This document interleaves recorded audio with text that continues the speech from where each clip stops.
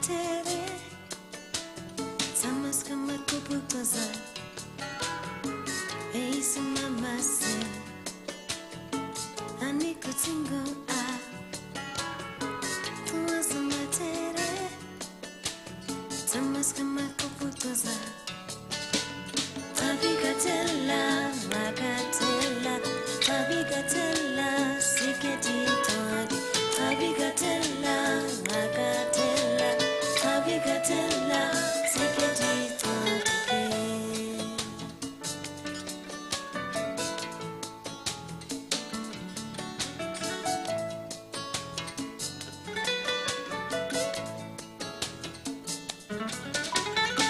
Easy mama say Ani kutingo a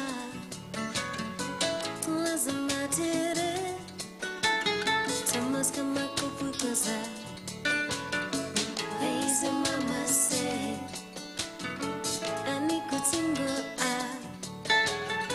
Tuwaza matere Tamas kama kupukoza Tabigatella, magatella Tabigatella, siketi todi Tabigatella, magatella Tabigatella, siketi todi Siketi todi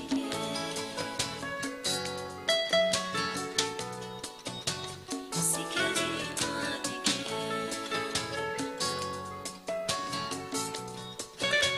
Siketi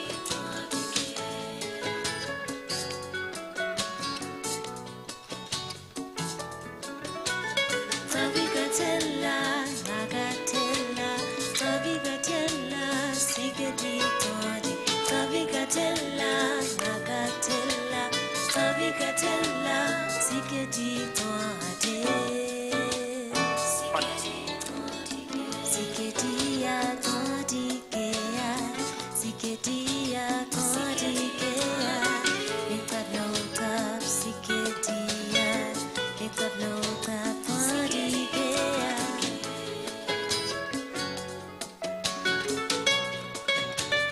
Siketi todi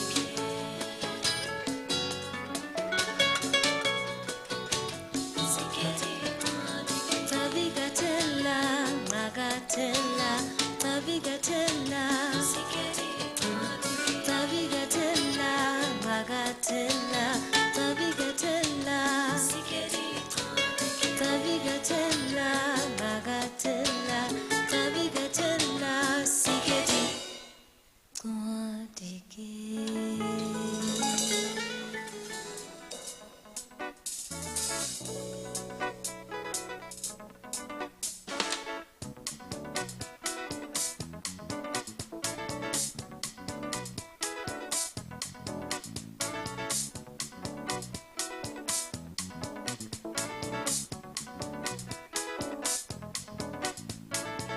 Kuribirisa kana nesa kuribye anpatse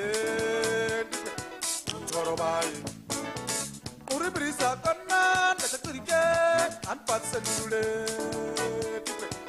Torobai Aupase nari kakangao Hapase nari kakangao Aupase nari kakangao Hapase nari kakangao Sing we did anguru Dugare indri kingam gora kui kaise aundiro Sing we did aita utarare O dugare indri kingam gora kui kaise umwadi komrao Nato kapabe Oh tirigani karidanio Yeah wantame Oh tirigani karidanio Yeah wantame Oh tirigani karidanio Karidanio Yeah, what a man. Yeah, what a man. Yeah, what a man.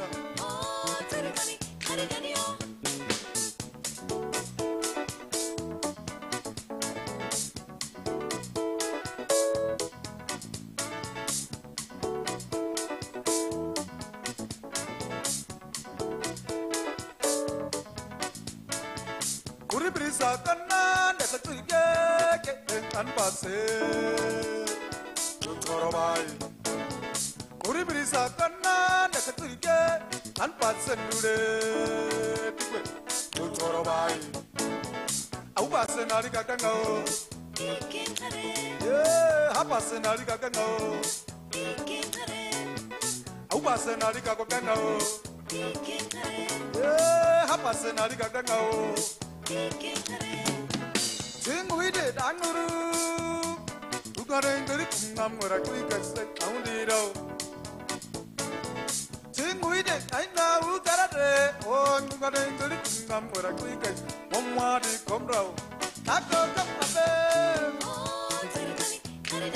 Yeah, what time it? Yeah, what time it?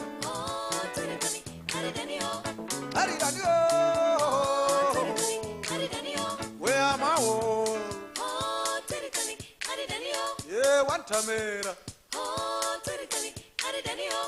What time?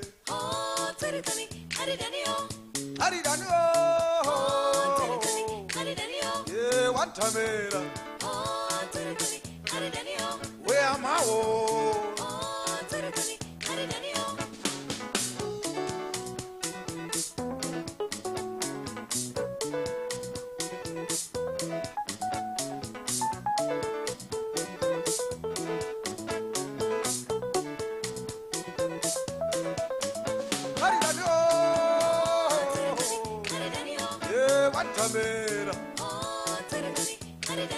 Yeah, one time. Where am I? Oh, what's in the city? How that's all about it? I can't go by. I pass on the city, we can't wait by it. I can't go by.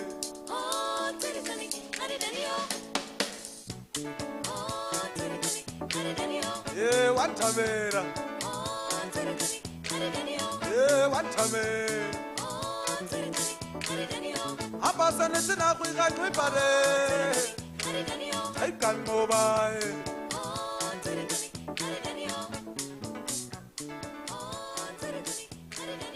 Where am I? Yeah, one time.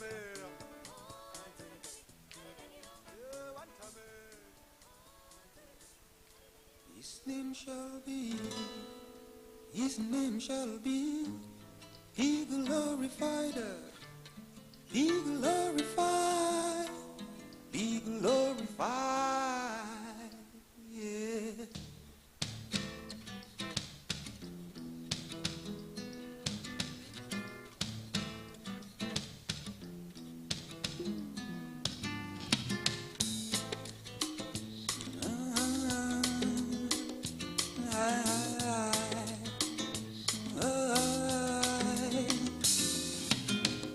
I am a dancer like you, not before joy.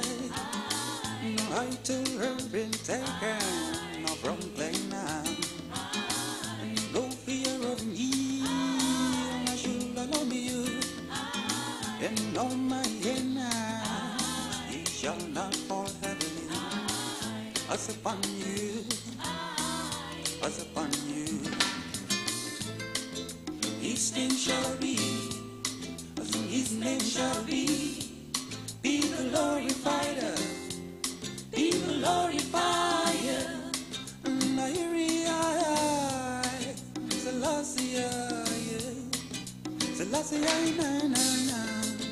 His name shall be, His name shall be glorified, be glorified.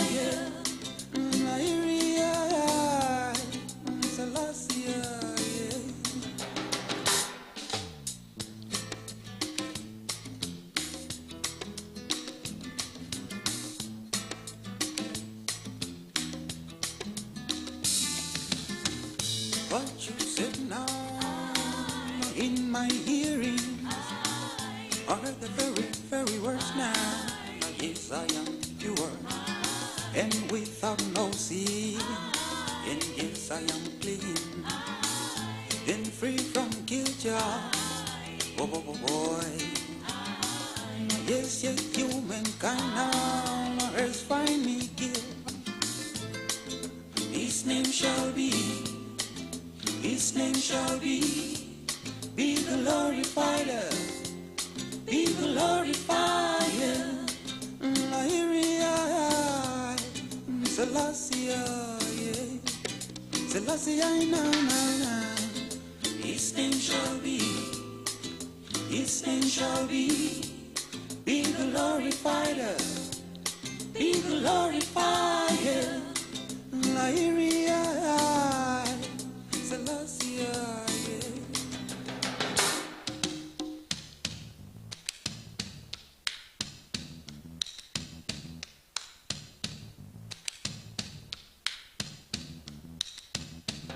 Ovirishe no bushina, okwimbura kwetu.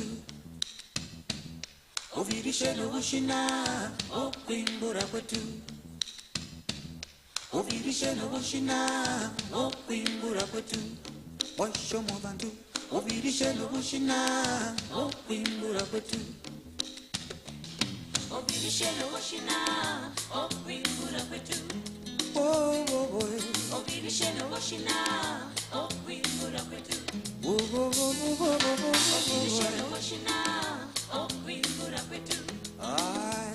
Ovirishe no bushina, okwimbura kwetu. Washo movantu. Ovirishe no bushina, okwimbura kwetu. Oh, oh, oh, oh. Ovirishe no bushina, okwimbura kwetu. Washo movantu. Ovirishe no bushina, okwimbura kwetu. Ovirishe no bushina.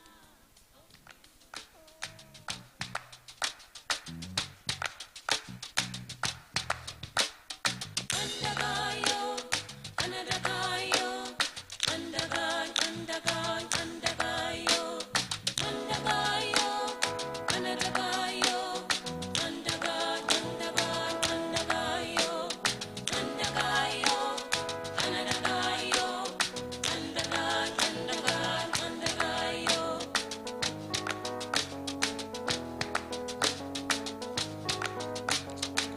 Ui karo kama segara gun ai ui tebet sana serang ai hanada ga hanya sa hausen hausi ha ai tin also did ai na is hanada ga hanya sa 총 다 가루 한 ai hanada ga hanya chi in ya kai kun di kai de ke ngau ma ha in inda karobere tini anda ga hayo hanada ga hayo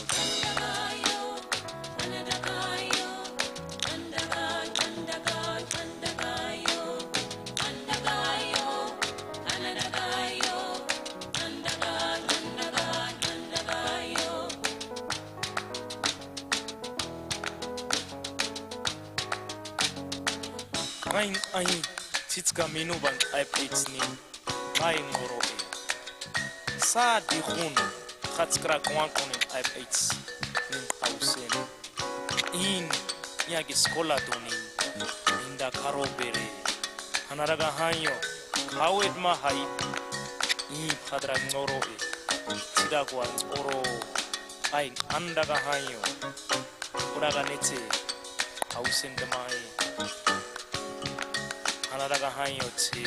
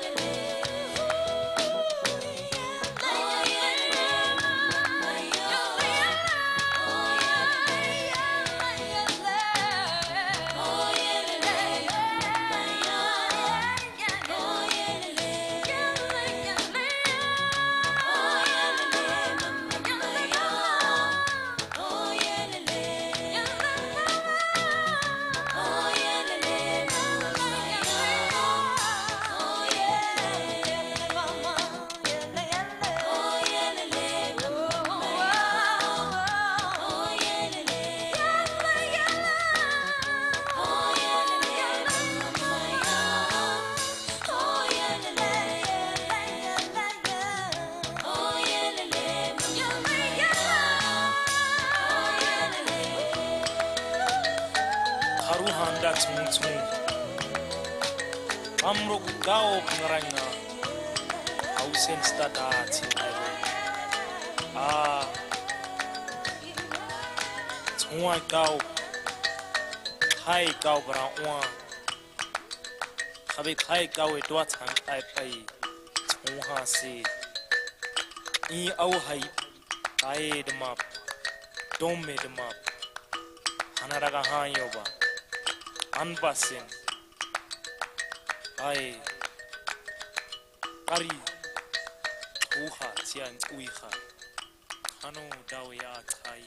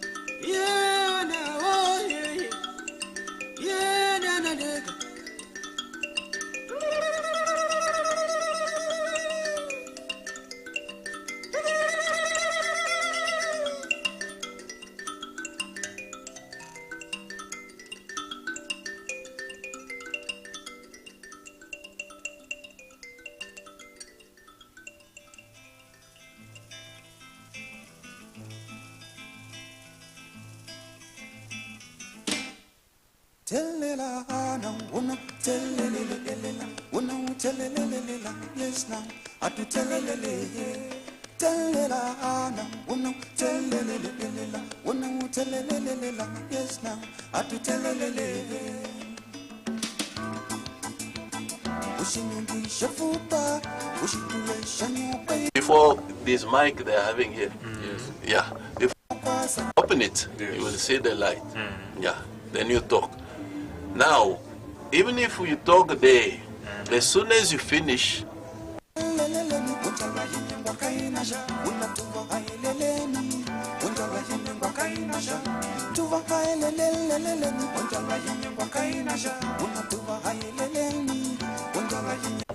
it means everybody is following that conversation.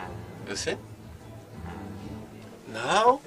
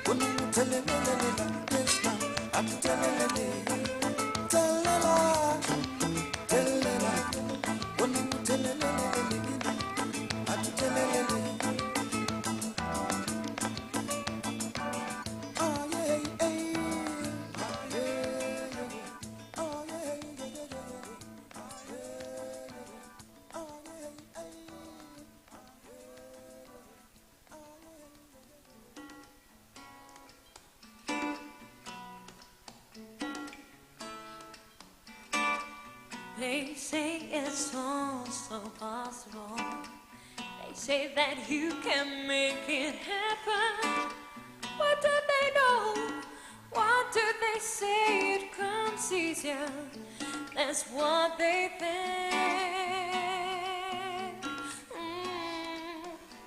That's what they think. You know I've been there. You know I've done that. It's certainly not easy at all. Hearing them cry, feeling their pain, it's just all there around the corner. Oh, I didn't go. Melody of a clock, cabaret to bello, yeah, bello, bon clock. crocodile tengo. Che allora che allora ancora le grabo, carabo, yakitso. Metango moto. Tukanisa. Dengue balo que propose, je dispose. Mokano ya la vie à moto. Et pour qui peut changer. Bello con crocodile tengo.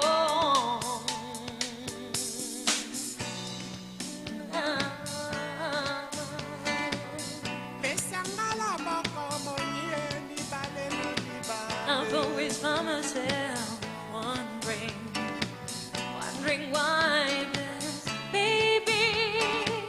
Is there all sense of knowing it's just all there around the corner?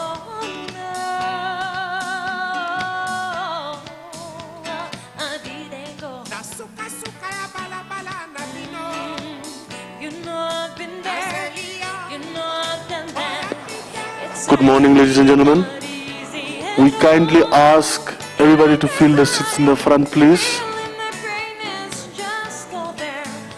We kindly ask everybody to fill the seats in the front, please.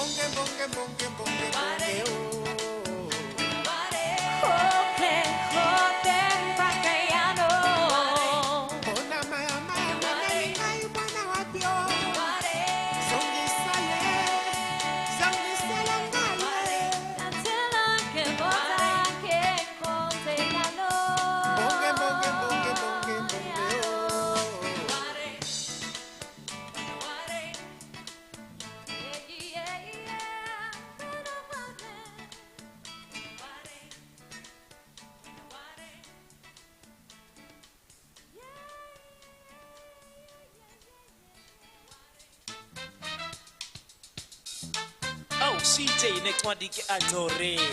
Mara why sister wenza so eh? Kanja nigga wena German sister man. Who disgusting? Disgusting one. You're fraud. Ash. What a shame.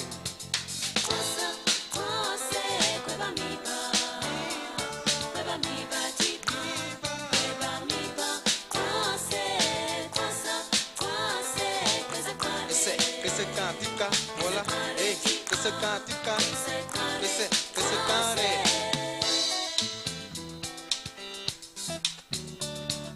Hamro sa ke sasa kan ka khutwa ta sasa kharu karu wa pasau hamari up in kunasta ai omsta wa basen is khakhasen khona ma kara kanisi ai sasa Need to do that. You okay?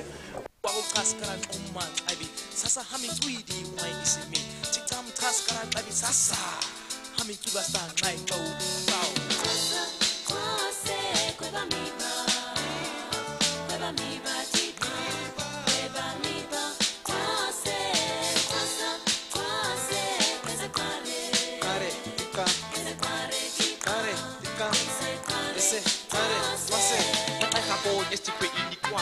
So you better listen up to this preacher. What you get to the say? Sasoro sakwa, yes you better understand. This life is about to end. Samaskakwa o tano kabawako. Don't try to be wise. I tell ya, kweba biba tabe hunasta kuya disa tadisa tikwasa. We are like gang wana yan kama tata ya how. Look at you now, unali bana teta. Yuhubule leti tuhela bataka ba. Kadi chela tedi koloi di cellular. Abahura the sister, abata kubufela. And with the katileli wena pachaka fela. Yaba easy sister, that's why ki ya hulela.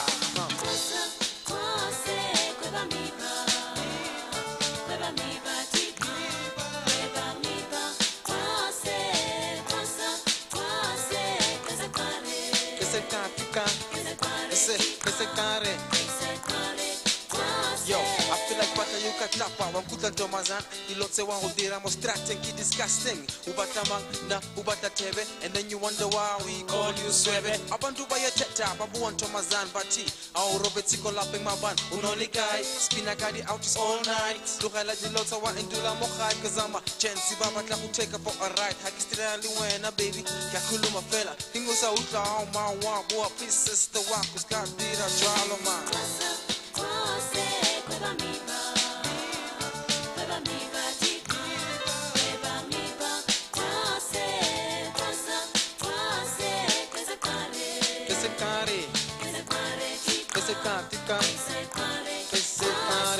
I know just get no twice again home wahai habeski netting ya kwe tago tisi dara no mamiba tisi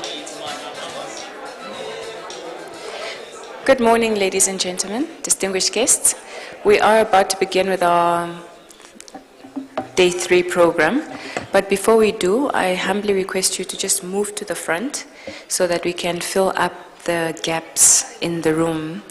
There is a significant number of empty chairs, and just for the sake of viewing those who are following at home, it makes better presentation when we fill up the front seats first. Thank you.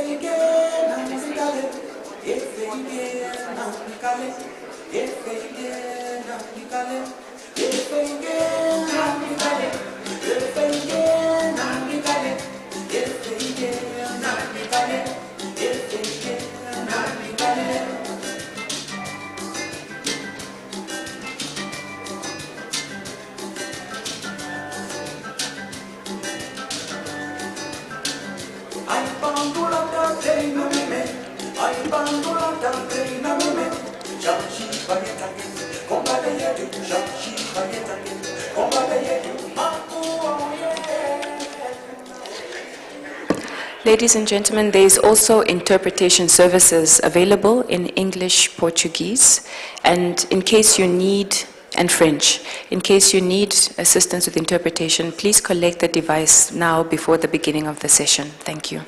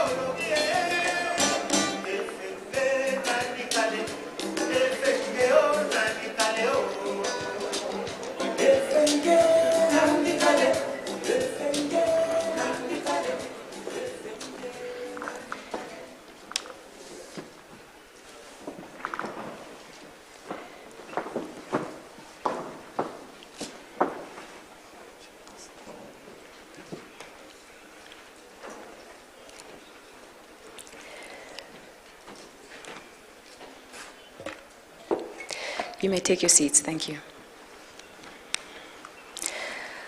Honorable Kanji Morangi, the Minister of Higher Education, Technology and Innovation of Namibia, the Honorable Ministers for Science, Technology and Education, representing the Republic of Botswana and the Republic of Zimbabwe, Honorable Deputy Ministers for Science, Technology and Education, representing the Republics of Malawi and the Republic of South Africa, Ms. Gabriela Ramos, the UNESCO Assistant Director General for Social and Human Sciences, joining us online, and Professor Lydia Arthur Brittal, UNESCO Regional Director and Representative for Southern Africa. Your Excellencies, members of the Diplomatic Corps, senior government officials, distinguished invited guests, ladies and gentlemen. My name is Desiree Matias, serving as advisor to His Excellency the President of the Republic of Namibia in the Office of the President. And it is my pleasure to welcome you back to day 3 of our program. Yesterday, on day 2, we concluded the technical segment of our forum, which came out with some key recommendations. Today's ministerial roundtables 1 and 2 are going to provide a reflection on these outcomes and consider recommendation to inform the final statement that will be delivered at the end of today's program. At this juncture, I would like to invite the lead rapporteur to make an announcement before inviting the Vice Chancellor for the University of Science and Technology to deliver the summary report. You're welcome to the podium.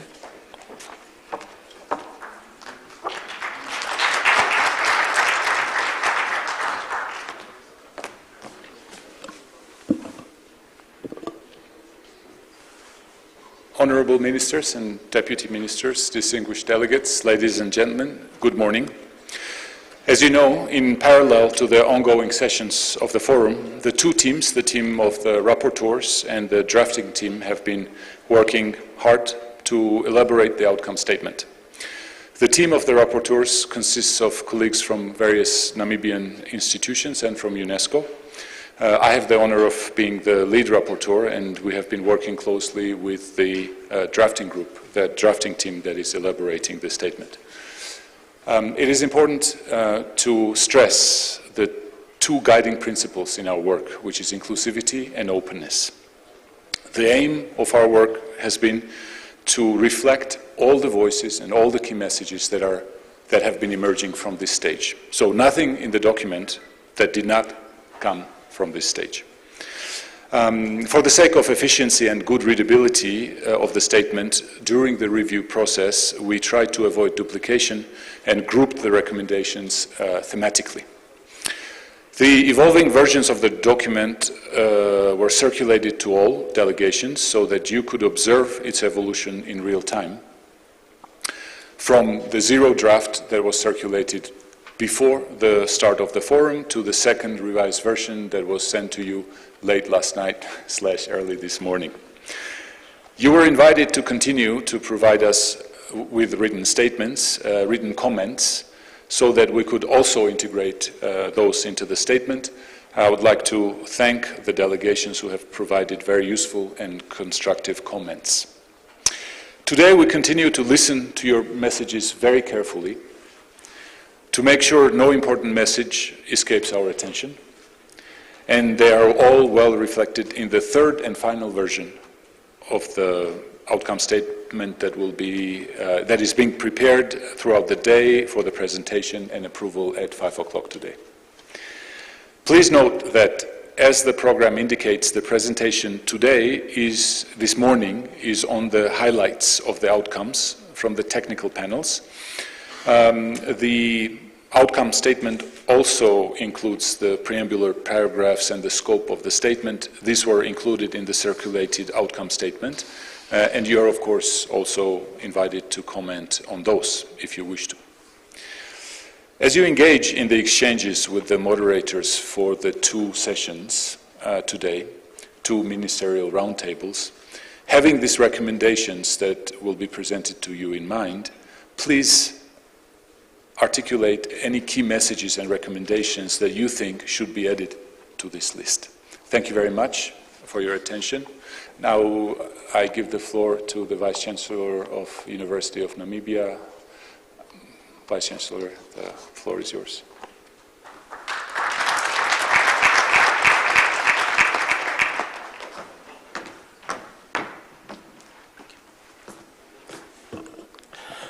Good morning, Honorable Ministers. I seek your permission to observe the protocols in the interest of time.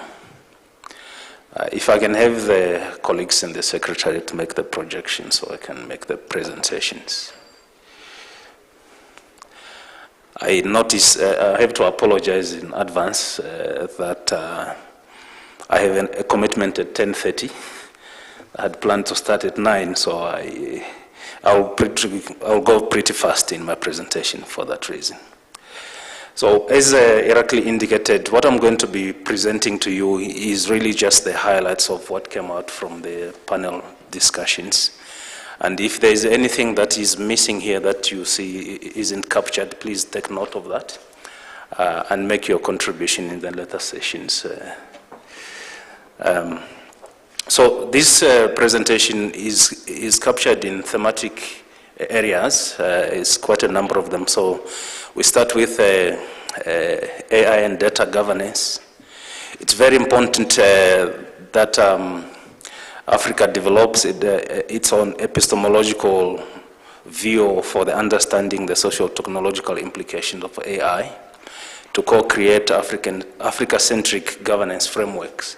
This is basically about the philosophy of why AI is important. This needs to be more clear to guide institutions and different players. Adopt anticipatory approaches to AI policy making and incorporate implementation plans, including the gender equality in the national AI policy frameworks. Review, update and develop regulatory and legal frameworks, including science and technology and innovation policies and sector-specific strategies, such as those related to e-health, e-governance, e-finance, e-learning in relation to AI. And I think here also it's important to remember the SADC protocol on science, technology and innovation.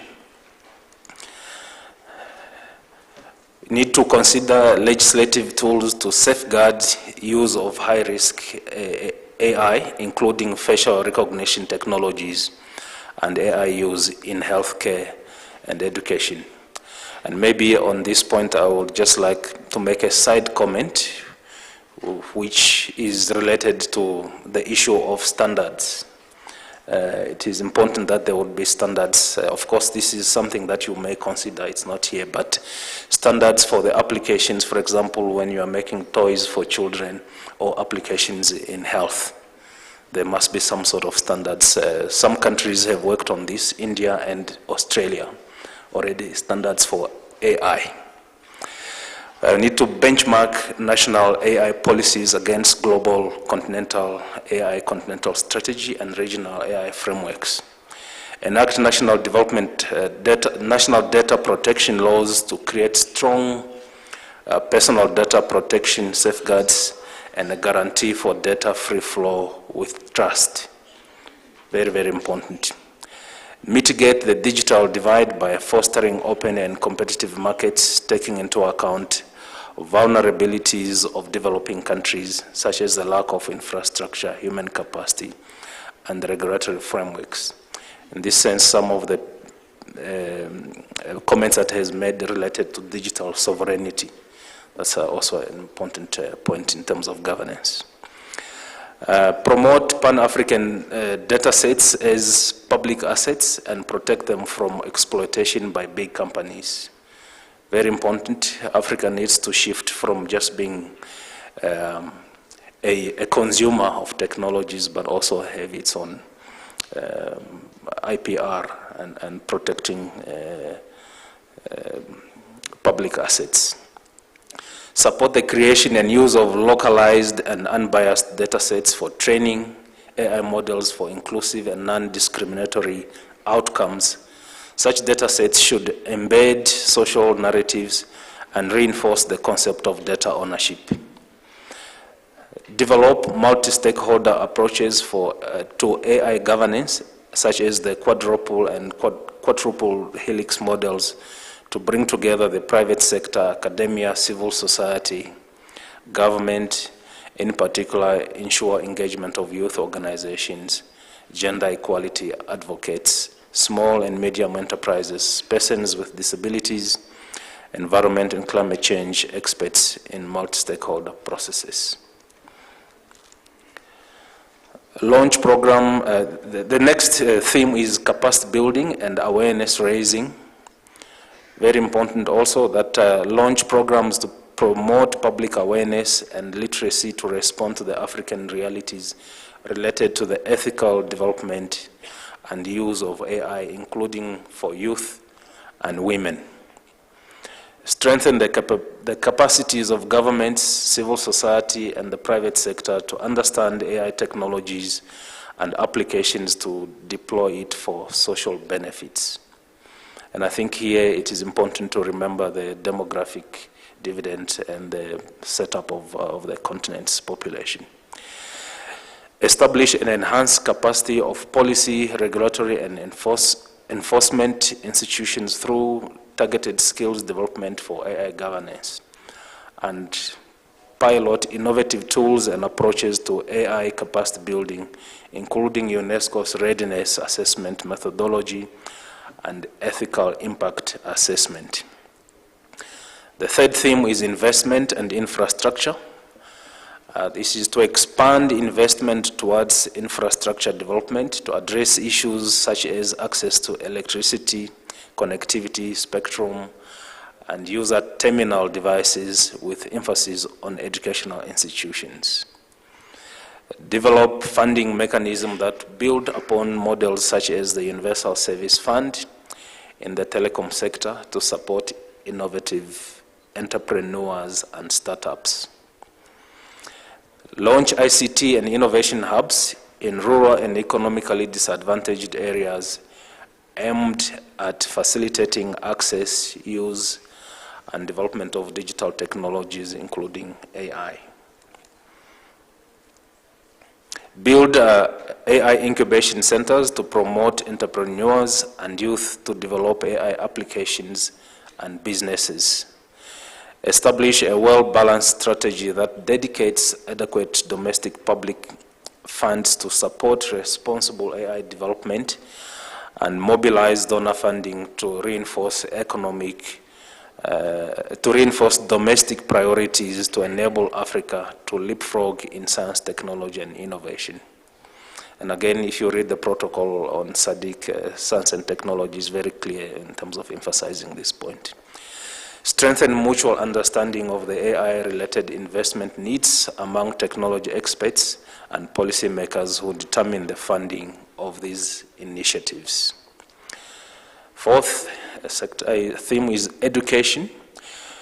There's a need to leverage Africa's fastest growing and the youngest population in the world, turning this demographic dividend into an economic opportunity by providing quality education and lifelong learning opportunities for all through leveraging potentials of digital technologies with a specific focus on AI technologies, especially for girls and women. We need to promote the decolonization of the design and application of AI technologies, including by decolonizing education at all levels and developing an Africa-centric AI curricula and involving communities to co-design inclusive AI applications. And I would also make reference here to the protocol which recognizes the importance of indigenous knowledge.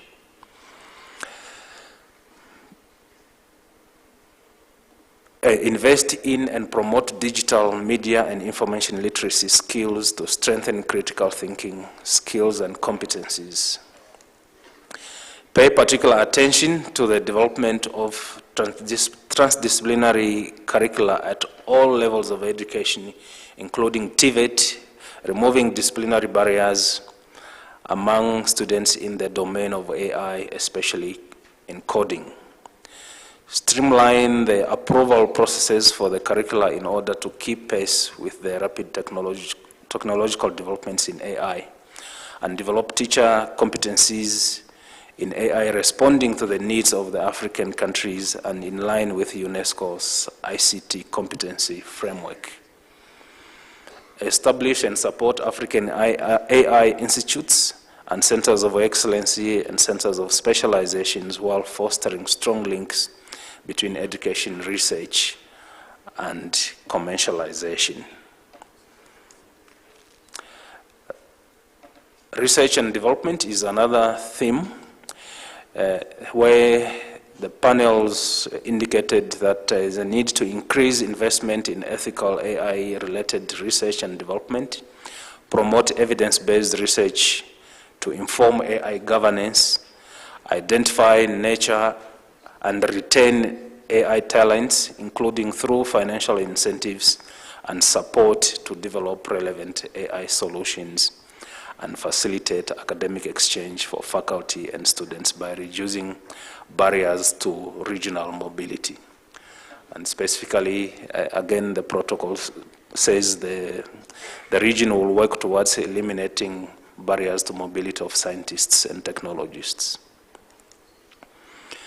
Environment and disaster risk reduction is another theme. The use of IA for combating climate change, conservation, biodiversity, and addressing complex social environment challenges such as mining and extraction of natural resources and conflict between humans and wildlife. Promote citizen science and encourage environmental conservation and sustainability, including by leveraging indigenous knowledge.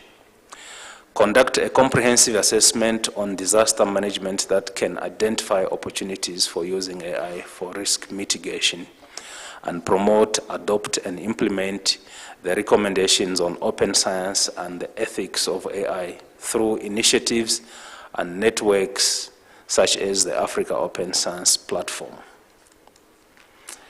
Gender. There's a need to support the development and implementation of gender-responsive policies and programs, including programs that enhance girls' and women's participation in science, technology, engineering, and mathematics. Nowadays, they even add arts, I think. Encourage female entrepreneurship, leadership, and management in industries and regulatory entities. Promote the generation and use of data sets that reflect diversity and promote gender inclusion, and establish, support, and facilitate civil society organizations and networks to connect with and empower women around the world. Collaboration and partnerships. There's a need to create linkages between different AI fora to reinforce the Pan-African network of experts working on AI, including by facilitating participation of women and youth in such expert networks. Promote the regional and sub-regional approach for the implementation of recommendations on the ethics of AI in Africa for enhanced policy harmonization and coordination across the national borders, and for improved resource mobilization in collaboration with SADC and the African Union. There's a need to promote active engagement of African countries in multilateral platforms such as the Intergovernmental Bioethics Committee and global initiatives, including the Global Forum on the Ethics of AI, an annual high-level event to advance state-of-the-art knowledge and skills on the challenges raised by AI-related technologies. To support regional alignment on key policy areas, including the AUC Data Policy Framework, African Union Digital Strategy, and the Draft African Union Continental Strategy, as well as the UNESCO Recommendation on Ethics of AI. And finally, strengthen partnership with the private sector for responsible AI development and use. These were the recommendations that were met, the outcomes from the panels. I so submit, Honorable Ministers. Thank you very much.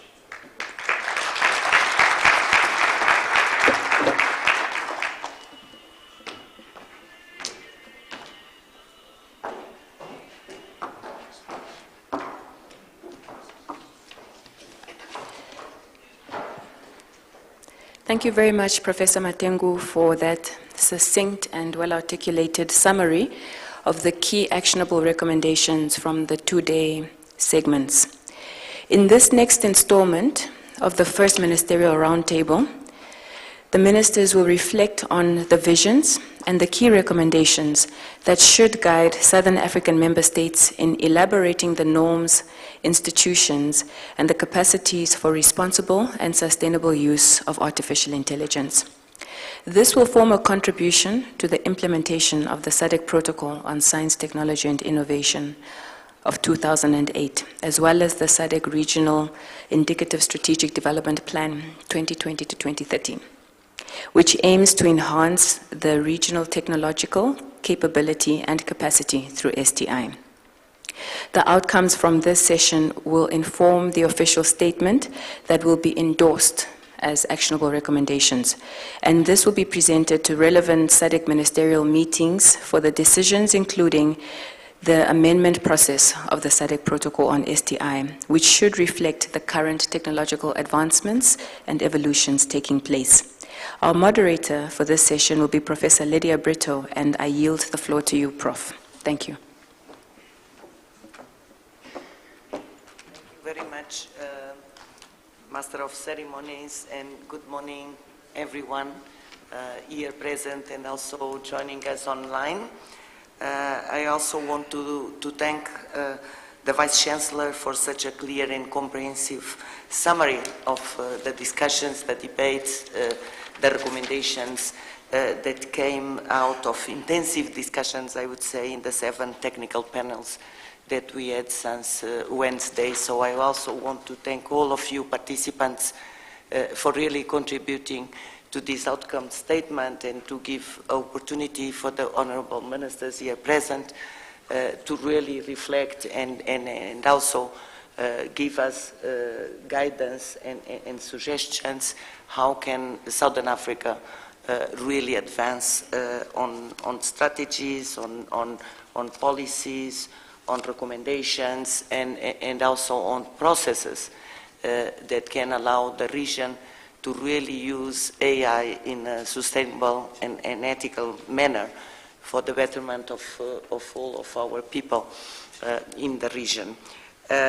Really, it's also important to again, Honorable Minister, to convey to you and through you our really warm thanks to Namibia government, to the Namibian people, for the Namibian academia, youth, and civil society that have made this forum really a special place, and that have also opened space for all of us to reflect deeply in these issues. So we are really very proud to be here. Again, also for the honorable ministers, deputy ministers, representatives of governments of SADC here present, our word of thanks, because it's not easy to come to these conferences. You have a busy agenda, but here you are.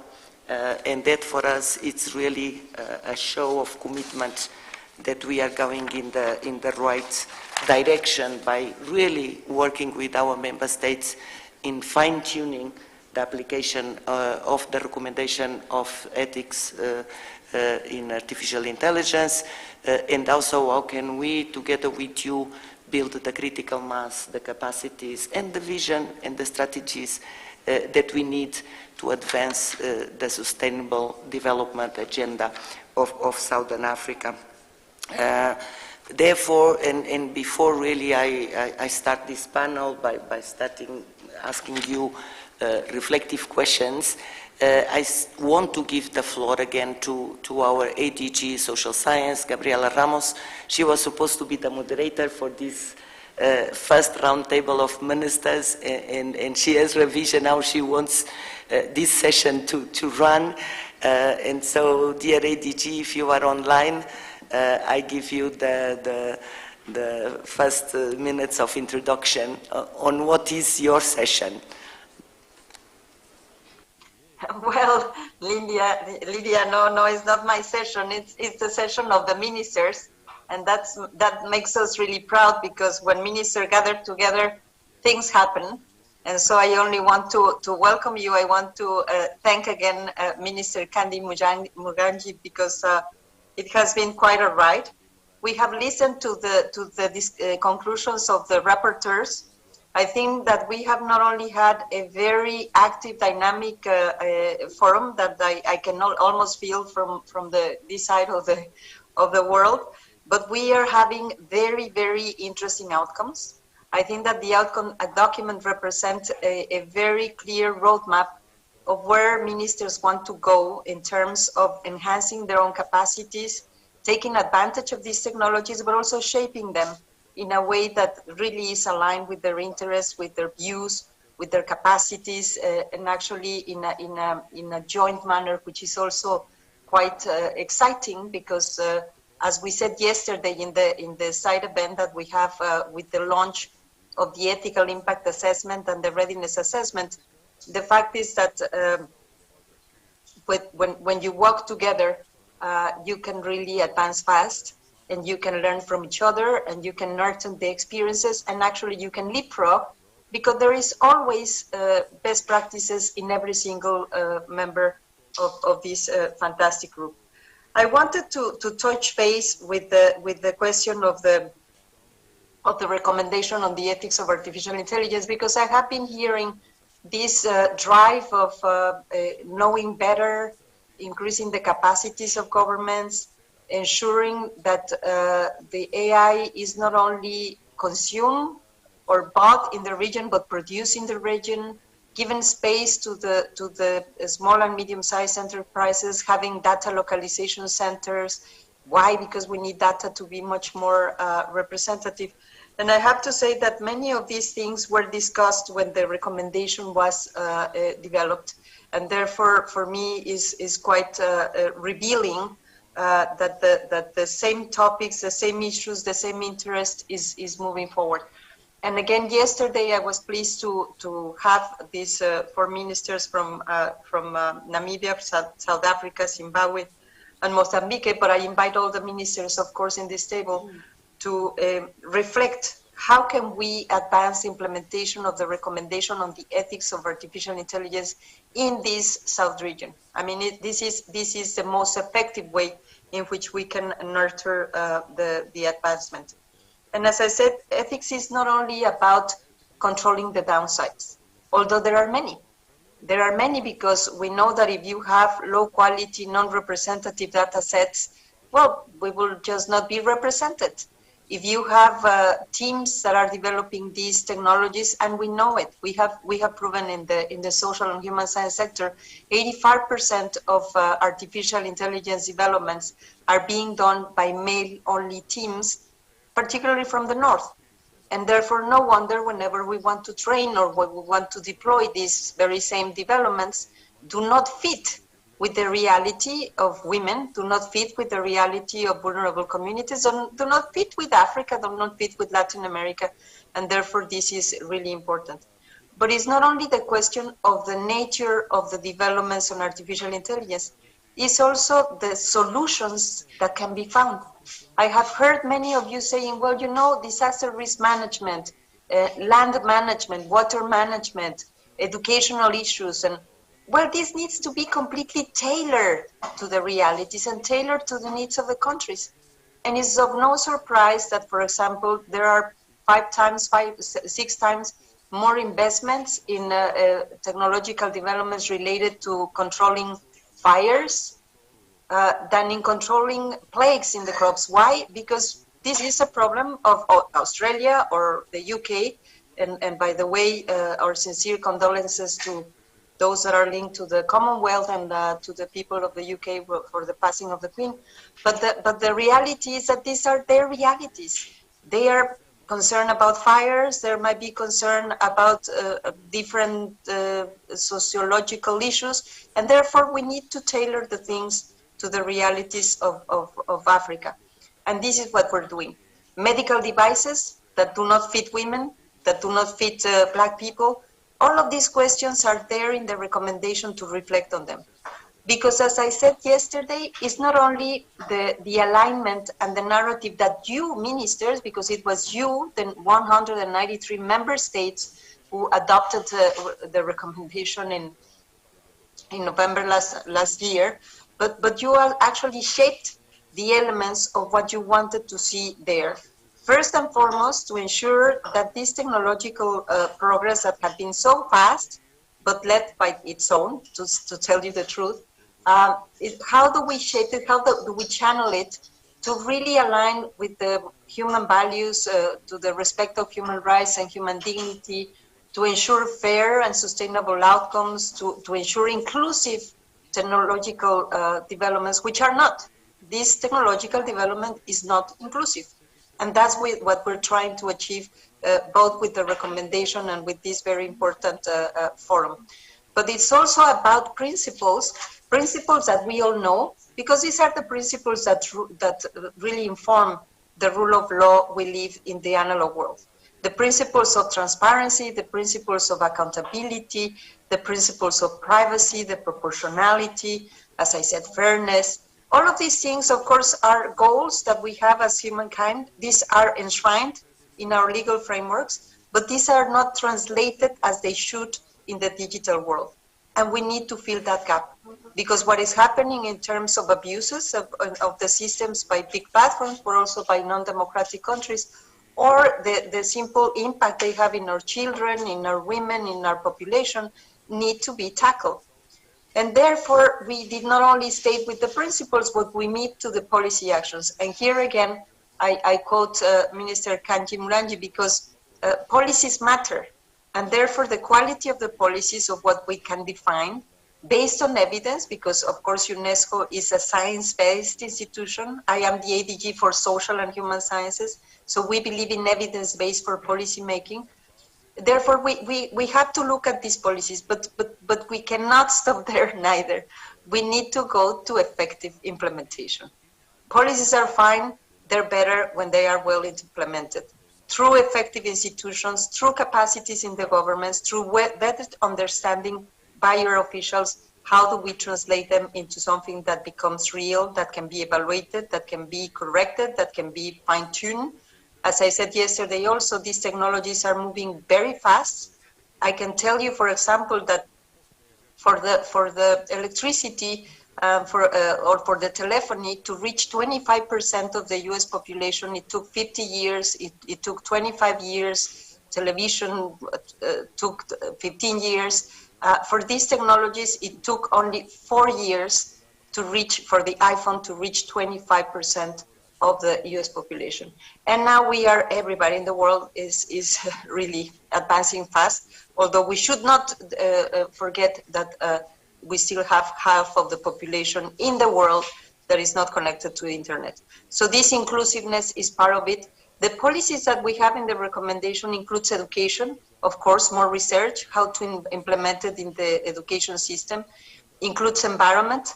How do we ensure that these technologies are going to help us with the climate goals and not contribute to the problems? Include gender. How do we ensure that women is well represented with very concrete recommendations in terms of budgets, in terms of support systems?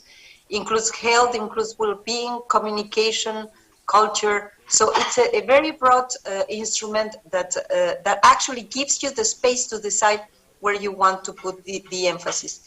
And therefore, we're very pleased that yesterday the European Commission informed that we are in discussions with them to see how they can support the advancement of this implementation. The government of Japan has already committed funds for the development of the ethical impact assessment and the readiness assessment. We invite you all to go for a readiness assessment. We have the benchmark, which is a recommendation. Then the readiness assessment will tell us where each one of you are, of course, with your experts, with your definitions, with the way you want to conduct them. And then we can also bring these together in a steering committee with SADC that, again, thank you, SADC. Yesterday you made the comment. We will be so happy to partner with you, with our regional office, of course, with Lydia and with our director in Namibia. So this is what I wanted to say. We have the definition of the issues, we have the definition of the challenges, but more importantly, we have the solutions. And I think this is the call. You have the solutions, you have shaped them, you have assigned to it, and I think it's time to make it real. Thank you very much. Thank you very much, ADG. Thank you And thank you also for helping us to frame the objectives and the main direction we want to have in this first round table of ministers. It is really the spirit of the recommendation that is this strong belief that there is no conflict or contradictions whatsoever between the economic gains and development of artificial intelligence that AI can generate in one hand, but at the same time a robust, human-centered and right-based regulatory mechanisms that are really found on universally accepted ethical principles. And this is part of the basis of this discussion. And in that respect, and if you allow me to propose a structure for our session, I would like to start in the beginning and the first part of the session to explore the strategic visions that will allow our region to safeguard the fundamental rights of the people in the region, as well as the universal ethical values and principles that really bring us together, not only as governments of the region, but also as part of humanity. And then on the second part, we can go from a strategic vision to recommendations and strategies that can guide the governments of Southern Africa in elaborating norms, institution partnerships, capacities to really respond and make sure that we can have a sustainable use of artificial intelligence. And finally, going towards the end of the round table, to explore with you what are the institutional and political processes that needs to take place in order to set up really these relevant frameworks and mechanisms at national, but also at regional and continental levels. And this is where also, and we will continue the conversation in the afternoon with the partners to really see how can SADC, Secretariat, AU, of course UNESCO, we are here with you. How can we also support your governments to really advance on this agenda that are very important. The rapporteurs will capture the conclusions of each segment so that in the outcome document we can have indeed spelled out the strategic vision that you have. And then we move on trying to build together. So in that respect, and if you allow me, honorable ministers, I will start now the conversation. I would say that this panel is really a conversation among ourselves. I have the honor to moderate that. But like ADG Ramos said, this is your session. In effect, this is your recommendation. And definitely you have the political drive and the mandate to really push this agenda in our region. So I'm going to start then this first moment of the conversation, exploring therefore the strategic visions on the use of artificial intelligence in Southern Africa. And allow me also to really start with you, Honorable Minister Kadinji Morangi, as our host. As a host country of this important forum, what do you think should be the driving principles that Southern African countries should observe in positioning themselves as leader of artificial intelligence technologies in the region? Thank you, Madam Moderator. Let me recognize ADG Ramos in France, and also my fellow ministers up here, but also yourselves, those who have made it to come and listen to us and also engage with us as we address this important way forward for us in the sub-region in the area of artificial intelligence. I think from the onset, I would like to say that as SADC member states, we are at different levels when it comes to our expertise, knowledge, the way we apply or even understand the fourth industrial revolution, as well as AI. And that should really be the underlying thing as we discuss this. However, it is evident from the deliberations so far that ethical AI development and use need multi-stakeholder and intersectorial approaches.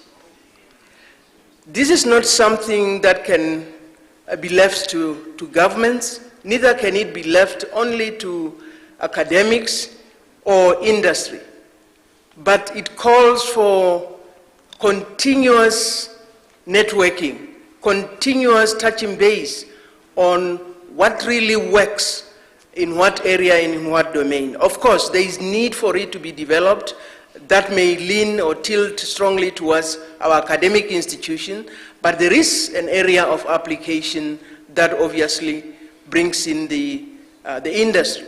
There is also the area of regulatory, legal, as well as regulatory bodies. And that's where government comes in, for we have to provide the facilitative tools or instruments through policies and so on. One other important thing that is evident is that no single sector can achieve this complex mandate in isolation. I think I have spoken to that. We therefore need a holistic approach where all the different sectors and actors understand and contribute to AI's sustainable and ethical development as well as its use. The design and use of AI systems must comply with African ethical values and legal requirements.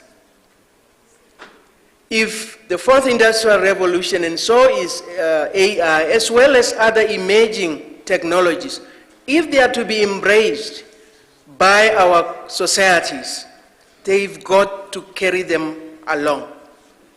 And carrying them along is not only improving services or promoting whatever that needs to be achieved, but most importantly, respecting their cultures. Context-relevant and evidence-based policy recommendations will be critical ingredients in directing us from here onwards. Now, for Namibia, we shall build on the recommendations of the Fourth Industrial Revolution Task Force.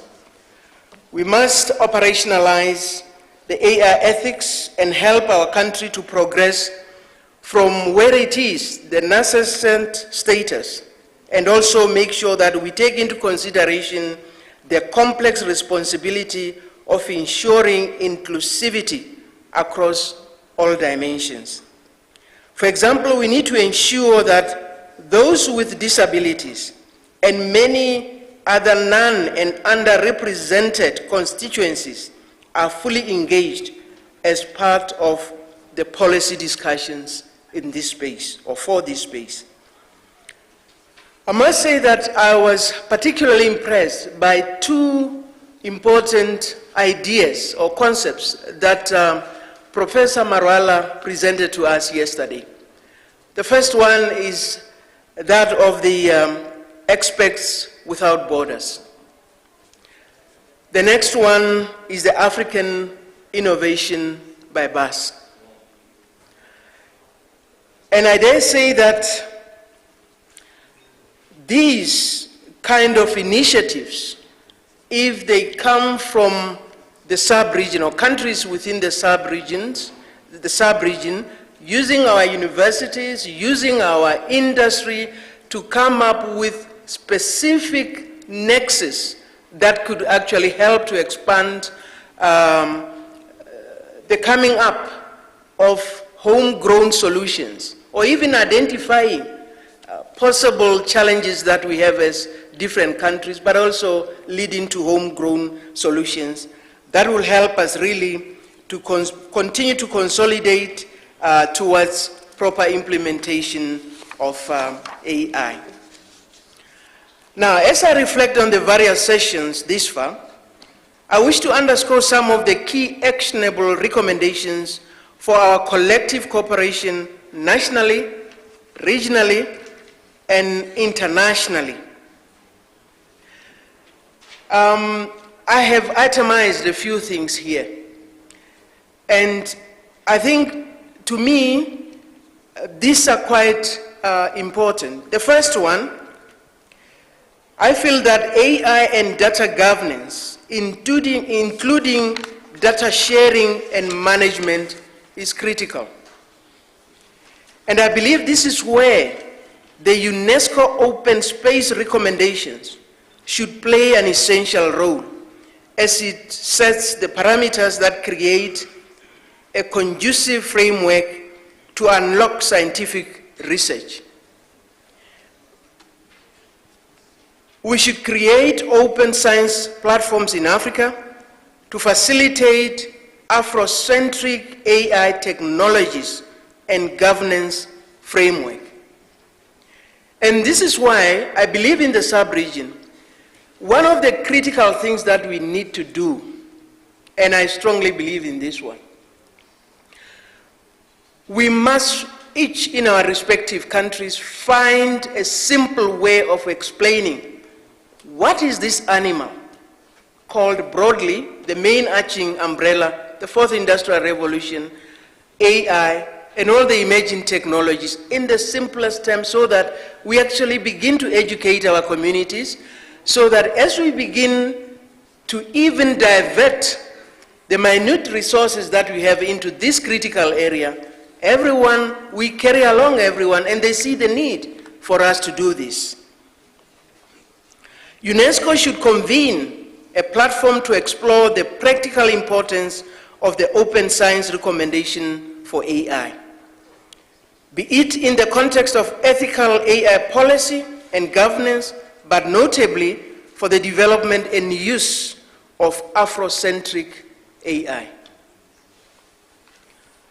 With regards to the space of education,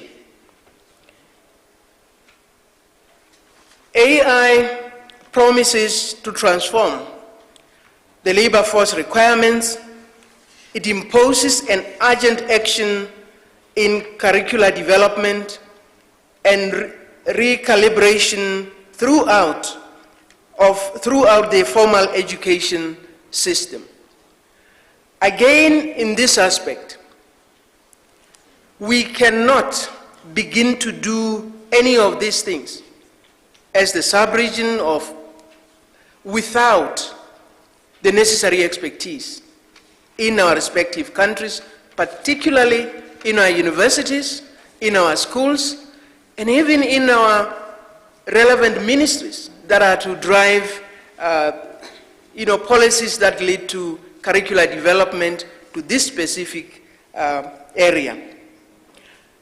It was clear from several panel deliberations that for AI ethics to be fully integrated into the mainstream, there has to be, the ground must be fertile for that to happen.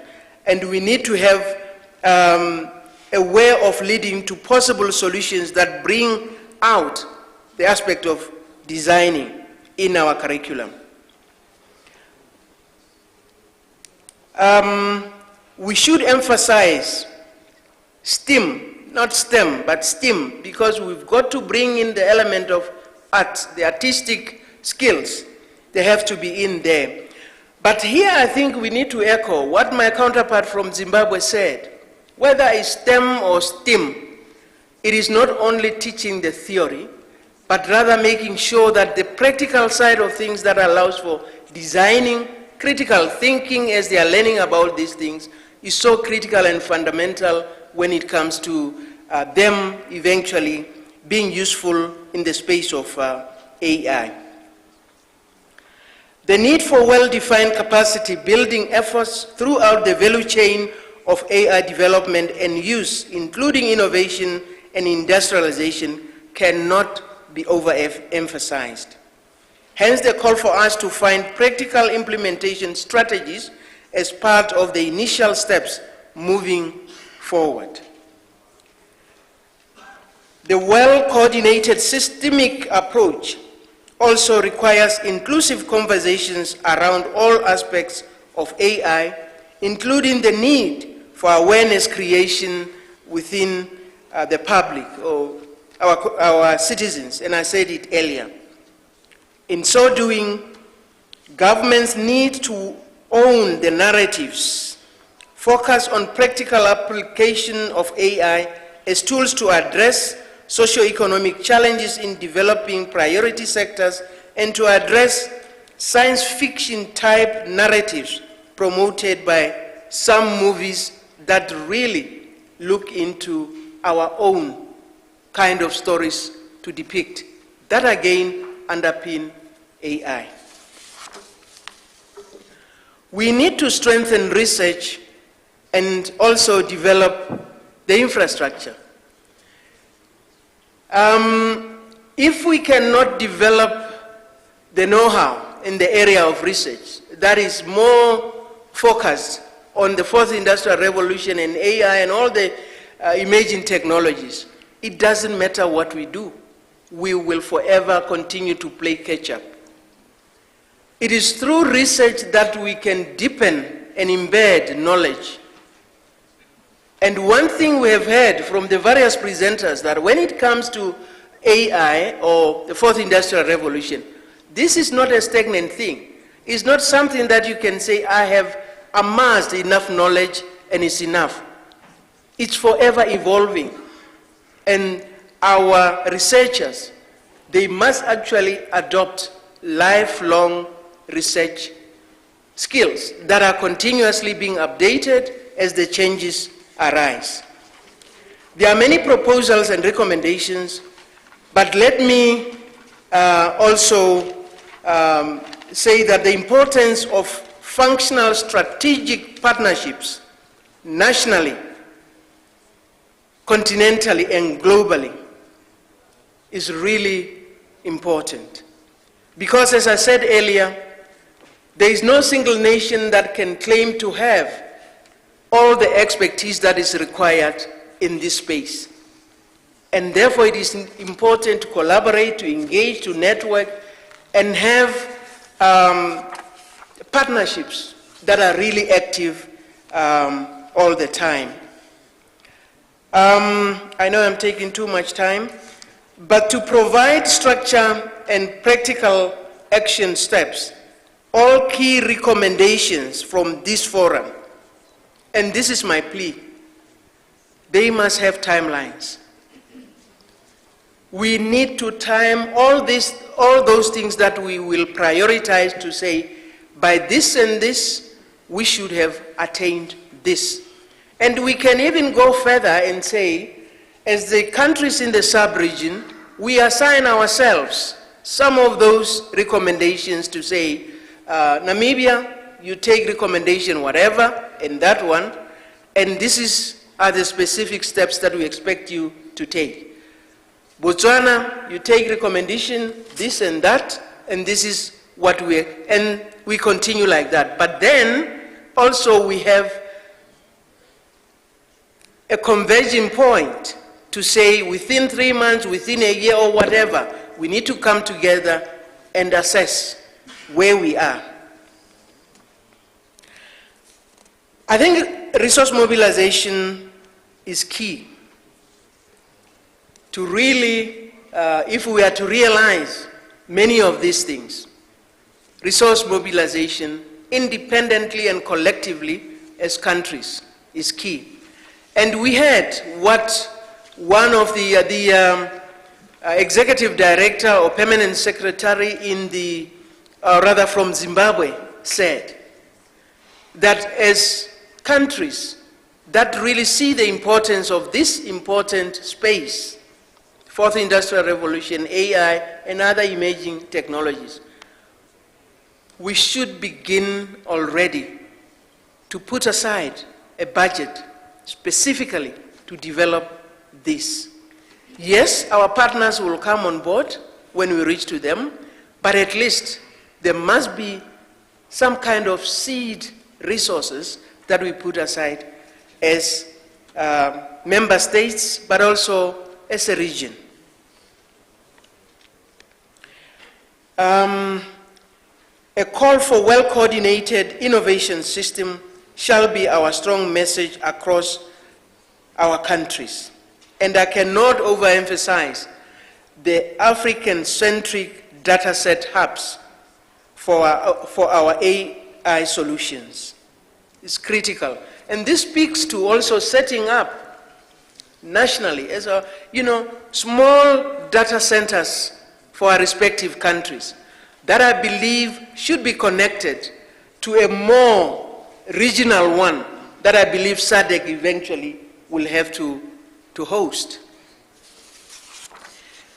I've taken much time, and with that, allow me to catch my breath. Thank you. Thank you very much. Thank you very much, Honorable Minister. I think you set the scene to start these reflections, and for the ministers here present in the table, and I will not follow country by country. You just raise your flag, your hand, and I will give you the floor. But maybe, and principally because you were talking about the importance of the multi-stakeholder, multi-sectorial involvement, I would ask to the other ministers, reflecting and knowing that the African Union high-level panel on emerging technologies is starting to elaborate a continental AI strategy for Africa. How do you see, from a Southern African perspective, how do you see that strategy for artificial intelligence to really develop, and how that strategy should look like if, as Southern Africa, we want to have a sustainable and ethical use of artificial intelligence? So, Minister, I start with you. Thank you very much for this, and I wish to thank all the presenters and Honorable Minister for that very comprehensive response. Colleagues, I think it is very important when we are looking at the issues of technologies to really have correct frameworks for any technology, whether it's a hoe, for plowing, or whether it's something. There's always need for us to understand what we are talking about, so that we are not buzzword people. I think it's very important from a Zimbabwean perspective. We have been looking very closely at the issue of how we can develop a sustainable technological and scientific movement. And we have a framework which we believe we can share, and it's basically mostly philosophical. Because I don't think Africa or many countries that are developing suffer from individual capabilities. They suffer from philosophical capabilities of saying, what do you want to do? So that you don't just run around every day from this point to that point, from pillar to post. I think the strategic intent of Africa is the Africa we want of 2063. And in Zimbabwe, we have what we call the Vision 2030, where we are saying we are already a middle income economy, but we believe that we want to be an upper middle income economy by 2030, which becomes a strategic intent. This is the vision. It's a strategic national intent. This can be translated from country to country to say, what is your strategic national intent? And in terms of strategic national intent and so forth, we have had the problem of people talking about short-term, long-term, medium-term. We are basically moving away from this kind of terminology because I don't think we will move out of Africa. We will be here. So the strategy of saying short-term, long-term, medium-term is a strategy of a looter. who says, okay, in the short term I will loot this one, in the medium term I will loot this one, in the long term I will loot this one. We are here in Africa, we are here, we will die here. And it's very important to make permanent strategies for the continent. And it's really philosophical. You cannot short-term Namibia, long-term, medium-term Namibia, because you are here. You are here permanently. So these kinds of strategic frameworks must really be reviewed, and we must start looking at ourselves very seriously. What do I mean? When you have got a strategic intent, you really then have to look at your capabilities to say, how do you want the capabilities to go to where you want to go? It's very important. And then below the capabilities is how do you configure your human resource, your human capital, your systems, to make sure that those capabilities are not theoretical, they are realized. What I'm trying to really say here is that since I'm just a village boy, we used to harness cattle to plow. And we would use either 2, 4, 6, 8, right? And when you are plowing very difficult soil, then you need about 6 to 8 cattle. And they will be put on a yoke, astride, parallel, they will be going, and the plow will be in the middle. That's configuration. That configuration will allow you to plow. If one of the cows is mischievous or cattle is mischievous and goes the other way, that configuration will not allow you to plow. So the issue basically is to say, our human resources are our systems configured in such a way that they give us the capability that we require in order to meet our national or regional strategic intent. If they are well configured, you will have enough capability to do what you want to do. And sometimes you can pour a lot of money on a badly configured system, and you always get nothing. Sometimes it's not about money, it's about configuration. We can do a lot from very little resources, as long as that configuration has been well done. So this is from a philosophical point of view, to really say we must reflect, because there has always been words such as Africa is being left behind, this one left behind. Nobody has stopped to say, left behind going where? Where are those people going? It is very important. That's why I'm saying philosophical capability is very important. Because we end up chasing people and you end up at a dead end and you say, this is where we're chasing them, we're in a dead end. So it's very important. When we then look at AI, we then say, okay, AI for who? And then it's very important to automate our systems. And within this framework of capability development, then you say, what really, I want to come from a human needs or a human dignity perspective. This is where this whole ethics debate is about. Once humans get their environmental sustainability, when they can sustain themselves, when people can have food, when people can have health, and when people can have all sorts of freedoms that are related to themselves, then it means the issue of ethics is automatically addressed. We are saying, if we are needs-based, because it's about human dignity, you cannot say you have freedom when people are hungry. Freedom is all-encompassing. So we should not talk, like I like what my colleague was saying, that these are not theoretical toy concepts. These are real, we are talking about real people. And when we are talking about real people, we have to address their real needs. And their real needs, whatever technology, call it AI, of course. I like AI, you know, I'm also technically involved in this area. So I really want people to take this like little spear and go around with it, trying to stab everything in the forest so that we can eat some meat.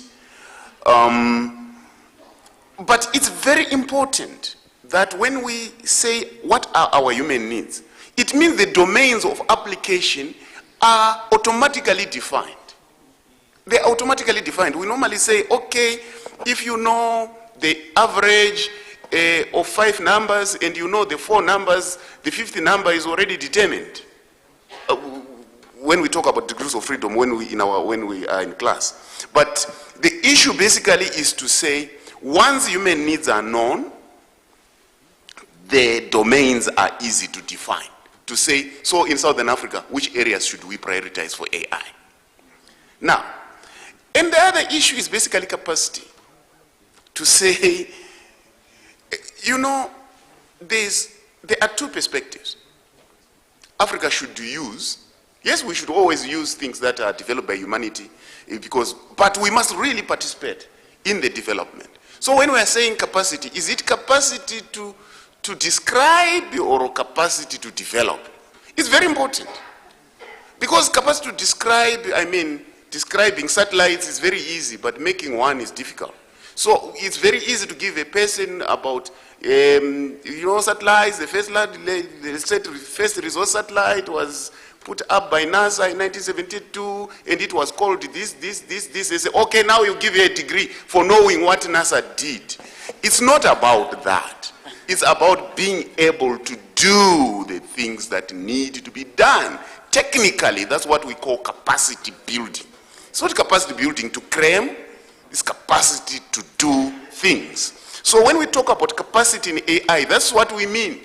To say, are we able now to design the sensor systems for making sure that we collect the data that we need within the needs of our people, in the region, in Africa, in the world. When I say our people, I mean our people, all humanity. Are you able to sense the data? Are you able to do sense making for the data, which basically means algorithms and all other things? Is this what we are meaning by capacity building? Or we are saying capacity building to describe algorithms that have been developed elsewhere? And then the actions that have to be taken by all those robotics and so forth. It's very important that we really begin in Africa to engage in serious debate, not debate of children. On the other issue, we really have to start discussing about the infrastructure that is needed to implement AI seriously. As a collective and working together in the region and so forth. So if anybody is serious about helping Southern Africa, helping Africa, we really have to be discussing these issues. Not issues of cookies, but issues of real discussions and contributions that have to be made.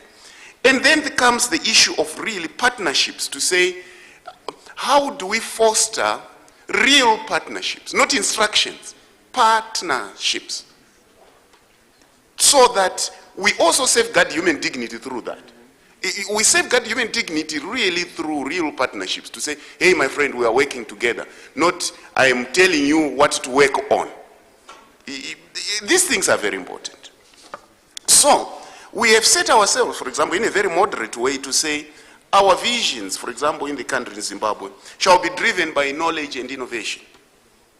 And AI becomes a very important perspective to look at how we can automate our systems in order to meet the human elements or human needs elements that lead to human dignity, what our people want.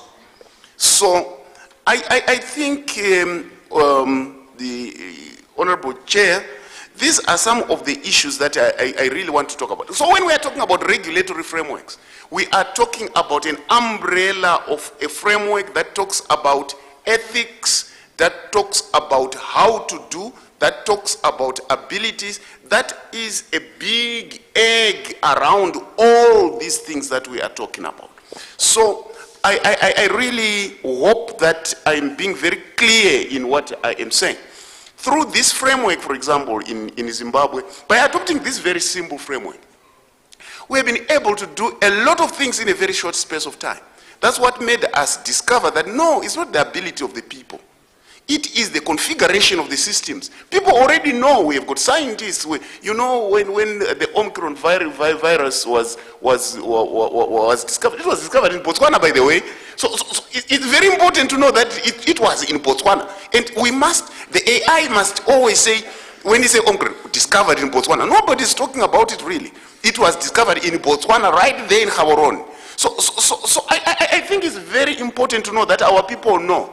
But we really have to just set up the regulatory framework and systems that makes sure that they are not inhibited, they are actually functional, and they are not rushed. Because people are rushing, chasing people whom they don't know where they are going.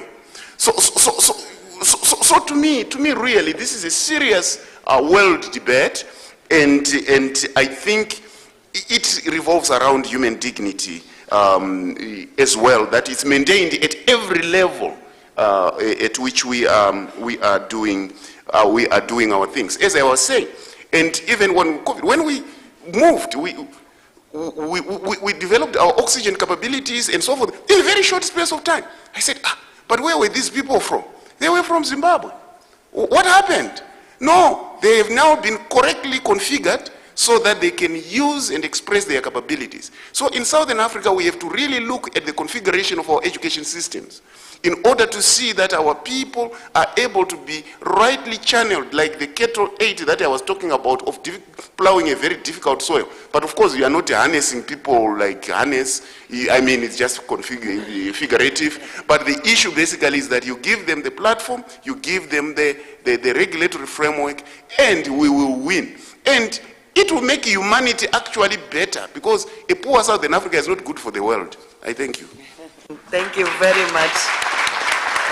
Thank you very much, Honorable Minister, also for bringing very important strategic aspects on the vision.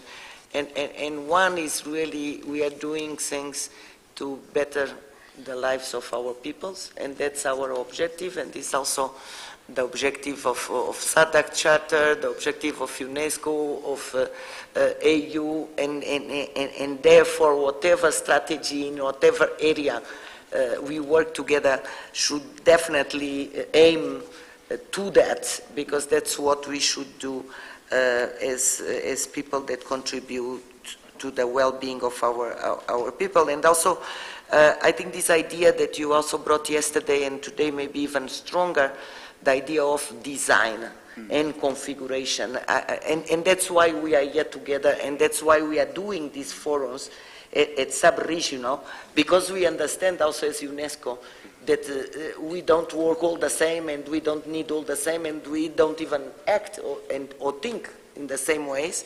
And we have, like you said also, Minister, our cultural context, our values, and those are part of the design and the configuration. So thank you very much for bringing this aspect, and I'm sure that the outcome document will also raise that.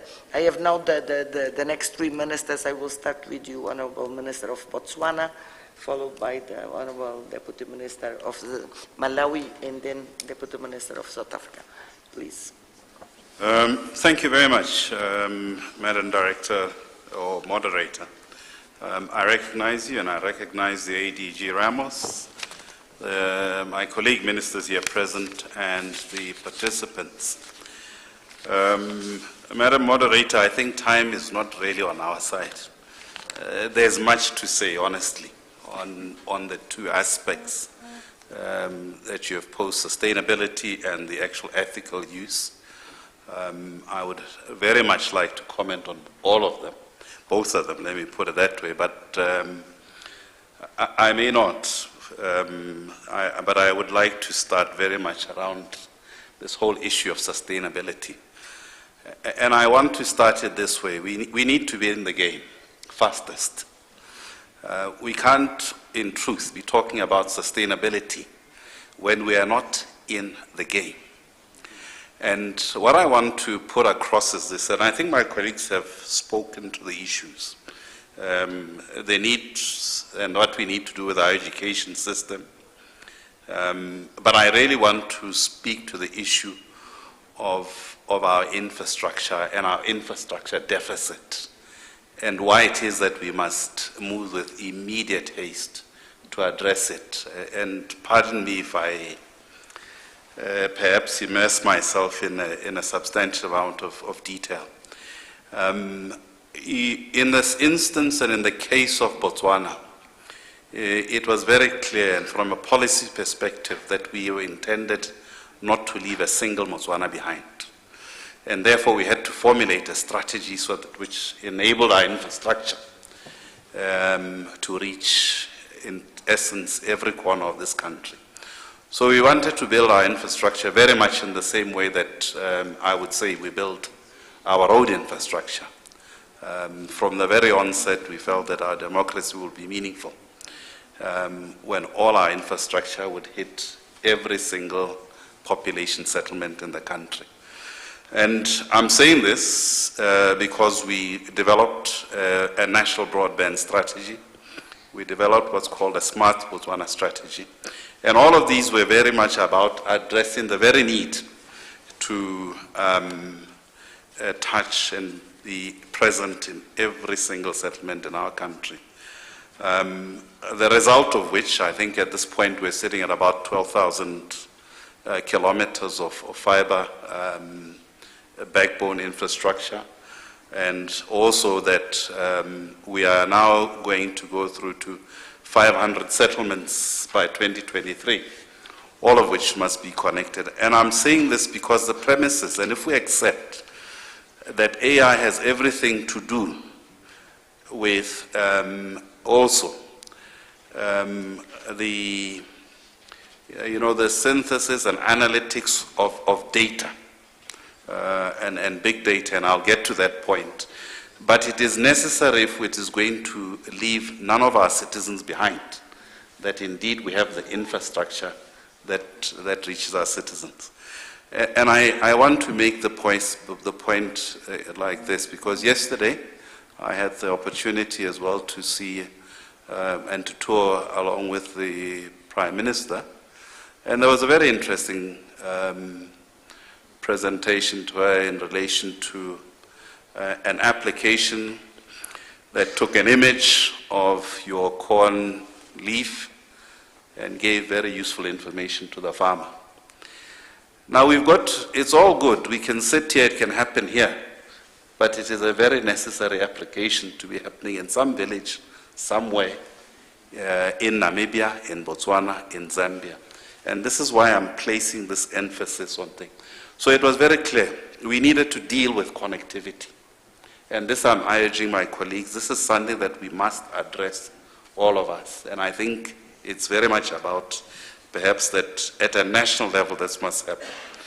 But we're clear as well that we need an infrastructure which is basically your data centers and cloud.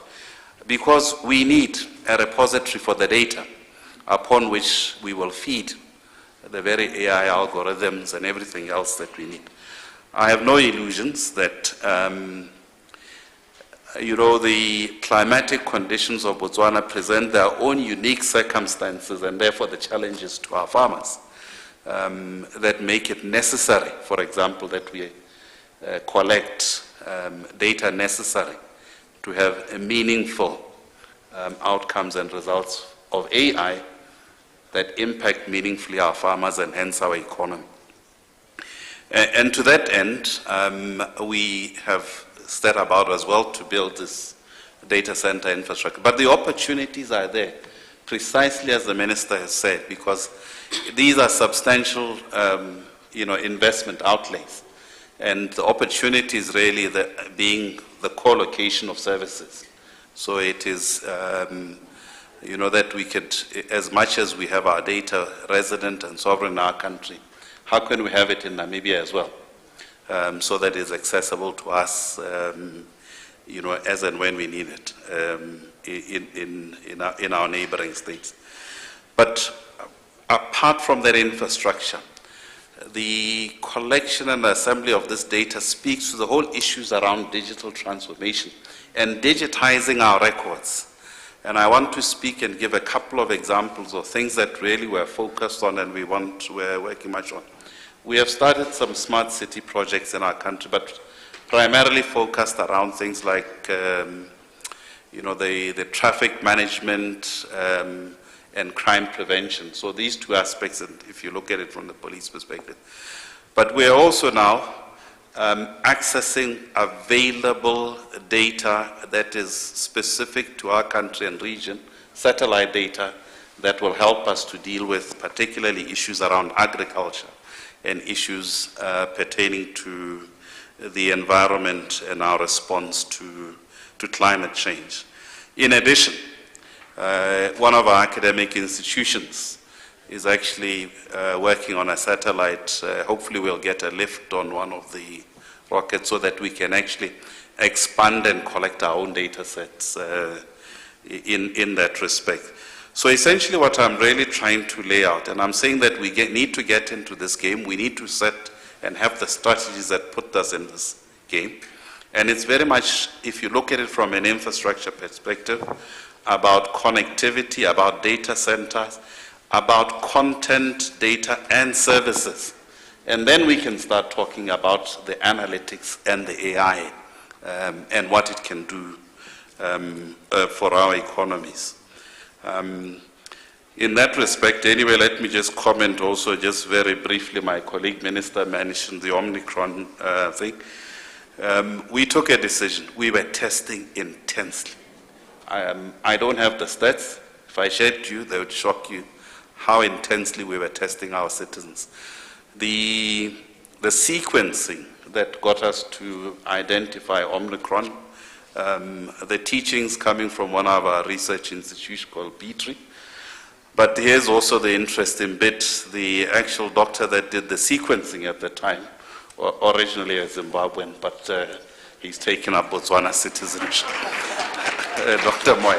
So if you create the environment for, as you were saying, for really our scientists and things, that they will do amazing work. And if you give them the resources, and if we build all of this necessary infrastructure, I think it'll be.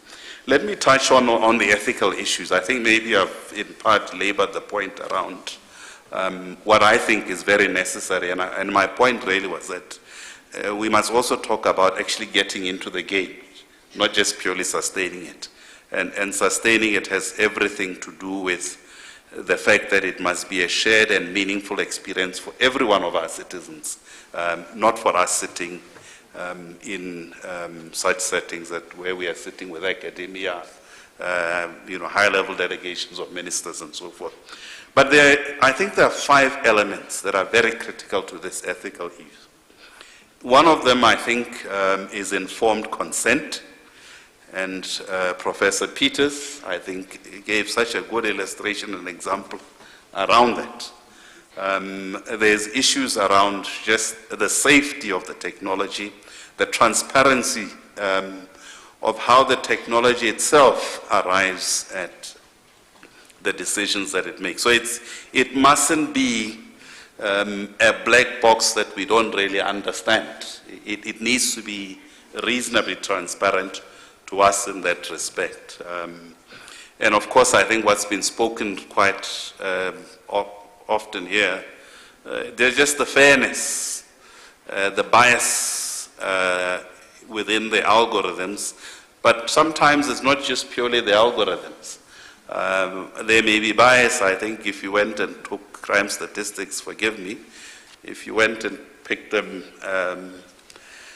it's difficult to mention countries, but you can go and get data sets that might have a bias that is not applicable to your country.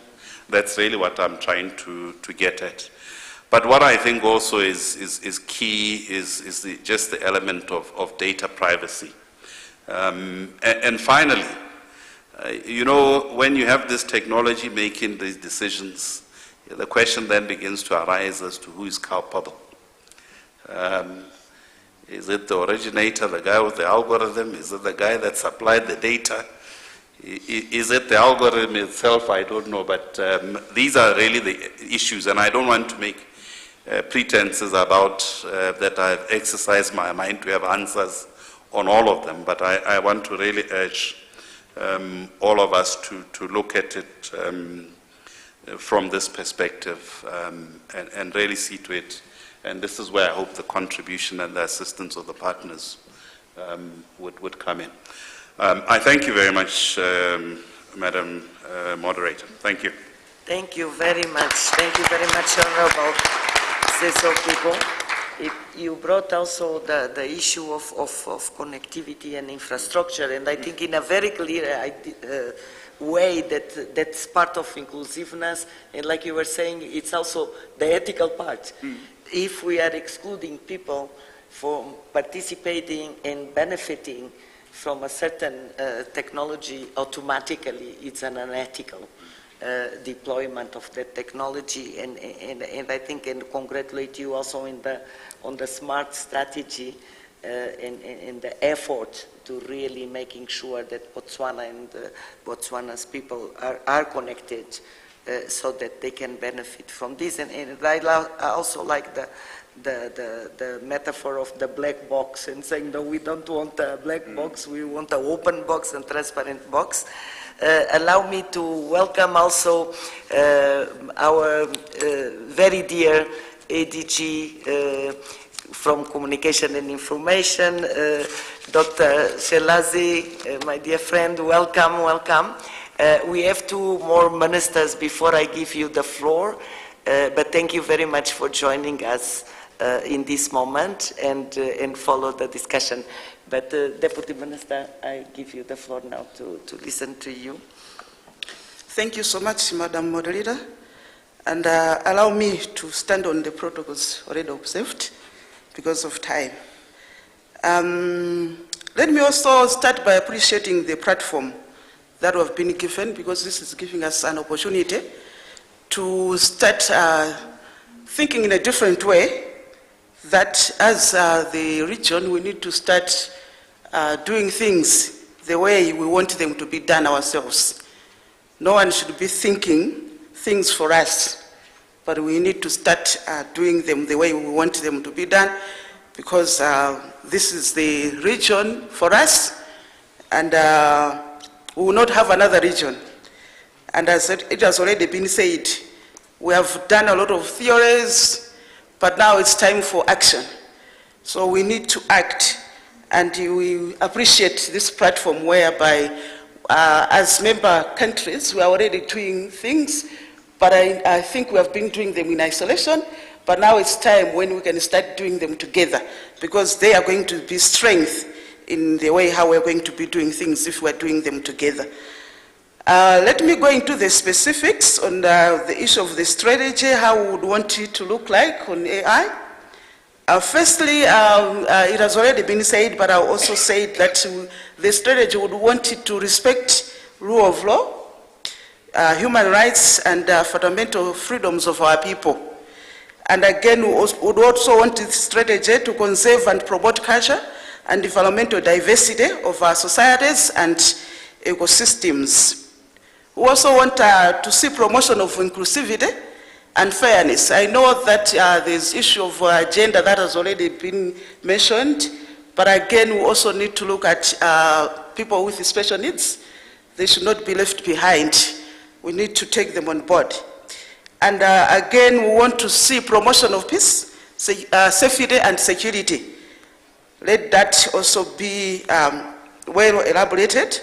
We also want to see this encouraging collaboration amongst our people, institutions, and governments, while respecting privacy and data protection. At the same time, we would also want this to assist resolve contemporary challenges, such as issues of unemployment, issues of climate change, issues of food insecurity, human trafficking, and extremism. Again, we need also to see this assisting in achieving sustainable development goals, and again the Agenda 2063, by providing what we want as people in the region, what our people want, what is it that they really want. There are issues of energy, issues of food, issues of water, good health and employment. These are issues that have to be there, because these are the things that the people want. This is what we want as a region. And as I've already said, that as member countries, we're already doing something. And respecting what we are doing, but we also need to come together. So we need a platform for, this has to provide a platform for coordinated participation of members to minimize working in isolation and again, duplicating of efforts. Because if we work in isolation, we will start duplicating efforts. But if we work together, then we're going to be able to minimize that. And again, provision of common definitions of universal values, principles, and standards on sustainable and ethical development in the use of AI. We also want to see to develop and provide common frameworks, as it has already been said, and tools for monitoring and evaluating development and use of AI, which can easily be domesticated without loss of generality and comparability. Again, promote bilateral and regional collaboration amongst our people, institutions, and governments. We had already started talking about it, and I'm happy that it has already come out, and I'm sure that even maybe before we finish this, we are going to take some steps towards this. And again, promote equitable access to developments and knowledge in the field of AI and the sharing of benefits. So, Madam Moderator, this is what Malawi would want to see in the strategy, so that it's clear, it's elaborated, and if this is going to be taken on board, we are good to go. Thank you so much. Thank you very much, Deputy Minister, and I think you are already helping us to frame this first segment on the vision, the importance of the strategic vision to be shared by the countries, and therefore collaboration among the different countries in the region, the issue that was very much put forward, a strategy that should include the needs and the wants of the peoples of the region, the importance also of promoting the values, the universal values that inform our decisions, and really how to make it happen in terms of consolidating this joint platform to action together, particularly in artificial intelligence. Deputy Minister, I will pass to you now to continue this discussion, and as we move then to other points. Please. Thank you very much, Moderator, and once more I would like to express our appreciation and our thanks to our host, Namibia, for inviting us here and for the hospitality since we have been here. And thanks to my colleagues on the panelists for the inputs, very exciting inputs that have been made this morning. I would like to start by situating the discussions around the ethics of artificial intelligence by basically saying that artificial intelligence is part of the new emerging technologies like robotics, the Internet of Things, and others which have been brought about by the fourth industrial revolution. And so for me, they are part of what we refer to as the digital economy. And there was a study that was conducted by the United Nations which points to the fact that the digital economy is rapidly growing at 2 times the GDP rate, with over 50% of the global GDP expected to be digitalized by the end of this year. And so those are the realities of the growing economy that is propelled by the digital economy. But as this digital economy is growing at this rapid pace, not everybody is on board. We are contending with the reality, especially ourselves in Africa and in the developing countries, with the reality that there is growing digital divide among the people.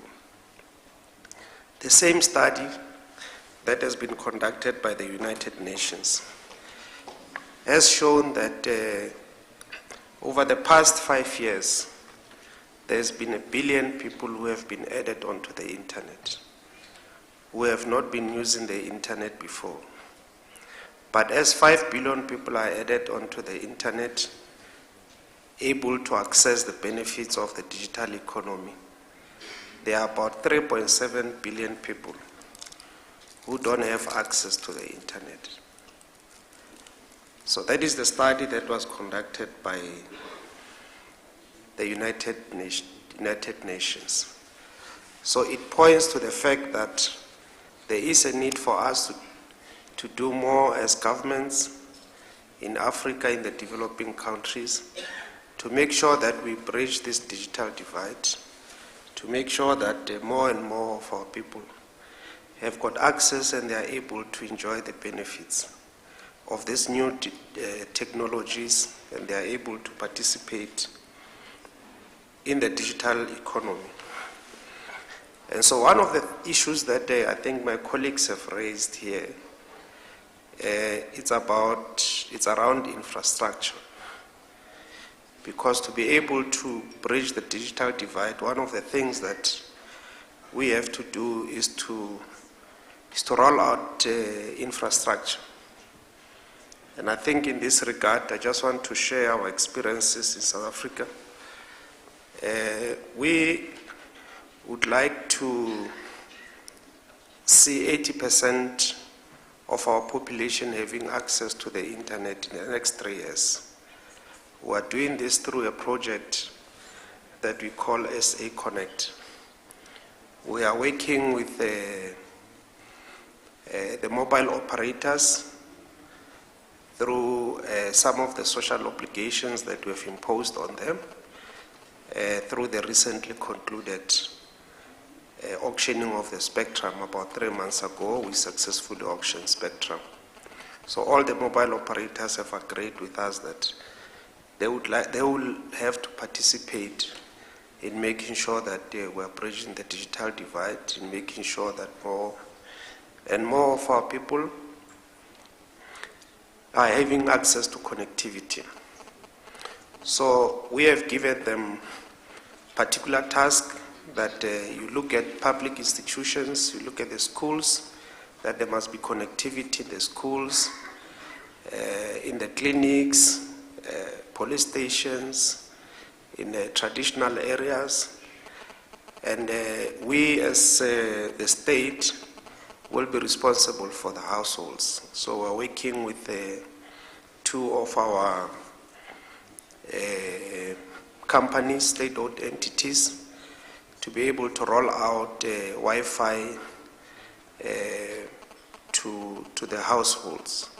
So that for us is important in making sure that we bridge the digital divide, in making sure that more and more of our people have got access to the internet, to connectivity, because that is the only way that they can enjoy the benefits of the artificial intelligence and the other new technologies. We have developed a strategy which we call Digital Economy Master Plan, so that we are able to make sure that we leverage on the benefits of the digital economy. This strategy seeks to ensure that 30% of the GDP in our country is digitalized. There are about 5 anchors that we are anchoring this strategy, if I can quickly go to them. But of course, we do recognize the potential that is there in our country, and we would like to see ourselves as the digital hub, not only of the African continent, but also of the developing world. As I said, there are 5 anchors of this strategy that we have developed. One is to see ourselves as being number 1 in Africa and all the developing world in terms of the deployment of 5G, 6G, and 7G network, which is a new generation technology. So we'd like to be the pioneer of this new generation technology and make sure that there is further deployment of 5G. We do have 5G that has been deployed, but it doesn't cover most part of the country. So the second area where I would like to anchor the strategy is to position ourselves to be number one in Africa and the developing world in terms of the government broadband speed, experience, and penetration. Currently, we do roll out broadband. We also have got the private companies that are rolling out fiber to the home, and most of the areas, particularly in the urban areas, have been connected through the various providers of broadband. So we'd like to see ourselves be number one in Africa in terms of the broadband penetration and the speed. As I said, as part of the SA Connect, we are rolling out this broadband to our people. The third anchor of the strategy is to see ourselves being number one in Africa and the developing world in terms of government cloud and public cloud scale. So we'd like to see ourselves being the leader in terms of data and cloud, and as I said, being the hub in the entire continent. The fourth one is we'd like to see ourselves being number one in Africa and all the developing world in terms of software, applications and system development, so that we become the content hub of Africa. And lastly, we would like to see ourselves as the talent hub, which means that we seek to be number one in Africa and the developing world in terms of ICT employment promotion scale. So this is the strategy that we have come up with and for which we are implementing in our country. But lastly, I would like to just to emphasize the importance of infrastructure. And I think ourselves in the sub-Saharan Africa and indeed in Africa, we should invest more of our resources in making sure that we connect our people and we come up with the relevant policies to support that connectivity. And I would like to thank you very much, Madam Moderator. Thank you very much, Honorable Mapulane, for your intervention and also for sharing the experience and the vision of South Africa in this area. Because again, I think as we promote, as we defend that regional cooperation is fundamental in these areas, in all aspects of content design, of critical mass, of responding to the needs of our people and even in infrastructure. It's also good that we learn from each other how we are building those capacities and making that vision work.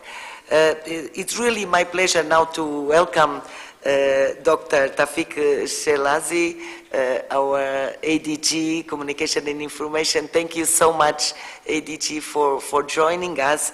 And because you have been also very much like ADG Gabriela Ramos pushing this agenda globally, regionally, nationally, allow us to ask you what should be the three priorities with respect to digital governance and transformation in general, and what would you bring to the table and to this discussion with the ministers from Southern Africa that could be more specific to this region that could help us in this debate? The floor is yours, dear ADG, and thanks again for being with us. Thank you very much, Professor Lydia Brito. I'm very pleased to be with you this morning at this important event. I think throughout the forum, we shared with you the work that UNESCO has been conducting, both, of course, in the sector of social and human sciences and the ethics of AI recommendation that was voted last November by the UNESCO General Conference, but also in the sector of communication and information, which I'm in charge of. So back to your question about the three top priorities, I would start first of all stressing the importance of capacity building. And this comes very much from a survey which we did last year. It was an AI needs assessment survey focusing on Africa. We had a high number of respondents from different countries, including Southern Africa. And the number one issue that came up was capacity building. But also this survey showed some of the key priorities involved. And let me here mention the key ones. First of all, the issue of AI governance that needs strengthening. Priority number two, the need to foster the legal and regulatory frameworks for AI. Number three, very much the priorities in Africa regarding regional cooperation on issues dealing with personal data governance, issues dealing with how we can leverage AI as a promising technology, how can we leverage it for digital transformation, including the public sector. Next is the updating of education, of skills and training systems.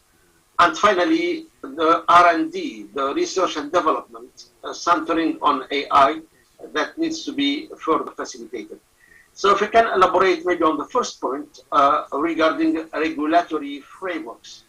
We had, as an output of this survey, 22 countries from Africa, out of the 32 that have responded to the survey, 22 countries reported having already in place legal frameworks concerning personal data protection.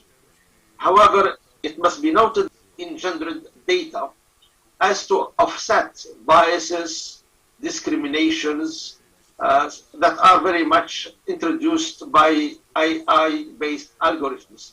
So here again, how can we ensure the legal protection against algorithmic bias and discrimination? This is a major issue. Second, there is a recognition for the power of open government to strengthen transparency and make data accessible to citizens. So this is today the OpenGov initiative and the data-driven public services. I think these are also very important issues and opportunities. Also, 19 countries reported having initiatives in making government data openly available to citizens. But again, 19 out of the 32 countries that responded to the survey. So the capacity building has many dimensions to it. We have been very much working on capacity building for the judiciary operators. We have developed recently a massive open online course on AI and the rule of law.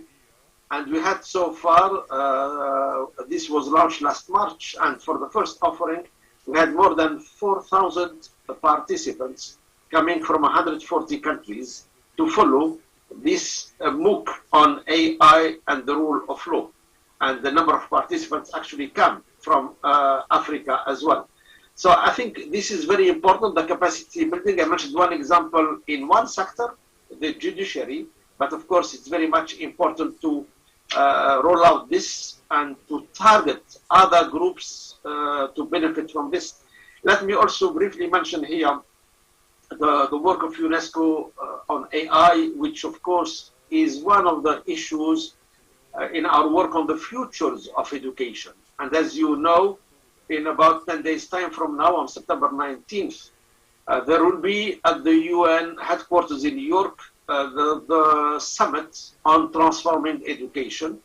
And AI is, of course, one of the very promising emerging technologies to be leveraged in teaching, in learning, in sharing knowledge, in the future education systems. Let me also mention a second piece of work at UNESCO, and this list is by no means exhaustive, just to give you a few specific examples.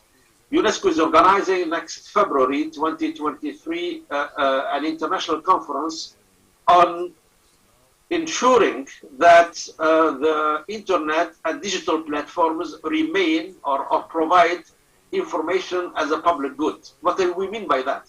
How to tackle the issues of misinformation, disinformation, hate speech online, speech of extremism, violence, how to avoid or to minimize online harassment, etc. So all these issues which become in a way omnipresent also because of AI, which is sometimes is misused in terms of spreading misinformation, etc. We want to tackle these issues through our UNESCO conference to come up with shared principles by our 193 member states, but also by the technology companies and the internet platform operators for a better digital governance, for a better use of cyberspace, use that maximizes the benefits and minimizes the harms. Thank you very much, ADG, for bringing these aspects and also for reminding us of a very important concept, information as a public good. And of course, we are in Windhoek, we are here, and that was the very central message of Windhoek Plus 30 declaration.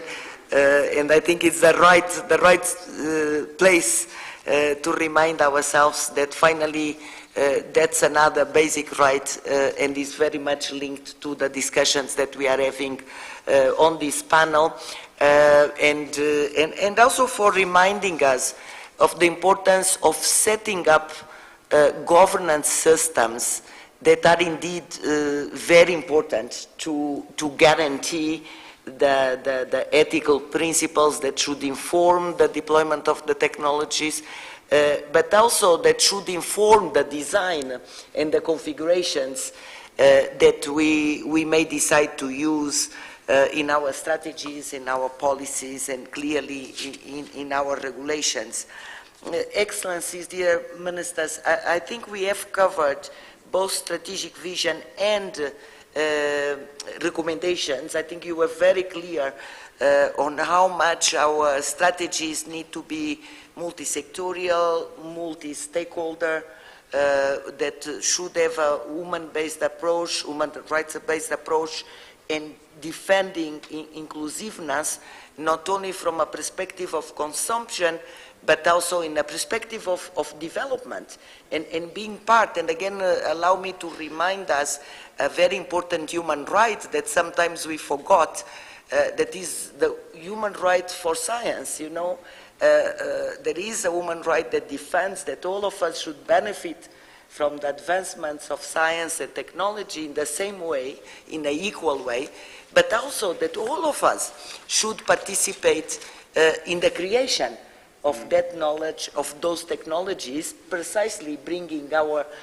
innovation, our special ways of thinking, our culture, our values, and therefore production and participating in production of new and emerging technologies is also part of the human right to science. But I want to finish, because we still have quite a few minutes. I want to go one round again, maybe just asking you now more concrete ideas. And Minister, you rightly said, can we assume as countries that Namibia will take care of this part of the outcome, that Zimbabwe can lead in this area, that South Africa, you know, can bring us together in another area, and also the structural mechanism.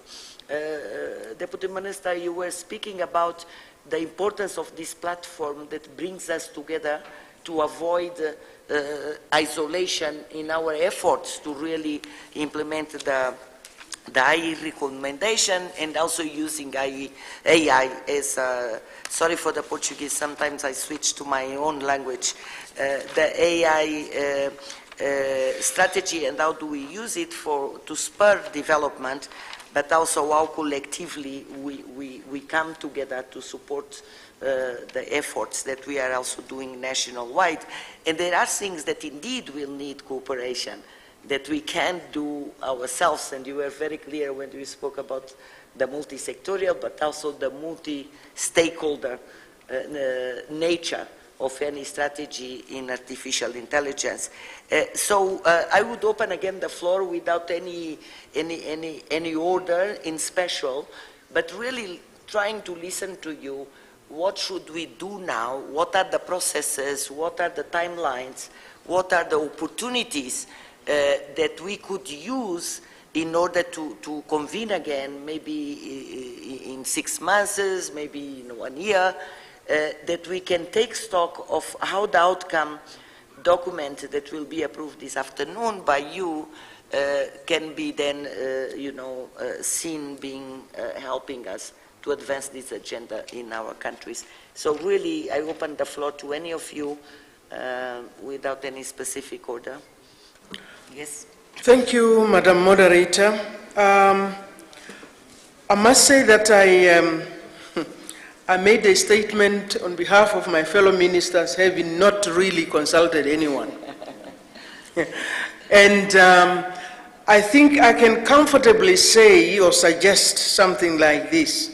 And this is the fact that since we know that sometime next year, and I'm speaking to SADC now, sometime next year we will be having a ministerial SADC meeting coming up.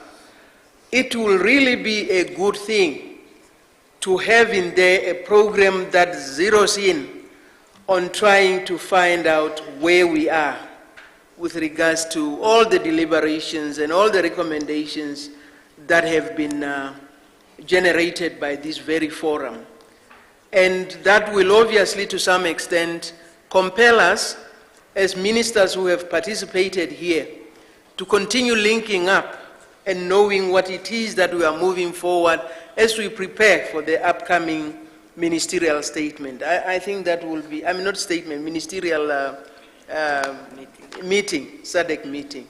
That will be my suggestion. Thank you very much, Minister, for putting forward and knowing a little bit of SADC procedures. We do hope you will be one of the champions to bring that to the agenda of the ministerial meeting.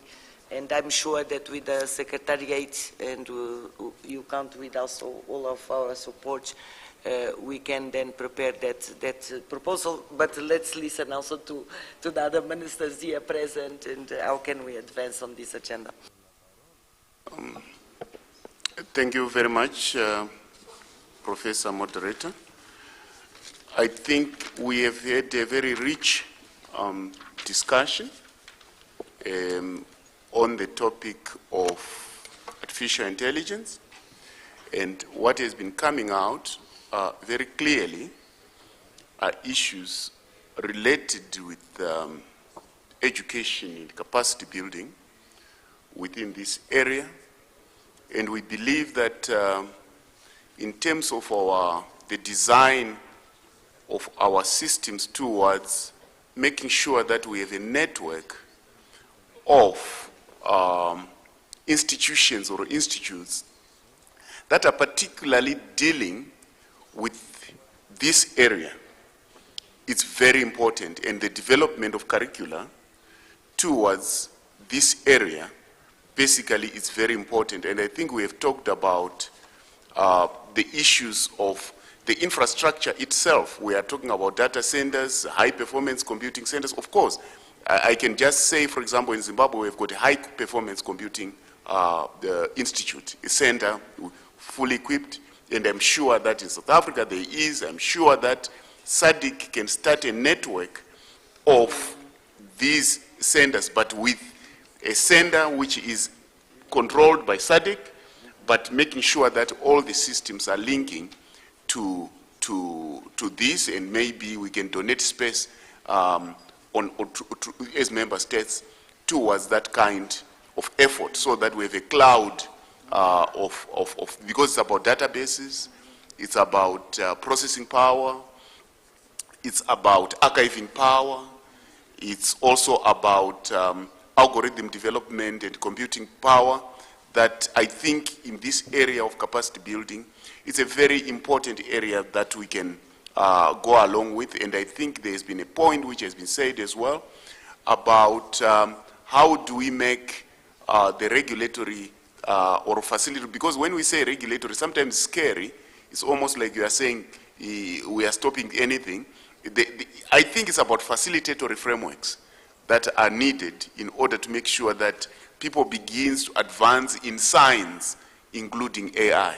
I thank you. Thank you very much, Madam Deputy Minister, and then Minister. Thank you so much, Madam Moderator. I also wanted to share on the issue of data centers, because this has come out very clearly that we need the data centers to feed into a SADC data center. So I wanted to say that with Malawi, we are already strategically positioned. We have an added advantage on digital infrastructure because with the SADC, we have already been assisted with the high performance computing facility, which is configured in the National Data Center, and it was already launched in Malawi, and it's already functional. And at the same time, we are also looking at the National Research and Educational Network hosted at the National Data Center, providing dedicated connectivity infrastructure for education and research institutions. So this is something that, as a region, we can also be thinking about. I know what Zimbabwe is sharing, but I also wanted to share about the support that SADC has given to Malawi with the data center. Thank you so much. No, thank you. And I think this idea of the network of data centers and higher performance computing centers, it's very important as also a step up to start bringing the region together, but also to have the enough critical mass and enough computational power to really being able to go into development. Dear Minister. Thank you again, Madam Moderator. Without really the benefit perhaps that we might have had if we'd sat and deliberated at ministers, I think there are a couple of issues that we need to follow on. Clearly all of us are confronted with regulatory legal instruments that need to govern us. And I think it's probably best when we work collaboratively and within the SADC framework to try and see what we can do, particularly with model laws. How do we approach these ethical issues? Is there an overarching law that can deal with it, or must it be with specific areas of applications and adjusting legal instruments that are existing? My colleagues have spoken to the issues around infrastructure, but I think what is key is also to ensure that in looking at these, and whoever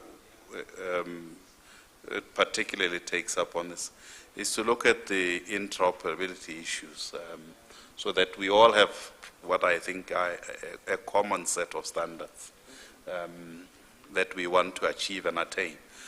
And I want to give the example, I think, whether we take it that it emanated from the ITU, but collectively we agreed on the digital migration and put time frames to it. And I think really with regard to our infrastructure, we need to do this, to look at the emerging technologies and really agree upon what it is in the region will apply. Much has been, I think, spoken to on the issues around capacity development. We're faced commonly with the same thing in terms of curricular development, and I think that's yet another area where really this collaboration and assignment, and we can take it up at the regional level. Thank you. Thank you very much. And really listening to the presentations now and the contributions, again come up with this idea of having a regional coordinating mechanism among yourselves, you know, a regional regulatory council of ministers that can indeed make sure that whatever we are doing individually or in the frame of SADC or the AU development programs as a region and as ministers, you are in the driving seat to really making sure that not only the outcomes of this forum, but really the learning experience that will take place as you interact with each other and your teams, we can then really move ahead. So I would like also to propose that maybe one of the recommendations, honorable ministers, is to really create this regional regulatory council of ministers that can, in a way, support the agenda, the implementation of the agenda in the whole region, taking into consideration not only the common priorities and approaches that we have been discussing in these three days, but also that can incorporate the resolutions that you take at SADC level, at AU level, and really making the Southern Africa also in the driving seat, a little bit what the Deputy Minister Mapulana was saying, to be the first in this, to be the first there. That also means working together and making sure that Southern Africa, of course, is my region too. Feel very proud to say, yes, Southern Africa is giving the first steps and really advance. So I don't know, you didn't speak yet, but I'm now provoking all of you saying, shall we also decide in this outcome document that we want to create this regional regulatory council that can help us to really bring things together? Thank you very much, Prof. I completely agree with the proposals of my fellow panelists, and I think we need to build on the momentum that has been created through the hosting of this conference to make sure that we follow up on the recommendations that come from this. The professor was presenting some of the issues that were coming from the technical engagement, which I think are very solid recommendations, which must be followed up. Make sure that at the SADC level, at the AU level, must follow up on the recommendations that are coming out of, that the Prof was presenting. The other suggestions that I would like to deposit in as part of the way forward is the whole question of collaboration. And I think we must emphasize that we must collaborate among ourselves as the SADC countries, but also collaborate with other institutions that exist within our own countries, like universities. There is a body of knowledge that is produced by the universities, there are expertise that are there, so we must collaborate with our universities. We are collaborating with one of our universities, the University of Johannesburg. We are working with them to establish an AI institute. The preparations are at an advanced stage. We hope to launch the AI institute in November. So that is part of the collaborations that we are having. But also I would say that let's also focus on the digital skills, because for us to leverage the benefits of these new technologies, you require skills. So I would say that let's invest more of our resources on making sure that we skill our people so that they can participate in the new fourth industrial revolution. And lastly, I would say that let's work on the enabling policies as various governments. We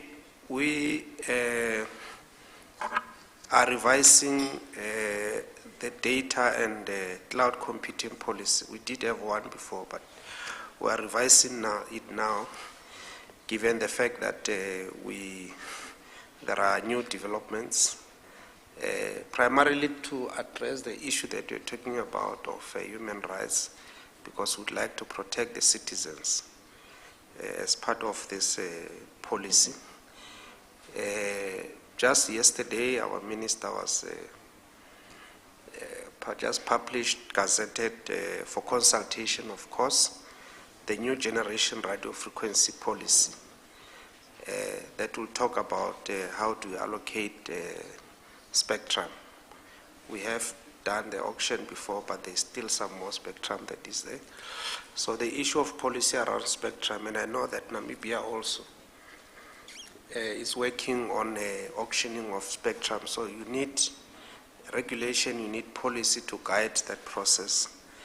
And of course, the issue of fiber to home, for which we need to enable it. We need to come up with proper policies that will enable that. We have a policy that we call the rapid deployment of digital infrastructure policy.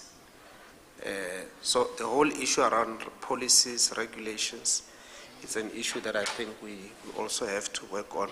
And I agree with my colleagues around the data centers. We need to invest in the data centers, particularly the data that is the government data.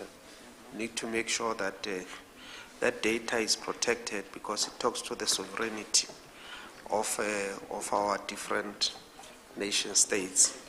So thank you very much, Moderator. Thank you very much, Deputy Minister, and again, thanks for reminding for some of the discussions that took place in the beginning that we need to address the question of policies, the question of capacity building, and good to know also that you were advanced with the institute in IE. Zimbabwe also have the hub related to artificial intelligence. You have 2 universities working on that, the different data centers, but also the issue of the regulatory frameworks and the standards that the Minister of Botswana mentioned, because it's important also that we build standards. We can see even in infrastructure how our standards, just the plugs for electricity in our region, they are all different. They tell the history, the colonial history of our countries. And with the new emerging technologies, having common standards in the region will make life easier and cheaper also, and also scale to have production of those devices here, because we use all the in electricity plugs, for example, these all different plugs, and creating a lot of problems. We have just a few minutes before we close, and I want to give space to other 2 delegations that are here present, Mozambique and Zambia, so that you also can reflect on these, and also later to give to my good friend, the Director for Social and Human Development of SADC, also to react to those, since we have been talking so much about the SADC space to operate. So I will also ask you after the 2 delegations if you would also reflect on this discussion. So I don't know, we start with Mozambique? Yes, please do. Thank you very much for the opportunity given to Mozambique to contribute in this debate. In fact, after the intervention of the Honourable Minister, there are few things that we can add because of the richness of the aspects covered. We would like to take this opportunity and again thank the government of Namibia and UNESCO for organizing this forum for the discussion. But as Mozambique, what we'd like to say is that we are in line with many of the points that have been covered in the debate, and that we as a country will be working to to implement some of the recommendations that are part of this debate and also of the UNESCO recommendation, and in particular on building infrastructure for science and technology and higher education, also in general for the general public to access the ICT service and be part of the digital transformation, but in particular looking on the areas where you can use AI to contribute in driving the development of agriculture, for example, of health, of education, and many areas that in each of our country we identify as priority area for social and economic development. And this, in our opinion, is critical because we cannot work on technology per se. We must work and make sure that we are using technology for the achievement or attainment of the social and economic development goals. Going more specifically on what is happening in our region, we think that it would be important that we build on the existing activities. In particular, when we're talking about infrastructure for science, technology, and innovation, there is an initiative within our region of the National Research and Education Network. These are infrastructure-related initiatives happening in our countries that we can use them to interconnect the scientific and academic community and challenge the scientific and academic community to design and develop AI application services that address the social and economic issues of our countries. Another initiative that is going on that we can build on and that is being mentioned is on the high-performance computing. We do have initiatives going on in our region led by South Africa as part of the Square Kilometre Array project, where it's supporting countries in our region to deploy HPC capabilities. And we, as a country, we benefited from this initiative. And we are ready to work with other countries, but in a coordinated way to drive the development of digital services, but looking also for the application of artificial intelligence. And I think that in this kind of initiatives, SADC Secretariat must have and play its role of orchestrating and coordinating the collaboration between the countries to make sure that we all, as countries, we grow and we can use the network approach development, where each of the countries, as has been mentioned in the debate, can be specialized in one of the areas that is part of the UNESCO recommendation on AI development. For example, on ethics, on human rights, on content, and in many of the areas so that we grow as a region in adopting this technology. Another dimension that's really important in our opinion is on policy regulation and in particular on data governance. If we don't look to this aspect and look to the data center and work to make sure that we localize in our region and within our countries, we might risking losing part of the integrity of our countries as nation states and also even within our region. So it would be important that at the policy level we design policy strategies and action plans at the national level that are coordinated also within the region and also at the continental level to make sure that we play our role at the global stage when it comes to AI and making sure that the heritage aspect that the Honorable Minister from Zimbabwe mentioned yesterday are taken into account when we are designing our strategy and plan for AI. And thank you for the opportunity again. Thank you very much, Mozambique. And also thank you for reminding us how much is already being coordinated in the region that could be really mobilized and used to really make the recommendations in outcome document much more relevant and also quicker to implement because the structures are there, the networks are there, the frameworks, and I think the representative of SADC will probably build on that, saying what is already in place that can help us implement the outcome document from this forum. How can we institutionalize this regulatory, regional regulatory council at the SADC level to make really this agenda to work. So, my dear friend, the floor is yours.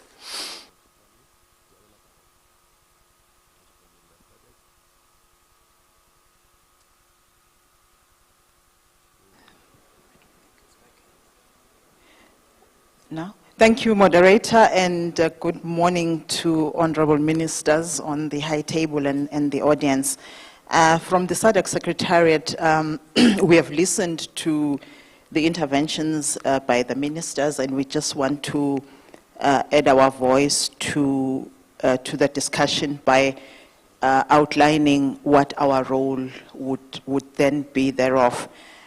We will work with UNESCO, we will work with the member states, of course, to ensure that we have a multi-stakeholder and multidisciplinary approach to this work that we are doing, and then to ensure that there is inclusive participation across the board. We think it's important for us to embed this, this work around the new emerging technologies within the existing structures. I think the Minister of Namibia did talk about a meeting of ministers in 2023. And there are quite a number of other structures that should, and which we think should interface with this process. These include the Committee of Ministers responsible for science, technology, and innovation, as the Minister has said, which of course work jointly with the Ministers of Education. But there is also specifically the Ministerial Committee on ICT. There is also what we call the Ministerial Task Force, which are the sectors, which include the sectors of trade, finance, investment, as well as infrastructure. So it is our considered view as a secretariat that perhaps let's not create new structures, let's embed these in the sectors where the new and emerging technologies are relevant, and I think these sectors which I have just outlined would really support these initiatives going forward. And then, of course, the Council of Ministers, which is one of the highest structures, this information would be fed to Council as this information emerges from the lower sectors, which is the ministerial committees. So I think that's how we would see it as a SADC Secretariat in playing our coordination role. Thank you. Thank you very much, Director. And indeed, I'm sure that we can together, through the outcome document, then with the resolution, see how best can we make sure that these outcome statements that will be approved today by the honorable ministers can then be embedded in the agenda of SADC in the different bodies. I see that our ADG CI is still with us. Dear ADG, any final word before we thank the honorable ministers and break for lunch? Thank you very much. And I would like to thank you, Professor Lydia Brito, for making the link between information as a public good, which I mentioned in my intervention, and of course, the document that came out of our World Press Freedom Conference in Namibia in 2021, the document in which information has to be and remain as a public good became a key principle endorsed by the UNESCO General Conference this past November. I just want to agree with the statements made by the honorable ministers. And I know how difficult the task is. I used to be myself Minister of Education, Research and Technology, and I know the challenge. You mentioned setting up public cloud, you mentioned the issue of data privacy and how to protect that, the capacity building with which we fully agree and UNESCO collaborates there. And here, my brief statement, action-wise. Next week at the UN headquarters in New York, at the Broadband Commission for Sustainable Development Fall Summit, UNESCO will be launching a new AI and digital transformation competency framework for civil servants. I believe that this major work that we have undertaken will be of use to you, to your governments in capacity building, and we stand ready and will be happy to work with you to contextualize this framework to the needs of the governments in Southern African region. This is rather an announcement and a call for further cooperation that I would like to make. Thank you. Thank you very much, dear ADG, and definitely Rosa, our office will be going after your team to see how can we indeed to deploy this new tool that is developed by the CI sector to really create the conditions in our region. Dear Ministers, honorable ministers, thank you so very much for this first roundtable. We are back 2 p.m. to discuss partnerships and how can we finalize and make sure that what we discuss in this roundtable can go up. But also we need a photo. I see ADG Social Science. Do you want to say anything? No, not really, Lydia. I think that you have really concluded very nicely. For UNESCO, of course, it's very clear the message that Africa and the African ministers, SADC, need to be in the driving seat. We are here to support, and we are really supporting this idea of having a steering committee for regulatory frameworks. But I have to say that having a steering committee to implement the recommendation on ethics of artificial intelligence would be one of the most important outcomes that came out from the discussion with ministers, but that I feel will provide with this space for Africa to have its way on the many issues that we cover in the recommendation on data, on governance, on the many fields that you have mentioned. And so just to say, I have really enjoyed this discussion and we're ready to work for you and with you. Thank you. Thank you very much, ADG.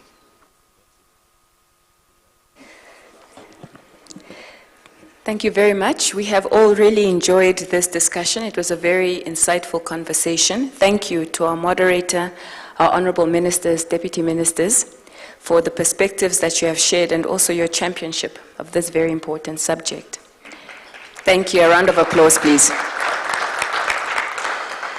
It was inspiring to listen to the clarity with which our policymakers articulated not only the issues but also the opportunities presented by digital technologies. And it is true that engendering this transformation will require a shared vision across the region and also informing a holistic, integrated strategic framework, underscoring our need to harmonize and set common standards that can achieve the level of coherence that is required.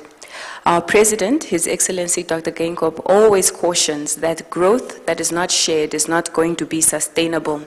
And ultimately, AI and digital technologies is not only a matter of equity and sovereignty, but inclusive development as well.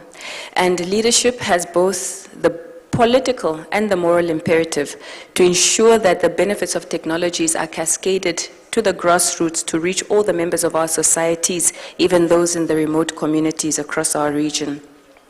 Honorable Ministers, as the young people of the SADC, which is the fastest growing and the youngest region on the continent with an average age of 19, we are also the most increasingly educated, urban, and integrated because of mobile telephony.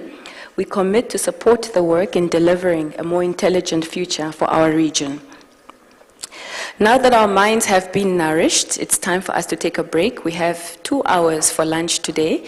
Before that, I would like to invite our honorable ministers to just step forward in front of the table so that we can have a group photo to close this session. And then I will follow with a few logistical announcements to guide us through to lunch.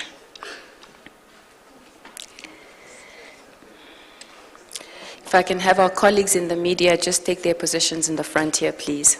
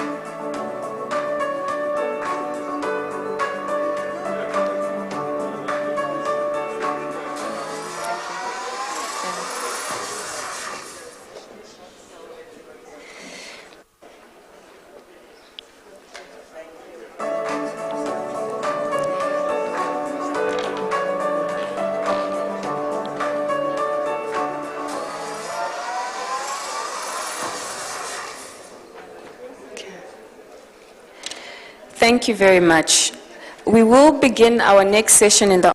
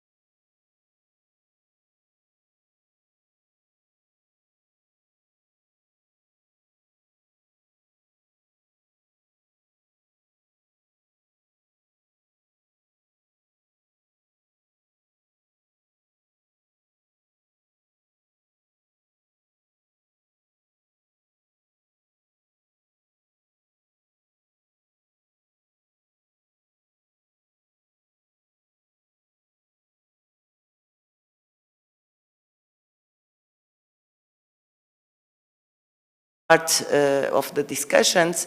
And I think this morning also, honorable ministers, you mentioned the importance of multi-stakeholder approaches, strategies that bring everybody together, and also multi-sectorial, and also the importance of partnerships with different actors and stakeholders when we are discussing EI for development and the sustainable and ethical use of EI for the development of our region. So I'm really happy to welcome you all again to this second round of ministerial debate. And because this is about partnerships, we are going to start by listening to our partners. Partners from the development world, from multilateral organizations, from regional organizations, but also from academia, from the private sector, from the civil society, because finally, when we look to AI for development, and as we have been discussing, is really multidimensional. And all of us can bring something to the table that would allow us, therefore, to use this wonderful and the potential of this wonderful technology to really promote our development agendas. But if we are not all together and we don't have a common frame, it's going to be very difficult to really guarantee that the use and the deployment of artificial intelligence will be sustainable and will be ethical. And will serve the needs of our people. So really, it's wonderful, again, and really a great honor for me to moderate this second roundtable on partnerships to create this enabling environment that we need to promote the agenda of EI and its sustainable and ethical use. And because we have all the ministers for quite some time now, and I want to thank them also for that, we are going to change a little bit the format of the table. I will ask the different partners to interview in 2 questions that I will put to more or less general questions, but you can use them to explain what you are already doing and where is your added value and contributions as partners to this agenda. And I'm going to really ask you to do in 3 minutes so that then we can have the ministers not only reflecting in what they are hearing, but hopefully also to provoke the partners and really come up with proposals that can make the partnerships that already exist maybe stronger. And maybe asking the partners, we need more from you. We need really to come together and develop a much stronger partnership agenda. So I'm going to ask all our speakers that are from the partner side to really be short in the interventions so that we can then have our ministers, honorable ministers, to react. So without further ado, and really starting the conversation again, is a very informal conversation, as conversations, creative and regenerative conversations should be. They should be very informal, very open, but also very provocative. I'm really going to then say that I'm going to ask the partners to answer, first of all, in your view, what is the relevance and the importance of multi-stakeholder partnerships for the development of artificial intelligence and the sustainable and ethical use of artificial intelligence. And then to make it more concrete, you can respond to this question by giving examples of what you are already doing and finish with 1 or 2 recommendations to the ministers as partners. What would you like the ministers to do more with you?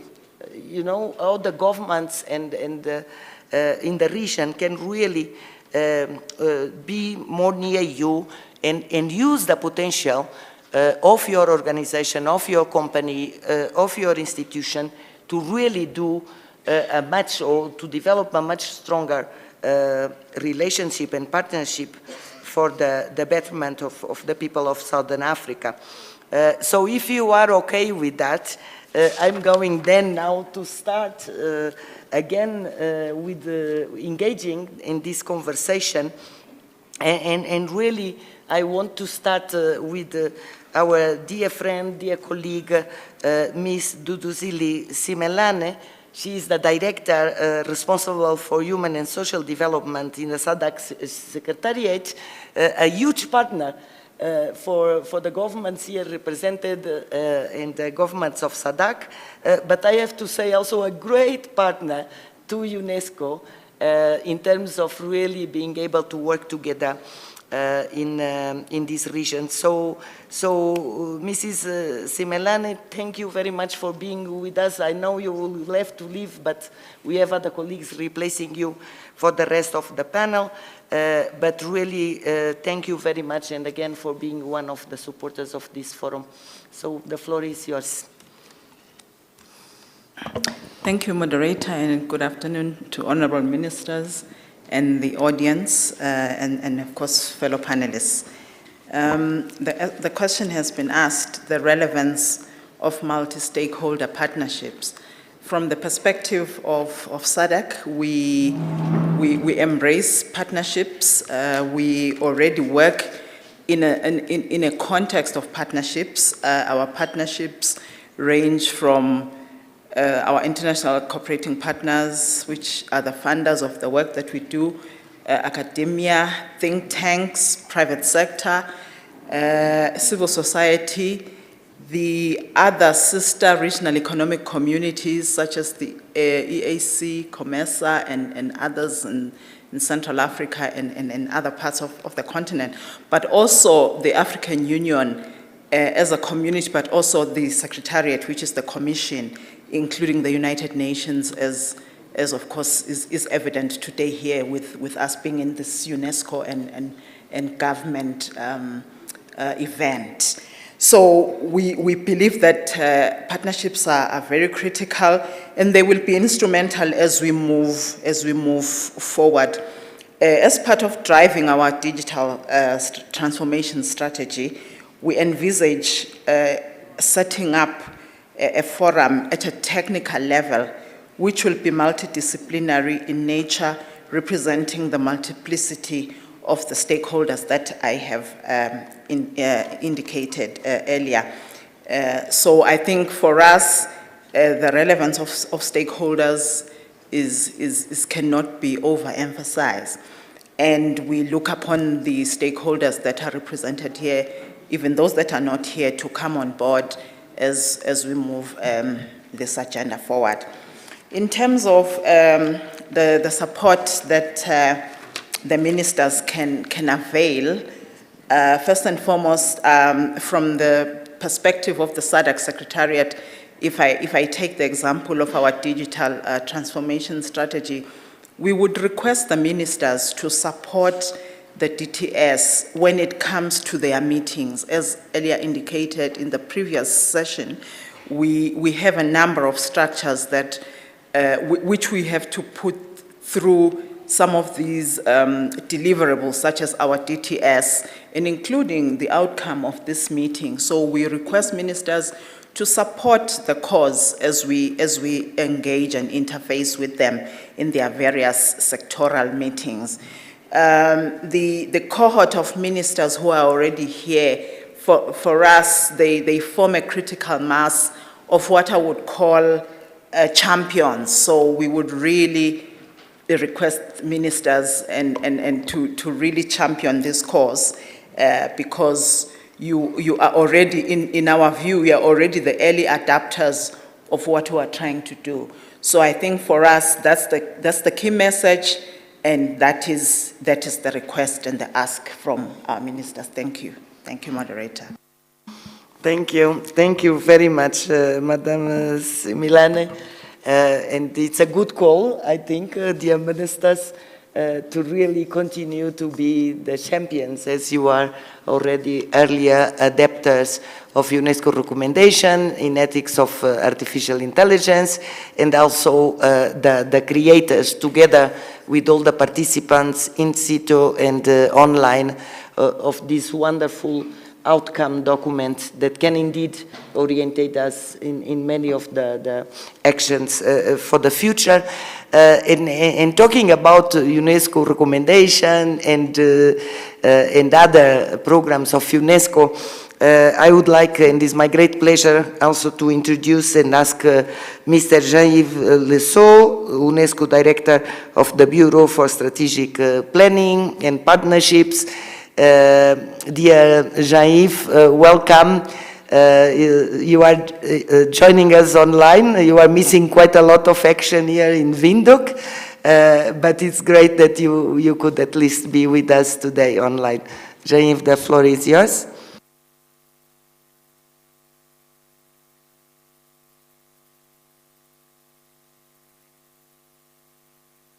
We cannot hear you, Jean-Yves.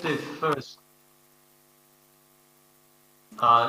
may I say first that it is a testimony to the success and to the relevance of this event that we're able to benefit today from the presence of ministers in this discussion.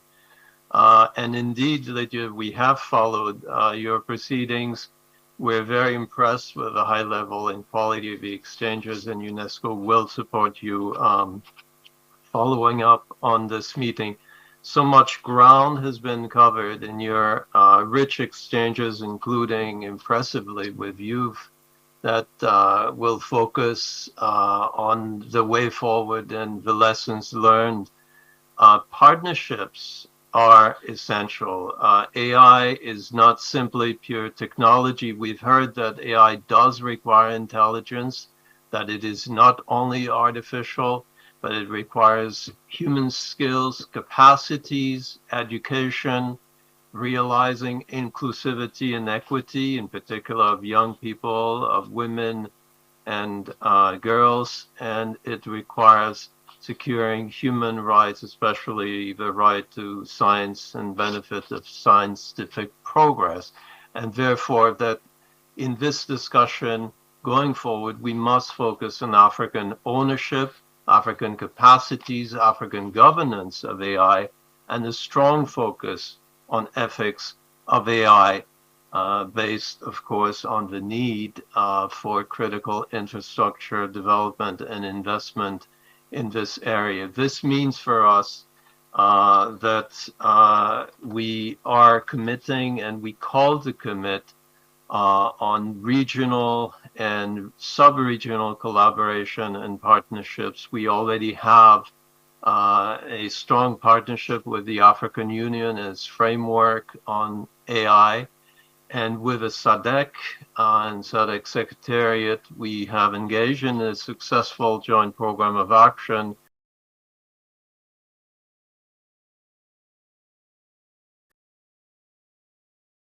there are three areas that we need to promote. The first is to promote an inclusive digital transformation.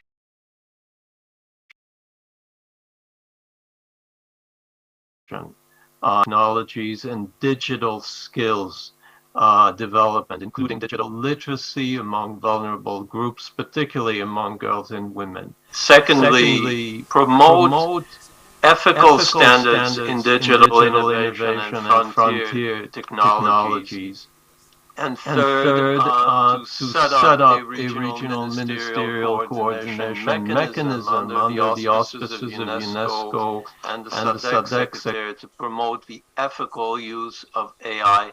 And many have voiced their support for this. In this regard, we hope with SADC that many African member states will now join the group of friends of ethics of AI.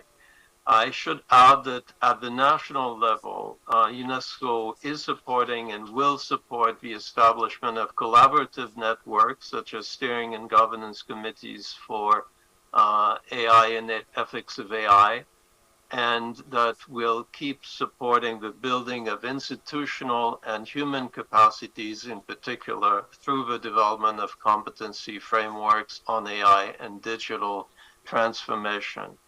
Finally, we've heard of the 2 new assessment tools that are called for by the new standard-setting instrument, the Declaration on Ethics of AI.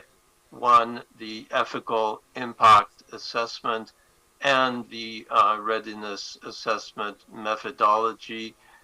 These will be piloted, and we hope that they will be introduced in Africa, and that we will be able to develop, to the benefit of Africa, these methodologies to learn the lessons and experience of your respective countries and the region. Thank you for your attention. Thank you very much, Jean-Yves, and thank you also for bringing an important aspect of partnerships, and that is very central to what UNESCO does, that is very much related to expertise, to bringing tools, mechanisms that have been tested in different parts of the world, but that they are also live processes as we engage more and more with different and more countries and governments and partners in society. Those instruments, that expertise really becomes a global expertise and really a shared expertise.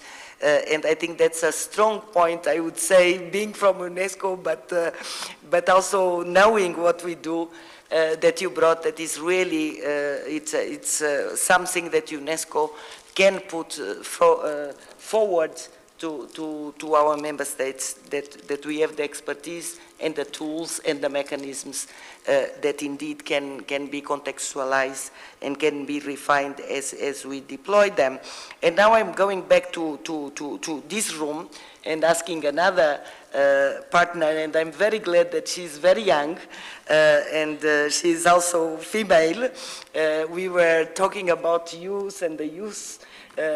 Our Master of Ceremony this morning made a commitment from the youth in this room that the young people were with us, and so I'm very glad to welcome Mrs.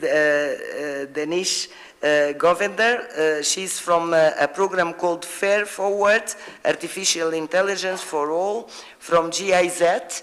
And Denise, really welcome to this table, and tell us the relevance of multi-stakeholder partnerships and what are the recommendations you want to put forward.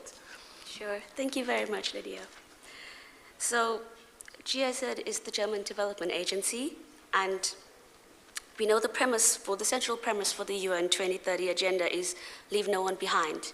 And so the Fair Forward project at GIZ remains committed to its goal for AI for all. And therefore we strive for open, inclusive, and sustainable approaches to AI.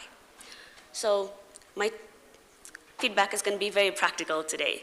So our focus really is on practical projects that we implement on the ground in our partner countries. And I give you 3 examples.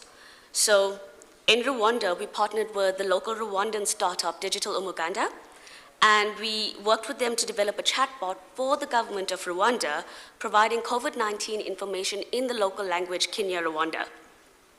We're also implementing AI fellowship programs in Rwanda and Ghana, which aim to bridge the gap between the academic education that you get and the demand-driven skills that are required for private sector.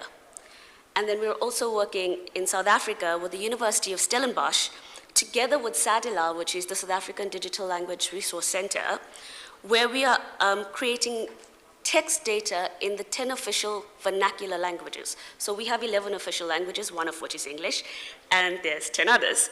And we know, like we said, there's a proliferation of digital AI in English, and we are working to create text data in those local languages.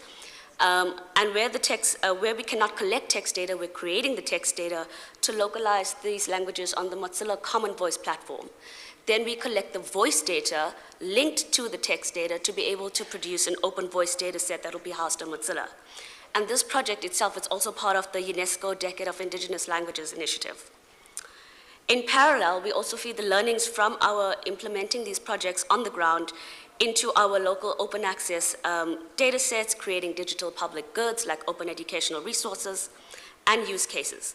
And we take all of these practical day-to-day stuff and then we feed it into our AI policy-making process. So our AI policies are therefore evidence-based, based and informed from the realities on the ground that we learn. And we actually put this into practice in Rwanda and Ghana, where we're supporting the development of national AI strategies for those countries.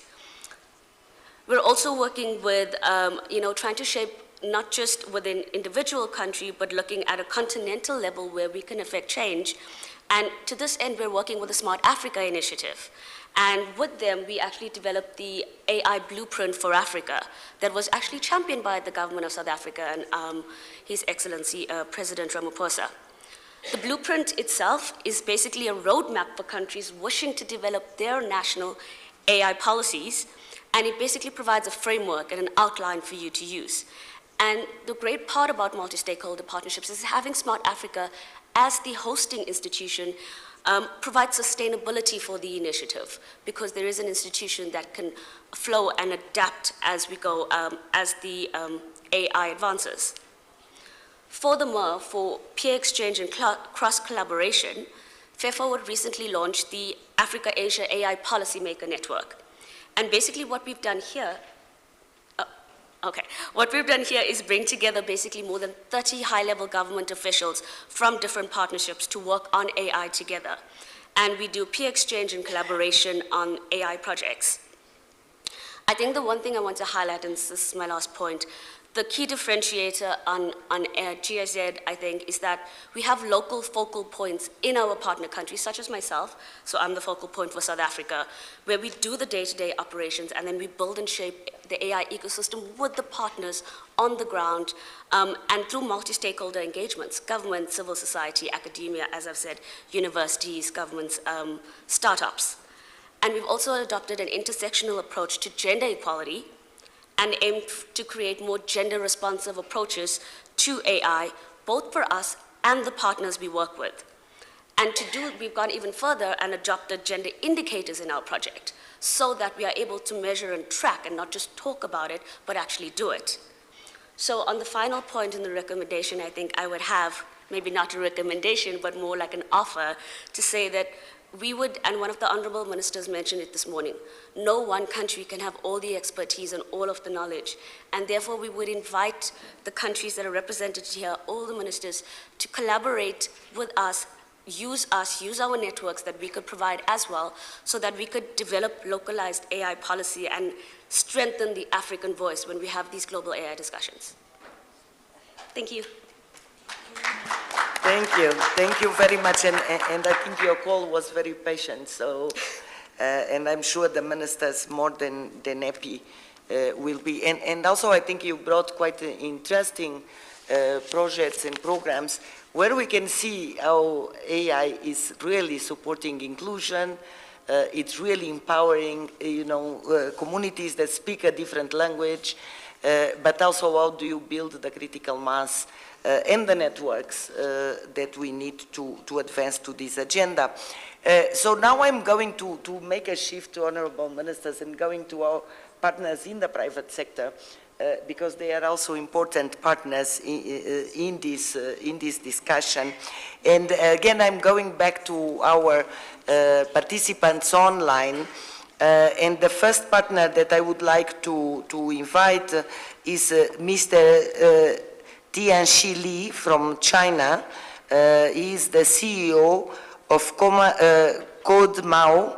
CodeMao is a leading kids programming that is based in China and is also one of the important partners, also supporting us here in the forum. So thank you very much and welcome, Mr. Li. You have the screen in this case.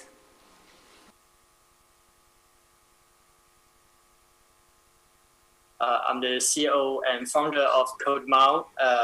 I'm very glad to join this forum to discuss with all of you under the theme towards the development-oriented, sustainable and ethical use of artificial intelligence. And for the first question, today more and more youth are learning to code, and kids in China even start coding in kindergarten. it is critical to equip young students from Asia and Africa with equitable digital skills to allow them to leverage the technology to navigate the digital age and empower their communities. That's the reason why we conduct the Youth Coding Initiative with UNESCO. Since the project was launched in April 2021, UNESCO and CodeMao have organized 2 pieces of training for over 200 teachers and youth on essential coding and digital skills in 4 target countries. Here I want to show you a picture, which is a screenshot of a video. I'm trying to share my screen. And as you see, actually, this is a student who made a video to teach the kids in Africa how to code in Python. And he made his courses. I think it's like 4 courses about how to program. It's a Chinese student, and he's trying to he's trying to teach how to code in Python for the African kids, and he's trying to design courses. And I think that is the example how we partnered, how the partnership can change the youth. And as part of their learning activities, teacher use the Kitten editor, which is made by our company, to create personalized coding projects. And we are glad to see that about 45% of these projects were prepared by female teachers. With the mutual goal of UNESCO, CodeMao will continuously make efforts to advance equitable development of the education in Africa, Asia, and other regions through digital capacities. To create the environment and foster innovation in Africa and worldwide, as a coding education company, CodeMao will stick its original intention and contribute to the training and constructions of talents in the area of artificial intelligence in Asia and Africa to help teams develop their solutions to local and regional challenges. Thank you for your attention. Thank you very much, Mr. Lee, and also thank you very much for joining us so late where you are. Again, it shows the commitment that CodeMao and yourself have with this movement and these partnerships. And I think you bring an aspect that also was raised by the ministers, how young we have to start, you know, to really bring the capacities, the skills, the way of thinking. And you just have shown us how a company can also make solidarity and cooperation among kids almost outside the formal partnerships, but young people starting to collaborate together. So thank you very much, and again a word of thanks for all the support to UNESCO, to this forum specifically, and I'm sure many other programs we can do together. I'm going again back to also young. We are in a young phase now. Mr. Lee is also quite young. So Mr. Nawa Ligando from Namibia, you are the head of digital strategy, mobile telecommunication company in Namibia. Can you share us how you see the relevance of multi-stakeholder partnerships and what are the commitments you want to build with the ministers here present? Okay. Thank you, moderator. Good afternoon to honorable ministers, panelists, and to the audience. So from MTC's perspective, our digital transformation strategy identified that strategic alliances with industry and academia are critical and a key vehicle to support Industry 4.0. In 2021, one of the key initiatives that we undertook was to partner with the Namibia University of Science and Technology to create a technology hub for industry and academic collaboration, co-creation, and co-development.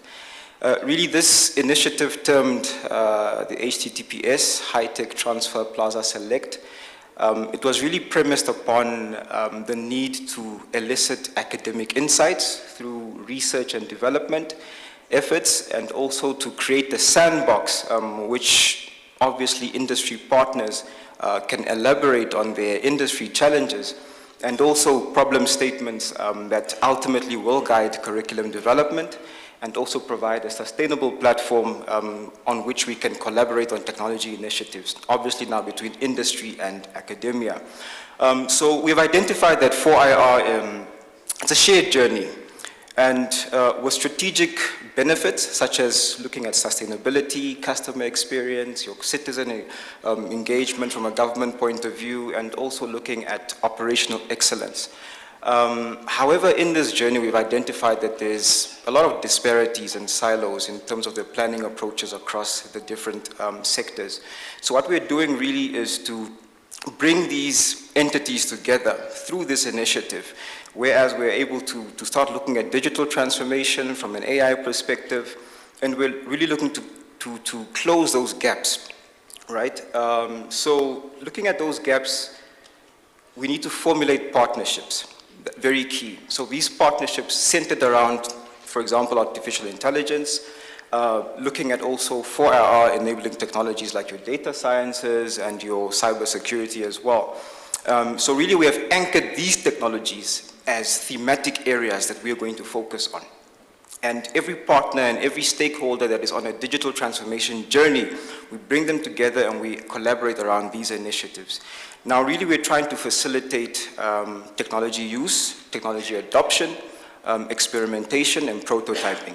An example of our partnerships, we're really geared towards looking at areas within safe city, smart cities, precision farming, machine learning within the data sciences, and also looking at how you improve on customer experience and various strategic goals for all these different partners.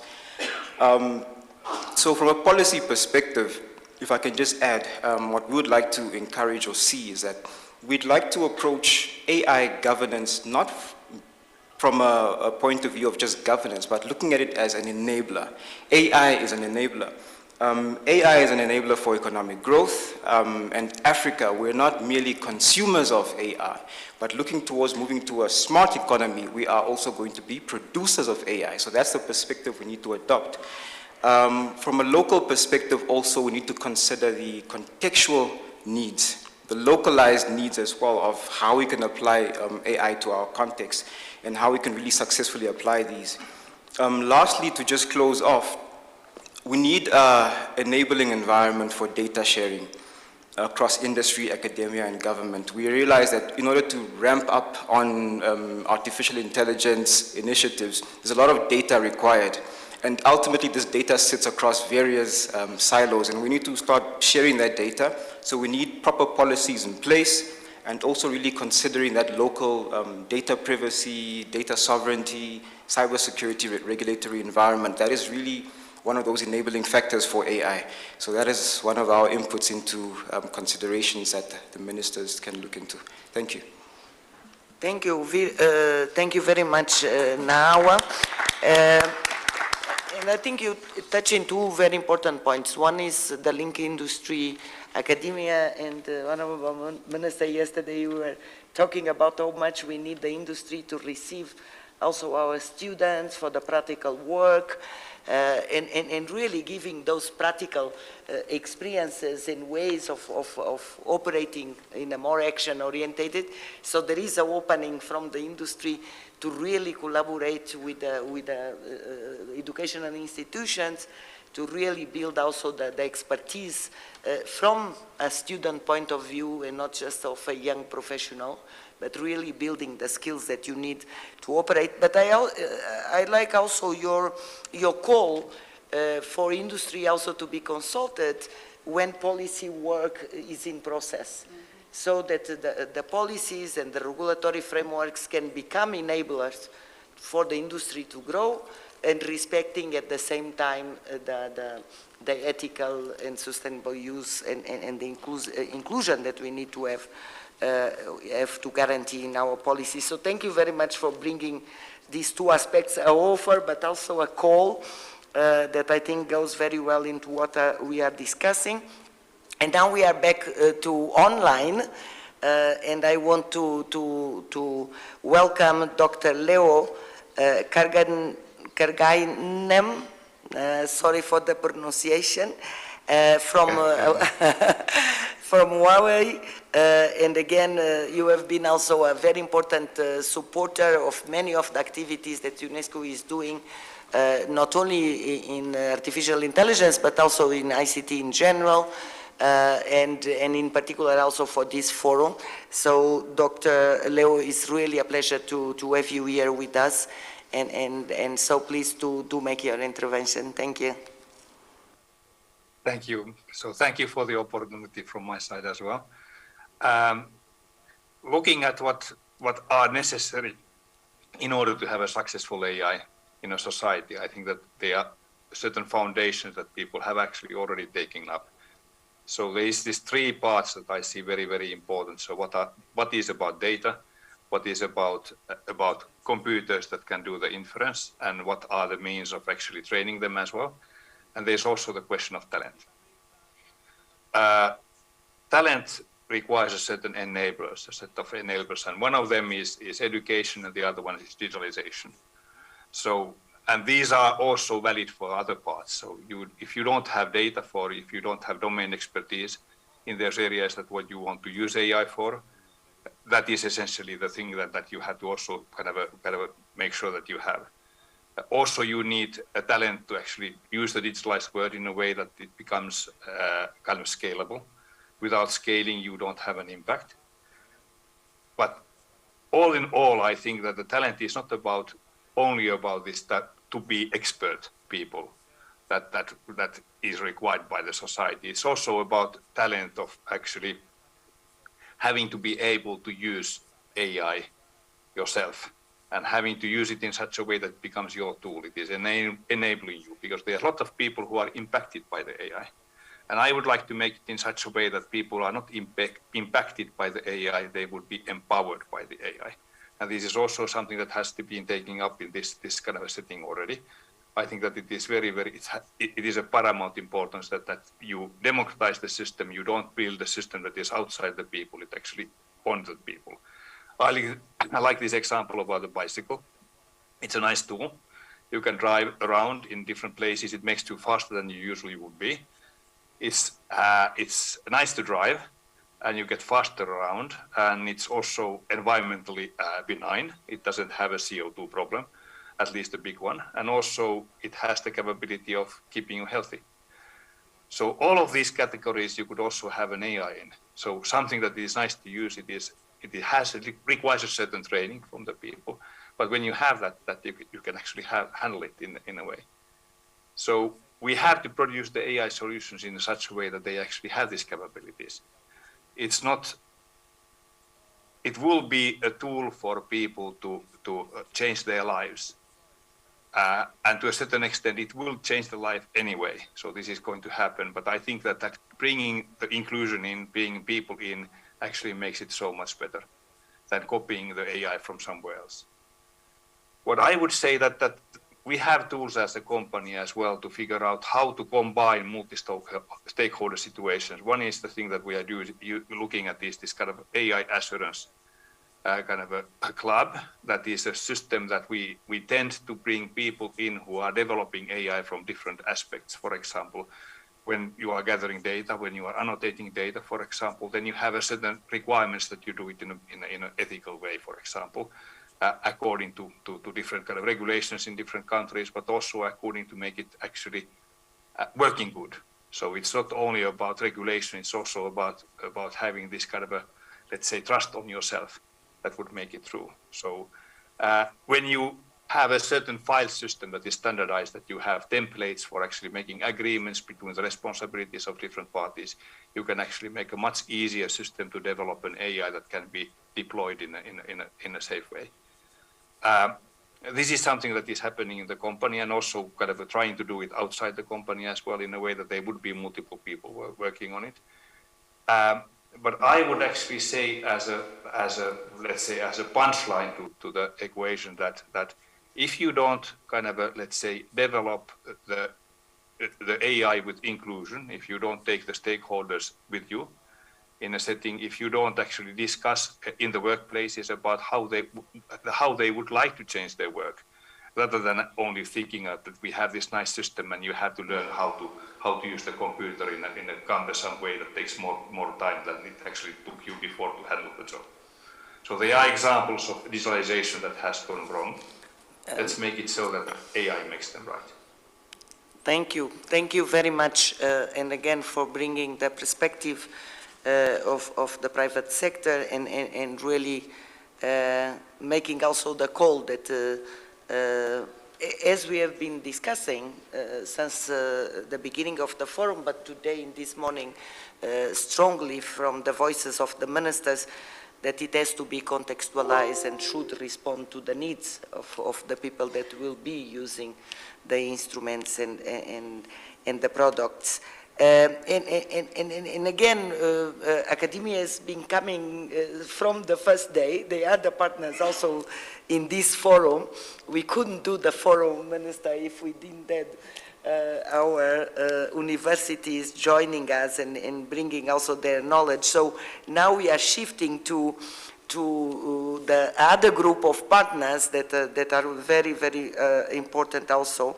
And I'm going to start by welcoming the Dr. Harold Naumab from Namibia, Vice Chancellor of Namibia University of Science and Technology, what we commonly call NAST. Thank you so much, Professor Brito. Good afternoon, ladies and gentlemen. I rest on the protocol as already established. On the question of the importance of multi-stakeholder in an intersectorial manner, it's absolutely critical for academia. And I will highlight from three perspectives. Firstly, we value three types of partnerships from our perspective as a science and technology university. One is the partnerships that embodies the importance of education system. The second is the partnerships that embodies the importance of the innovation ecosystem.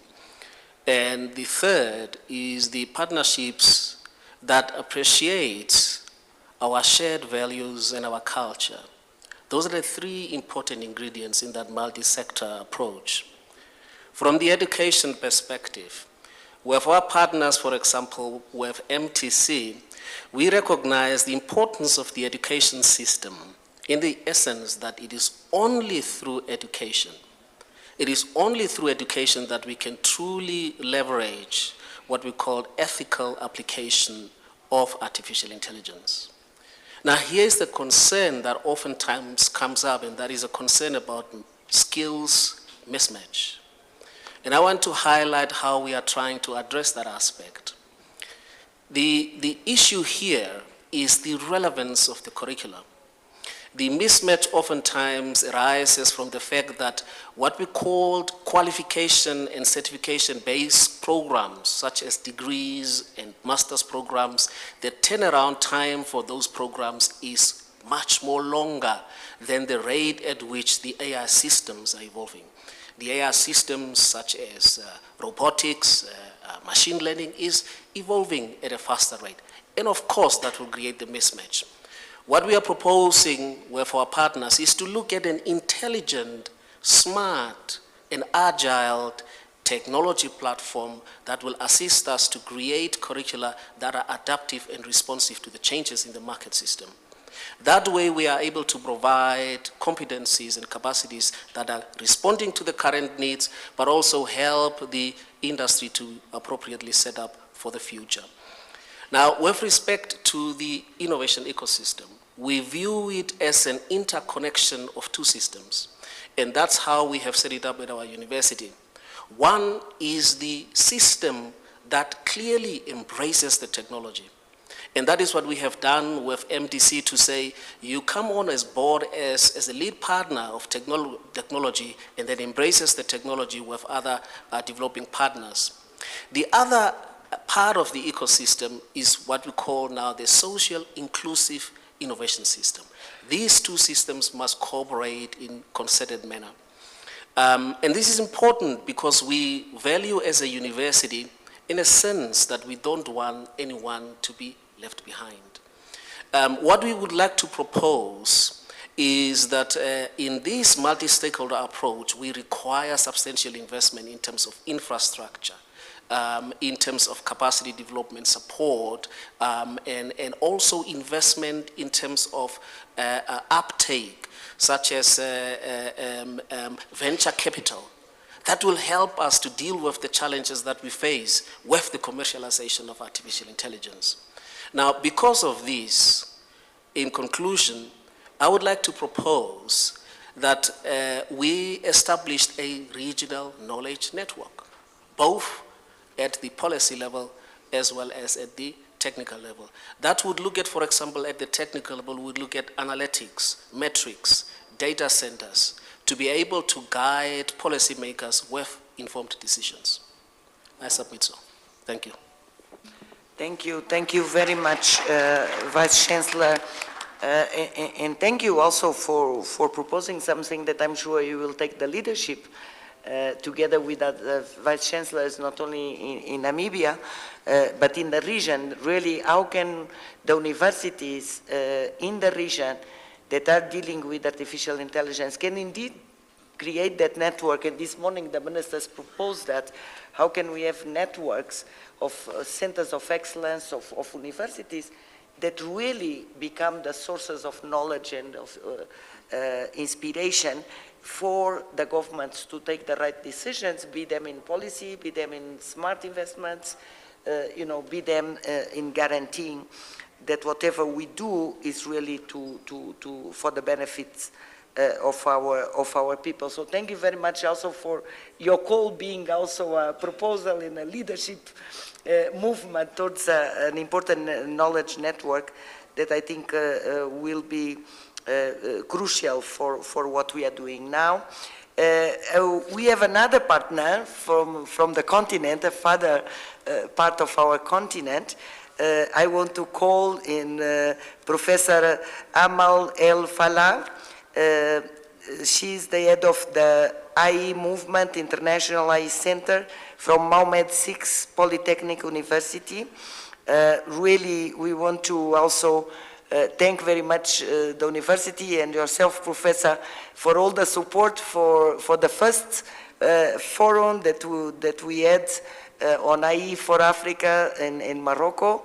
And really, thank you very much again for being with us and for supporting also SARFAI as a continuation of the discussions that we had in Benghazi. Professor, the floor is yours. Thank you very much. If you don't worry, I will speak French. I think you have the translation. We do have online. Translation. Yes, we do have translation. Thank you. Okay. So, thank you for, merci pour. Thank you very much for the invitation. I will present you the initiative or AI movement, which is an excellence center in Morocco, which is linked to the Polytechnic University. It is a center which is an articulation tool for the consolidation for different sections which are linked to AI and data science. The mission for this center is to make of Morocco artificial intelligence with true impact on the ecosystems at a strategic level, educative level, and industrial level. What we are busy looking for in this movement is a leverage to anticipate and to support transformation linked to AI and also data science. It is in that line that we are trying to establish a certain number of relations, partnership with different institutions, governments, and so on. What we are looking for in this movement is to bring up, effective solutions, resilient solutions. Our DNA is ethical. Intelligence, as my colleague has just said it, we need data, AI, and within this AI movement, we have acquired different personality in Africa, which is at a big rate. We have AI theoretically and practically on the ground about the water management, renewable energy, and certain. When we are talking about a partnership with stakeholders, we are interested in two companies which have a lot of impact in Morocco, for example. The company for phosphate, which specializes into fertilizers. Phosphate OCP is a player, an important industrial player in Morocco and at the level of African continent, because they deal with the main issue of food and agriculture.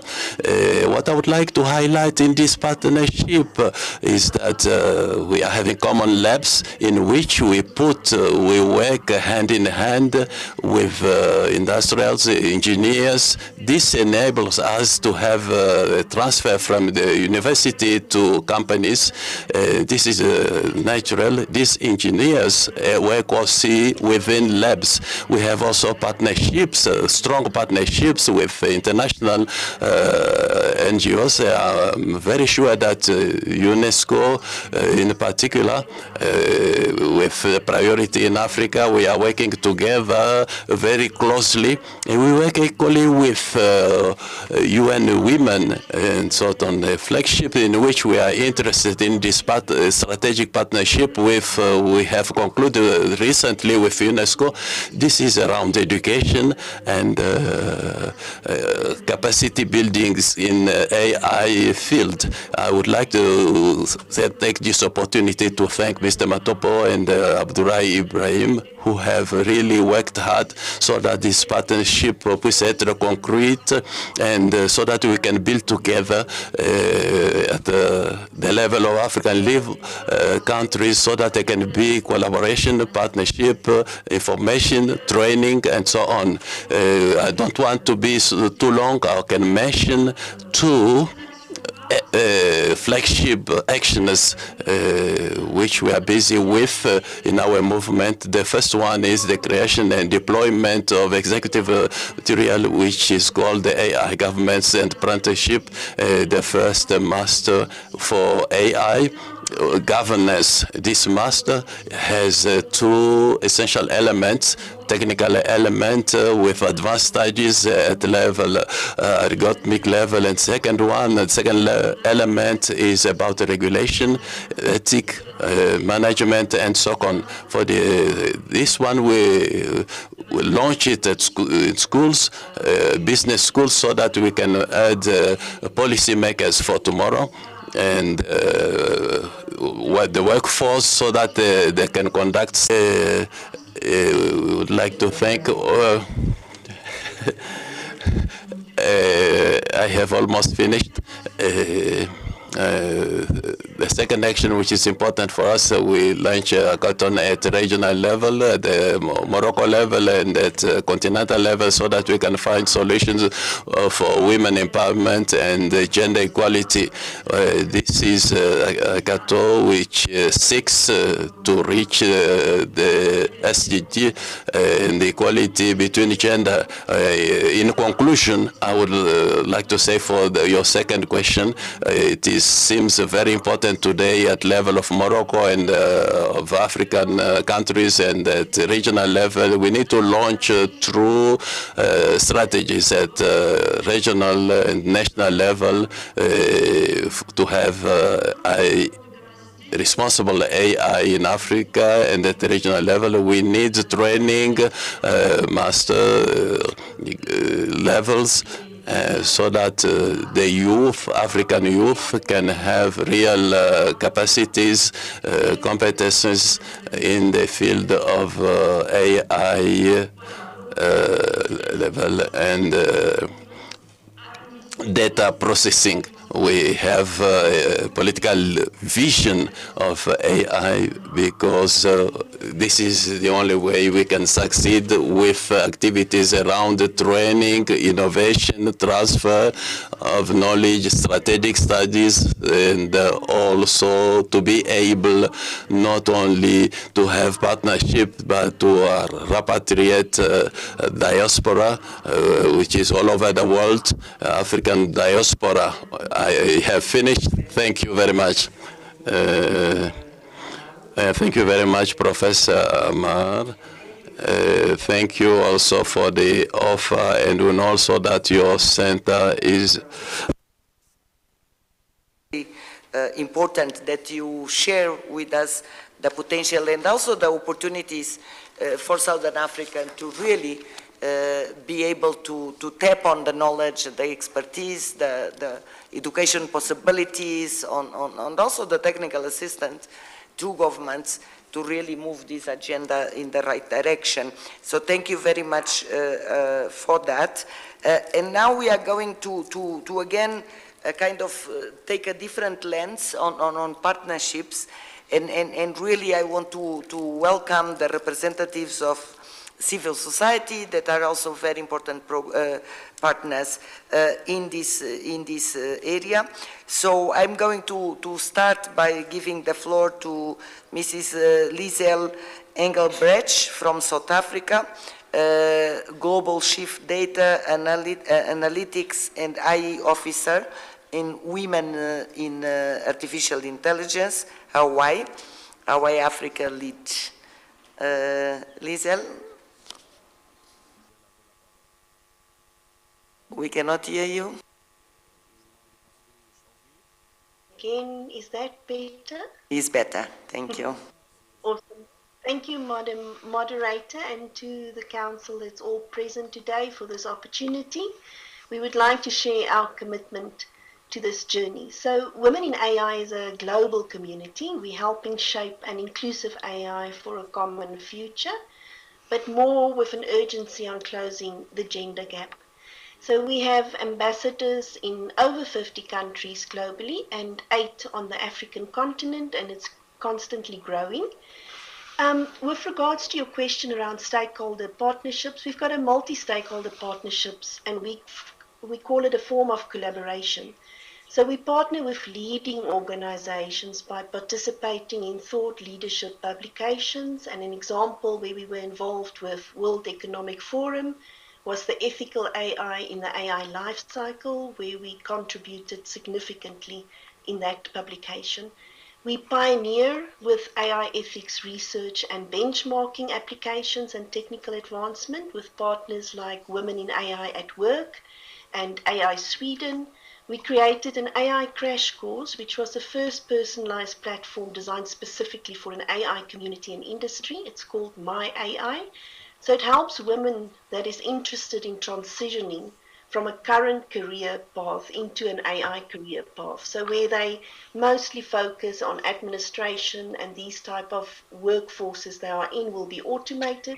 We're trying to create a platform for them to learn so that they don't have the fear of job losses coming for the future. We have specialized programs for responsible and ethical AI on a policy and guidance level, as well as a technical development level where we create certifications with strategic partners through our partnership prescription model. We also hold cognitive enterprise with diversity, inclusion, and ethical AI session with corporates where we engage on fireside discussions, roundtables, and sharing knowledge mainly with their engineering teams on how they should have a thinking around how they approach the development of AI solutions. Because we all know that humans are inherently biased.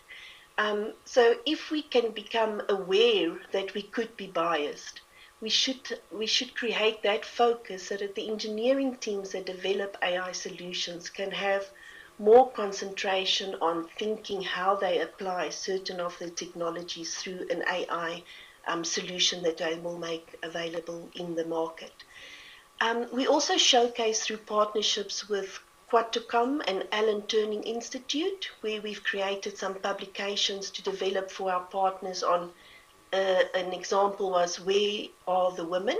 So that we can create more awareness on where the gaps in the women categories currently are. We know that there's only 25% of women in this industry, and we really want to focus on closing that gap for the future. So we also have multiple programs, events, educational verticals with partners ranging from schools, universities, industry corporates, and institutions to collaborate and educate the public, the members, the partners on topics of AI and the ethical development of these. We also partner with the forgotten communities, especially in South Africa, that's differently abled, that's visually impaired, like with the South African Blind Society, the gang and drug-ridden communities. We really want to focus and see how we can create opportunities for the forgotten communities. We also create capacity building hubs in the forgotten areas like Mitchell Plains and Westbury. So we're really focusing quite hard on fostering partnerships with multiple type of communities, the corporates, schools and universities, and we really feel through that we will create an inclusive solution for the future. And on your last question, I think what we should try and focus on is creating, excuse me, Madam Moderator, I've got a bit of a flu at the moment, that we must create a constructive and healthy exchange between AI researchers, technologists, government and private industry and policymakers, so that we can make sure that we create a sustainable, ethical and inclusive AI solutions for the future. Thank you for your time. Thank you, and thank you for talking even when your voice is not as strong. Thank you very much, Lizal. And I'm going now to pass to Mr. Douglas Mebiando from Cameroon, President of 10,000 Coders. I don't know, Mr. Douglas Mebiando, are you online? Well, I don't see him coming in, so I'm passing to the next one and then we come back and see if we can connect with him. So it's my pleasure to give now the floor to Mrs. Kate Arthur from Canada, Director from Digital Momentum. Kate? Thank you so much, and good afternoon, Honourable Ministers and guests. You can hear me okay, I think. We're a Canadian-based organization, and we deliver high-quality, free, accessible educational content with an expertise on AI education. And we're able to deliver on-the-ground, hands-on learning to hundreds of thousands of youth each year, and we do this because of the partnerships that we have in academia, industry, and government. So stressing really multi-partnership, and it's great to see that here. We each bring an expertise. Our expertise is being agile, knowing where industry skills are going, teaching relevant educational content, and listening to the community needs. And the strategy is key. In Canada, there is a digital strategy and a pan-Canadian AI strategy, and this has guided many of us in this AI ecosystem to work together. The partnerships need to be diverse and inclusive and ensure accountability from those who are developing and deploying the technology. AI technology, the coding algorithm, neural networks are universal. Share, learn, borrow from those who are building and using this educational content, who are delivering it, but the context, those who are building it, using it, is local. So it's important for us all to distinguish those differences. And Canada, we're a huge country with many different communities and languages, as many of you are here familiar with. A multi-stakeholder group should include experts in philosophy, ethics, technology, humanities, history. We're really in this industrial revolution that's shifting and disrupting society. We need to bring in voices from Indigenous communities, underrepresented and underserved, because they're the ones who are really the most vulnerable to the impacts of AI. Our organization, we're able to partner with different departments in government, not just education, but innovation, families, to inform policy decisions on the needs of communities, education for our youth. We're able to focus on industry for funding and to understand future skills, with education systems on delivering culturally responsive curriculum adapted education, and with academia on research and best practices, with public citizens through public awareness campaigns and roundtable discussions, and importantly with NGOs and partners like UNESCO. Through our partnership with UNESCO, we promote Digital 2030. This is around the SDGs and aligning education around AI, algorithms, and data literacy, particularly for our youth. We're also in the early stages of creating an international AI and education coalition with a number of other international educational organizations who offer free, research-based, open source, inclusive, multi-language digital skills education. I'm available as a call out if any of these are of interest. This is all free and accessible, and we've got learnings to share, not just in our own communities, but globally too. But my most important point, I think, to share with you all is I highly recommend that youth are given a voice and are included at all stages of the development of our AI policies and are educated. And engaged and educated youth is key to creating long-term and sustainable ethical AI, ensuring that those who are using the technology are also reflected in those who develop the technology. Thank you. Thank you very much, Kate, and really thank you. Sorry, we were supposed to really share you, but really thank you very much, because I think you touched on an important point. The voice of youth when we are discussing policy, when we are developing mechanisms and regulatory frameworks, and I think that what you are doing also links quite well with what we hear from CodeMao and a little bit also on the partnership industry, university, and also with GIZ. How can we really continue to build the critical mass from very early age, so that we have a knowledge society that can really be active, an active and responsible citizen in today's world. And I think that's quite an important skill to build. And so thank you very much also for partnering with us. And definitely, I'm sure we are very interested in knowing more about the platforms that you were talking about and how can we really have access to some of those learning skills.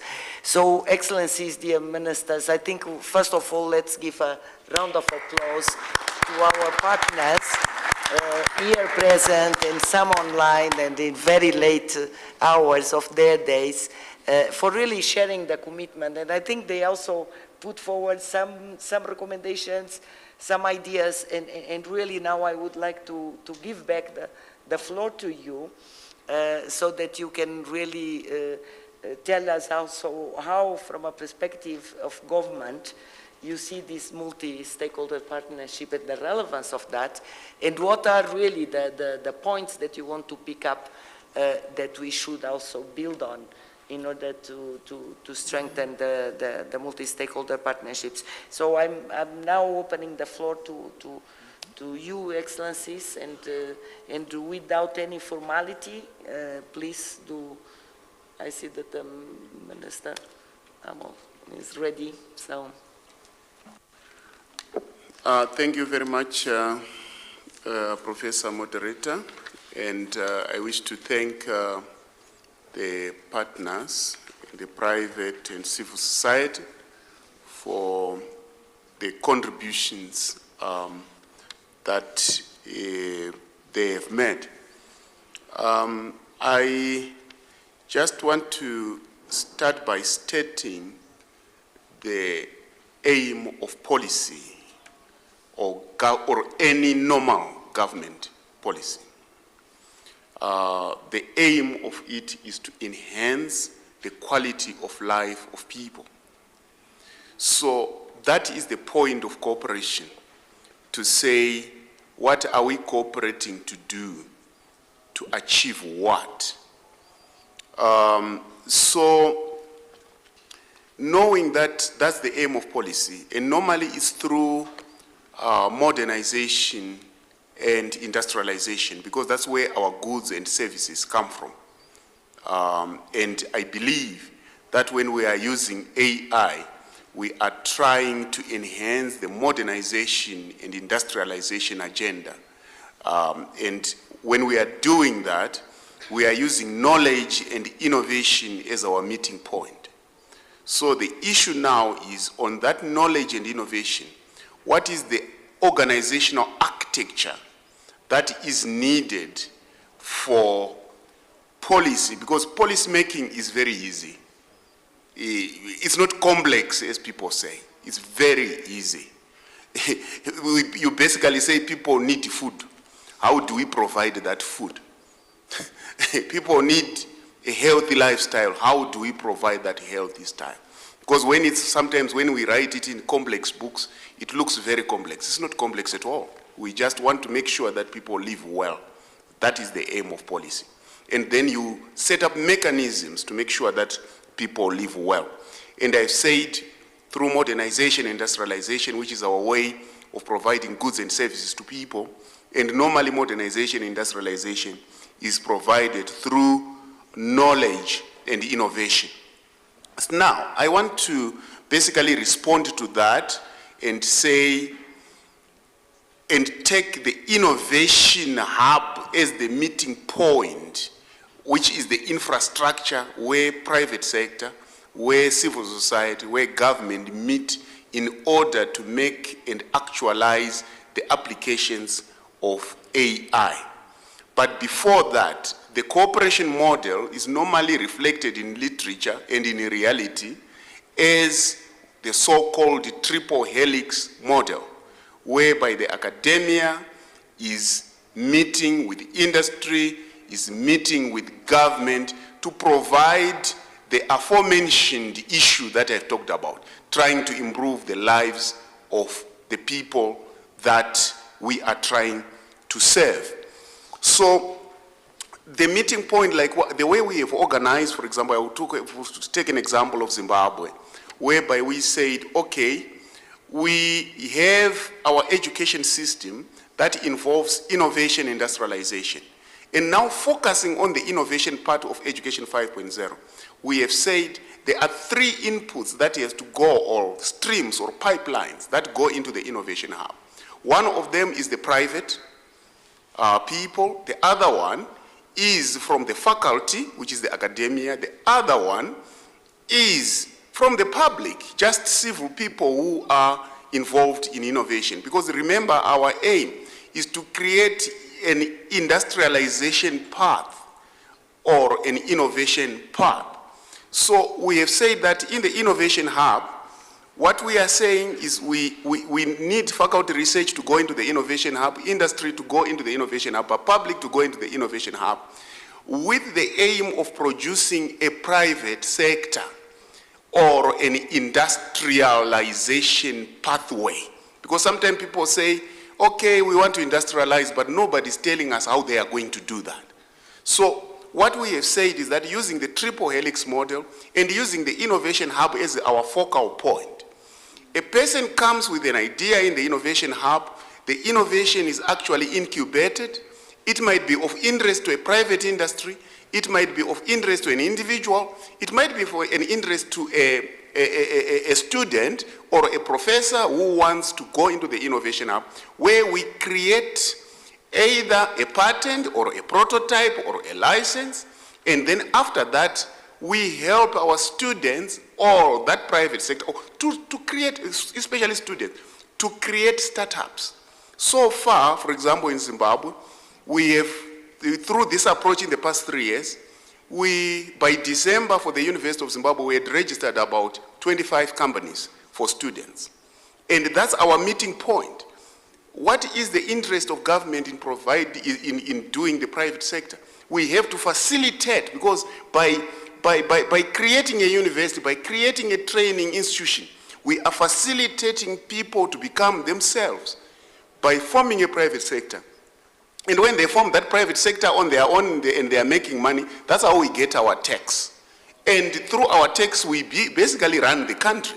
So I hope I'm being very clear in terms of where is the meeting point. If our meeting point is to try and improve the lives of people, therefore we don't have any conflict, we should be able to facilitate rules and laws that make sure that we are trying to make, because nobody wants a poor world, because it's a poor market. You can't market in a poor world. So we are trying to make people become wealthy by creating a private sector. What have we done? I just want to give you a few examples, and I want to go, the reflection to go to the Innovation Hub, just to show, as I said, we create Innovation Hub, and there is one thing that we did. For example, we created a national fuel management system. This involved the private sector who are managing the fuel, the government which is interested in making sure that that fuel goes to the people that are intended for the fuel, and an institution, in this case is our Institute of Technology, which then developed a fuel management system to manage fuel in the private sector for the interest of making sure there is a stable fuel supply for industry and for government.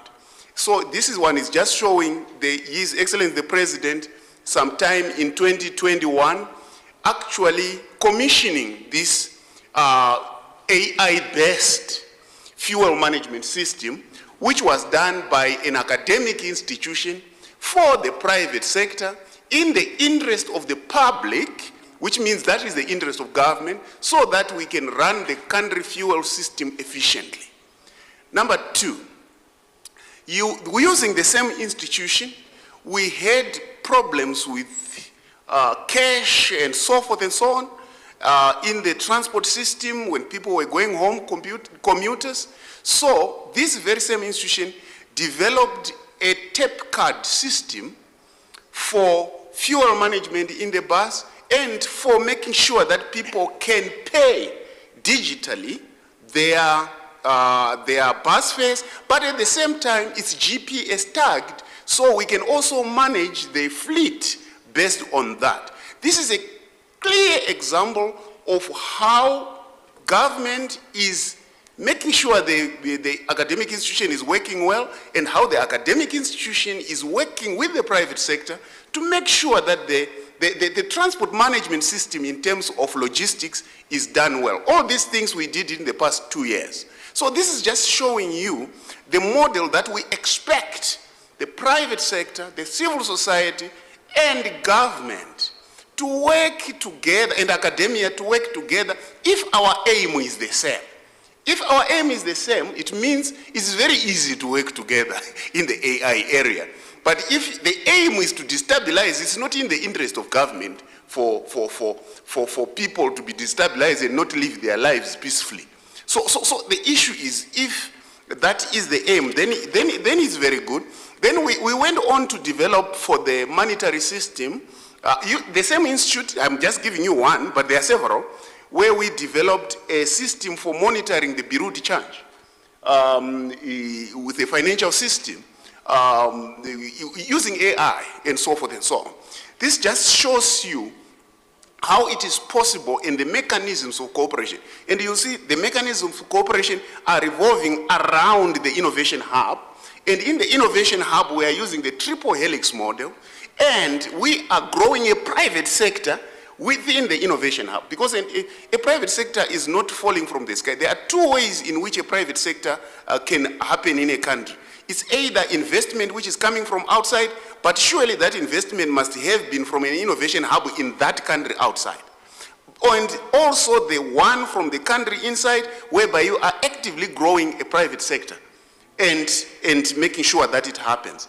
And the policy that we pursued is a smart Zimbabwe policy, where we are in the process of, through PPPs, we are doing the e-government system. Like you would find out, the passport system that we are using, the ID system, is now completely automated, and this is being done by a private company and with the supervision of government. So this is, and it's based on AI again. So these are the issues that we really want to talk about. So we have a deliberate policy. If you can go to the last slide again, and I conclude my point. I mean the multimedia people. I just want the last slide on the innovation system so that we complete. So what we are saying is that we have a deliberate innovation industrialization strategy for growing a new private sector based on startups that are deliberately nurtured in our innovation hubs. Government is paying for all these startups, but our interest is not in owning those companies, it's to let them go, because when they are out there, we get the tax from them. They don't need to be parastatals. We get the tax from them, and it's our interest. That's why we pay for education. We pay for education so that people become free and they're private, and then we get the tax, and that's how we grow the economy. So we have a very clear strategy that we have formed in the past 4 years, which is a mechanism of cooperation. We have what we call the faculty pipeline, we have got the private industry pipeline, we have got the public pipeline, where a good person can come in and we can work. And so far, some of our startups that are worth mentioning at this moment, there is a student who has formed a company, we have registered it, for monitoring the electricity grid from scratch, for faults and so forth and so on. There is also a student who has been working on a smart blind stick, and the World Organization for the Blind are actually now interested in this innovation. That's how we then bring the civil society to make sure that this smart blind stick that is based on the Internet of Things, when a person is moving, linked to GPS, it can tell you there's water in front and it has got props all over the place. These are the things that we are proposing in the way of cooperation that we are proposing. And of course, when I'm talking like this, some of these things seem very theoretical, but welcome to Zimbabwe. Thank you. Thank you. Thank you very much, Honorable Minister. And you will have beautiful Zimbabwe. Indeed, it's a wonderful country to live and to visit. Honorable Minister, would you like to intervene, or I know that we have a pipeline. If you want to be the last one, then maybe I can move to Deputy Minister from Malawi, and then maybe Minister from Botswana. And thank you very much, Madam Moderator, and let me appreciate all the speakers this afternoon and all the important issues that have been brought forward and all the recommendations. I will quickly speak on the three things. Just to give out the opportunities that are there for Malawi in the issues of partnership because of what we're already doing. The first one is that we are redesigning the curriculum for education to include requisite skills for the fourth industrial revolution where AI is coming in. And I think for a long time we've been producing graduates and scholars who have added to issues of unemployment. And it's time now that we stop and start producing those that are going to bring the solutions, those that are going to create employment.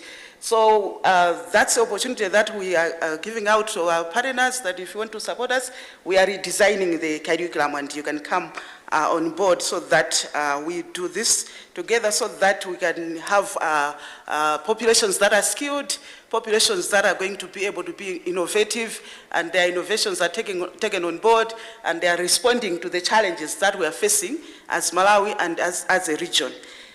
Secondly, the issue of policy. I would like to thank the Honorable Minister who reminded us what policy is all about, that it's about enhancing the quality of life of the people. So in Malawi, we are also developing the policy on science, technology, and innovation, and we would like this to be ready by next year, and therefore we want AI issues to be substantially addressed in the policy. So that's another area that we would want partners to come in so that as we're developing this policy, these issues can be taken on board. Thirdly, on the issue of PPP, in Malawi we already have a national STI technical working group, which includes policymakers, academia, researchers, private sector, civil society, and they are already meeting, and in their meeting they had prioritized the three issues that we need to respond to as a nation, and these are issues of energy, agriculture, education, and digitalization. And therefore, these issues are fundamental to be satisfying, to satisfy the needs that the Malawian population have. So if AI is localized to attend to these themes, then we would say yes, AI is relevant and it's bringing the right solutions. But if it doesn't, then we have a problem. Then we need to go back and see what is it that we need to do. But we would want that AI has to address these issues and bring those solutions so that the solutions, so that we see that the energy sector, the agriculture sector, the education sector is taking to be able to address to bring the solutions that we need as a country. And therefore, we request partnerships which can bring capacity and capabilities to respond to such issues.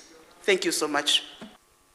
Thank you very much, Deputy Minister, and really we hear your call and really once again expressing UNESCO willingness to continue to work with your government and with the governments in Southern Africa in really building the policy networks, but also the capacity in these partnerships that we were talking about among the different stakeholders.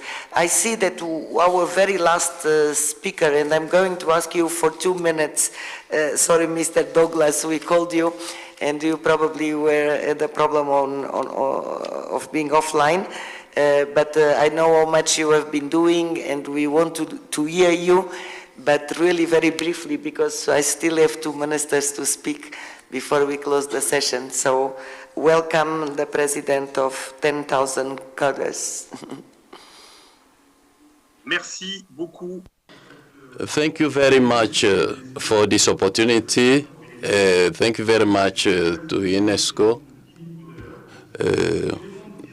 To answer directly to your question, the Association of the Code proposes to put in place a framework in order to deal with AI and discovery among the youth, the use of AI, and on the other hand, the jobs which are linked to AI. For this matter, we propose to implement professionals like myself, like you, who have experience, and every month we have a webinar about the skills, analysis, data, what is engineering data, hub data, in order to enable the youth to discover the world of data. AI is an opportunity in that regard, and we propose to discover the use of that. We have a decoder, we do it with AI, and we do it equally with digital technology. My proposal, therefore, is to put in the professionals from the continent who are willing to share so that they can work regularly with the youth, so that the youth can discover the digital world and the data world. This is concretely what we are proposing. And as professionals, we need to bridge the gaps for the youth and to share the data. I thank you. Thank you very much. Thank you very much for proposal, and I think this is what the change is also all about, how to mobilize our experts, but really to work with the young people to really open up this wonderful world of mathematics, modeling, artificial intelligence. What we are doing, Honorable Minister, in this forum with the hackathon and also with the robotics lab, exposing precisely our young people to these new technologies. But I do have two other ministers to intervene just to close this table. I also know our ADG Social Science is online. But Minister of Botswana, would you like to react to some of these interventions? And then we have our hosts, and then ADG Social Science. Thank you once again, Madam Moderator. Yes, I think what is very clear is that governments are fundamentally not going to be able to see to the effective implementation of AI solutions, particularly on their, if you were to think about it, on their own. And their role has been well articulated by my colleagues, particularly with respect to the aspect of policy formulation and the legal framework, and giving certainty, and I think this is, to me, the key thing, giving certainty to one of the most critical partner in the ecosystem, the private sector, to be able to develop and have certainty in terms of getting even monetizing and value out of what is being produced for the good of the citizens, as my colleague indicated. And the opportunities, as I have listened to the international, global, regional partners, has very much to deal with the aspect of helping governments, particularly with respect to the technical expertise and frameworks for developing these policy and legal frameworks, and that is most welcome. But I think also when I then when I listen to the private sector, they clearly have capabilities and capacities that are available to be tapped into develop real meaningful solutions for things. And if I might put it in a way that what are the priorities for Botswana, I want to highlight one very key aspect, one very key priority, which is our indigenous knowledge systems. Because I think there is a tremendous opportunity in this to both preserve them and to derive a tremendous amount of value, because those will connect very directly to citizens and will have real value add. And what I see is it becomes very necessary as well to, in the policy formulation, appreciate, and I think there was the point that was made, that there is the data, the infrastructure or the computer systems, and then you've got, of course, the talent itself, when I listened a little earlier. Now, this component of data and its ownership is very critical. And I think it's a unique partnership when we're building these AI systems, because I think the ownership of this data must also result in the rewards when value is created to the actual owners of the data. And that's what I'd like to emphasize as well. But thank you very much. The opportunities, I think, are abound when I listen to the presentations. Thank you very much, Minister. And I think you brought also this idea of certainty on the partnership and the trust, I would say, that has to be built as the partners work together, because is that what ensures precisely that we can put everything what we have to really grow together and to make a difference. And I think that's a wonderful way of also saying we are here ready to trust the partners and to give the space for the partners to trust us so that we can move. My dear Honorable Minister, co-host of this forum, I'm giving you the floor because I know that partnerships for you is also very center to what you do, to what you believe, and really very happy that you are going also to inspire us. Thank you, Madam Moderator. I think what I would like to start off stating is that artificial intelligence development and use is for a purpose. And I believe where we are as Namibia, we feel this purpose is probably fourfold. The first one has to do with knowledge creation. The second one is skills and competencies development. Then, of course, improving the quality of service delivery. And finally, the quality of the citizenry. Now, in all these areas, there is no country or structure of any government that can achieve all this solely. It has to be within some kind of diverse partnerships. I believe also that AI development and use is shaped, sharpened, and refined by both intense explorations and application. Now, intense applications in our country do take place at our institutions of higher learning through research and other national bodies that are put together to do research. But also as a government, we have our National Commission for Research, Science and Technology, whose work is basically to coordinate research in the entire country.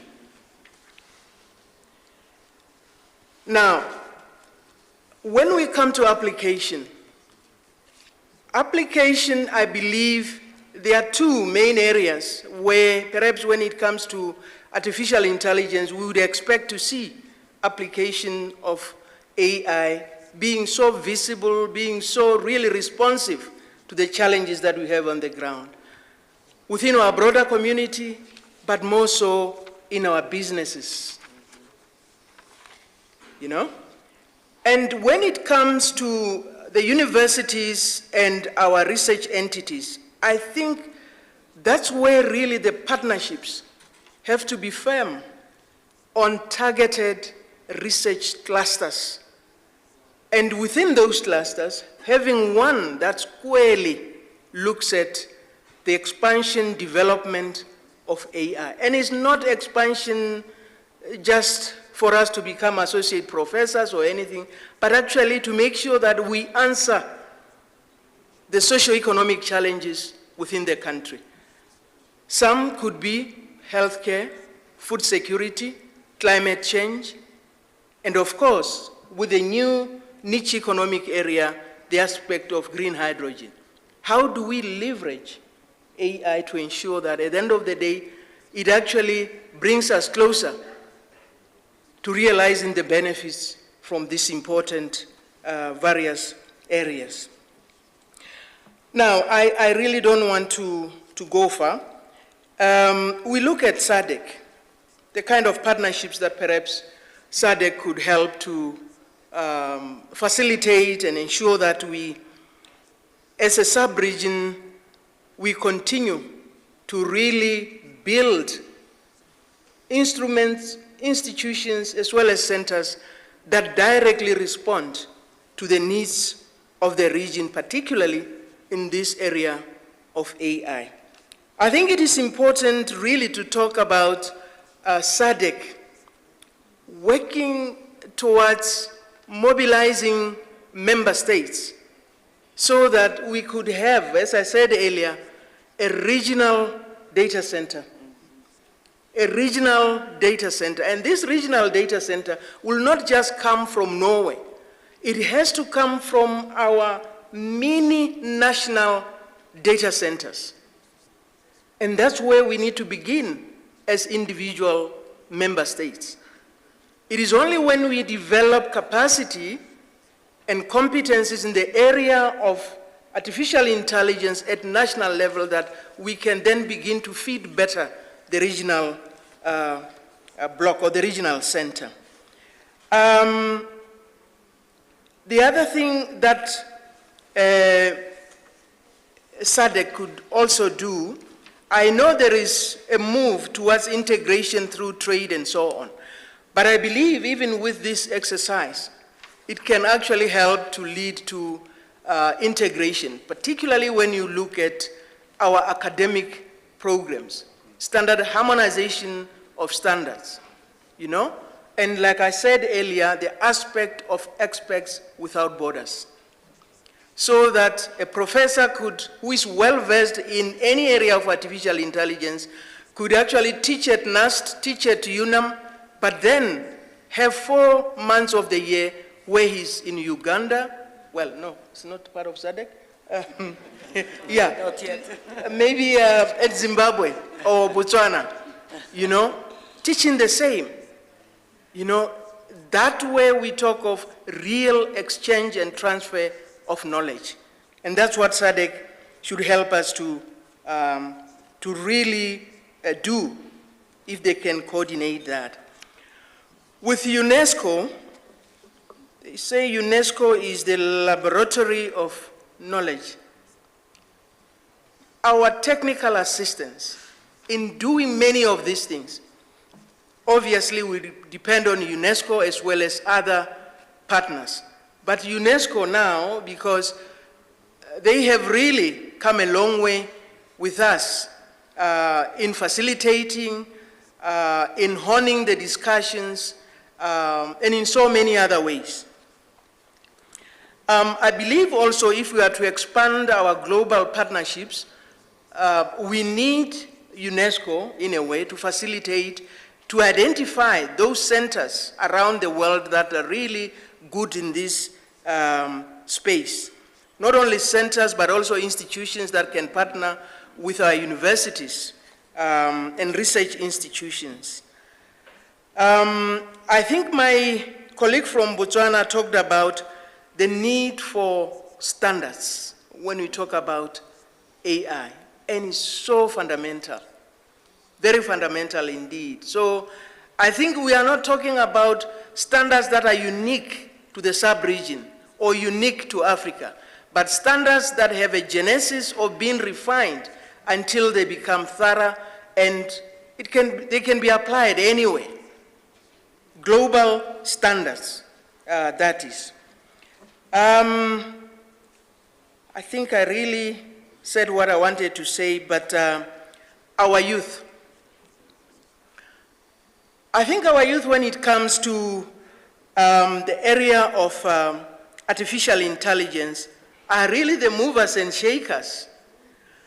They are the greatest population in our respective countries that actually utilize AI most of the time. And these are the innovators. Some of them accidentally, they innovate things that they need to be identified and developed further. But many of them actually lose out because we don't get to them in time, or even if we do, funding is forever dwindling. So we need to have maybe some kind of a regional program that looks at identification of talent in this space and developing such talent. And this is something that I would like to put to UNESCO. I know there are leadership, I don't know what you call them, but maybe perhaps there has to be something specifically on artificial intelligence that probably could start, you know, at SADC level, because I know we have the, what do we call it? SADC protocol on education, science, and innovation. Something that really depicts the fact that as a region, we are serious about ensuring that in as much as we continue to perfect our frameworks in terms of policies, our legal systems, but at least we begin to already position our youth to be able to become immediate actors in this space, particularly those that are inclined to really learn fast and do things. Thank you. Thank you very much. Thank you very much, Honorable Minister. And also thank you for the trust in UNESCO, and I think I can say also the trust in the Secretariat of SADC. We are here in the table and really ready to continue the support in these areas that many of you highlight, but that you you make it very concise and very clear where we should advance.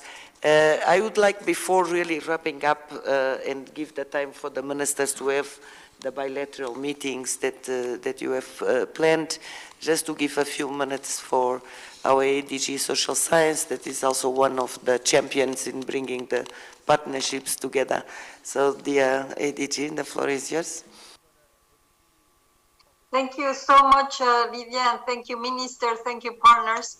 I remember that we started this forum saying that artificial intelligence is pervasive, and I think this is how we capture what has been happening the last days, with all the panels, with the hackathon, with the presentation of different products, with very concrete applications, and with this very wonderful panel.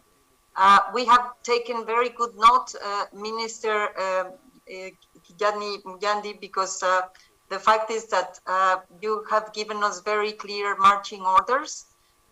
We are clear in the sense that Africa doesn't want to be only a taker of the technologies, but a shaper.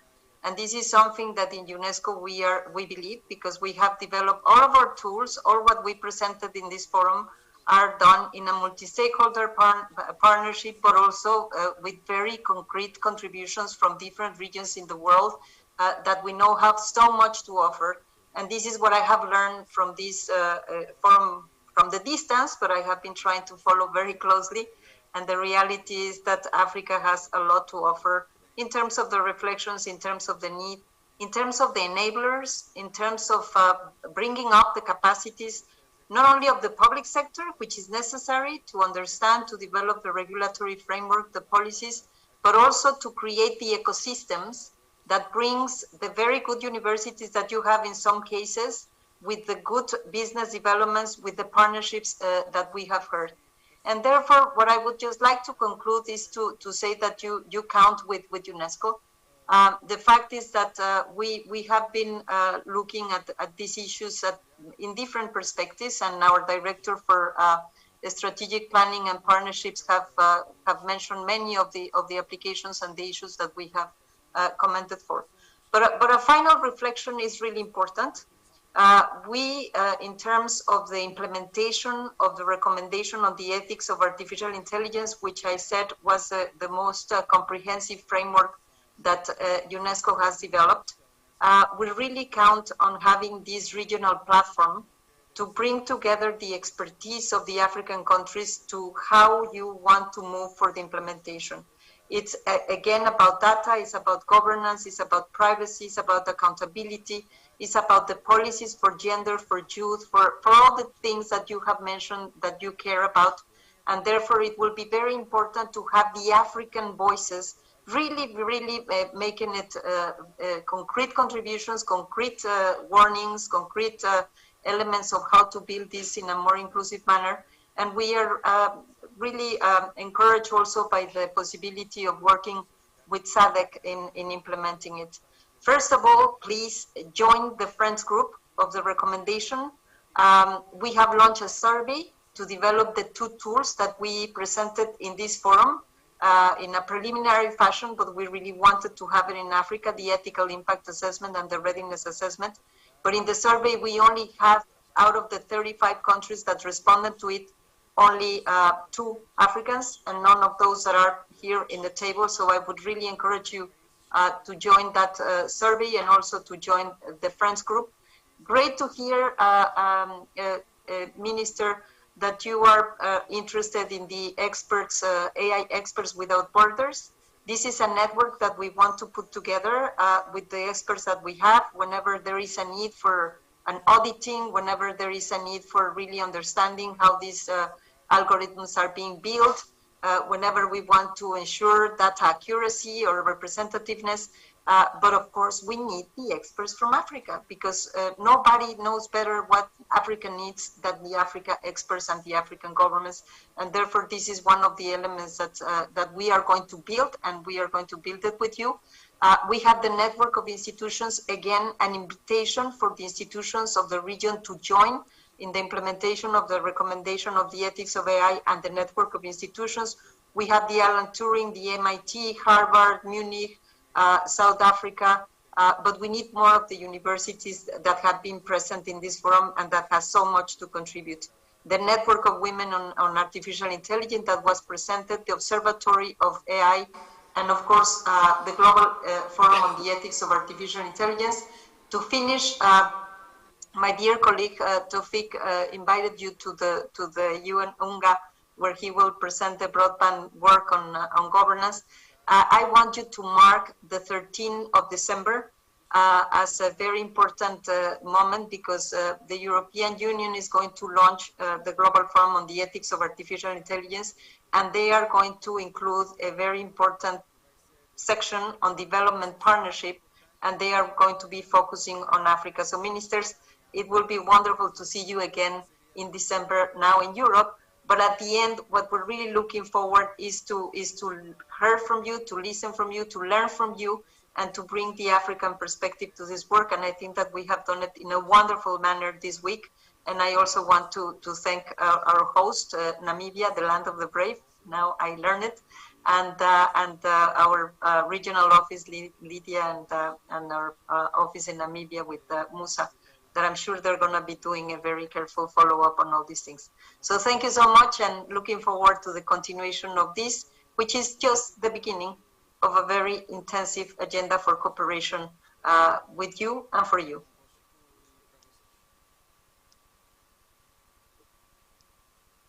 We have had you with us throughout the days on distance, but present not only in the screen, but also with the heart and the mind fully activated to be part of the debates. We really have come to an end. Ministers, I know you still have a busy agenda before we close in the last session at 5 p.m. But really, first of all, I want to recognize all of you honorable ministers and deputy ministers and the partners that are with us. So a round of applause, I think, for these important sessions. We are now working and trying to include the debate and the proposals that also came through this second roundtable into the outcome document, so that it will be reflected, some of the issues that were mentioned here, and also what kind of partnership already exists and how can we build it or strengthen it to make it even stronger. It has been an honor to moderate these two panels. I really want to thank again the ministers and the delegations that came really to be part of this debate. A particular word of thanks to you, Minister, to your team, to your government, to the people of Namibia. It's a lot of effort to bring high-level representatives and so much people to really reflect on these important subjects.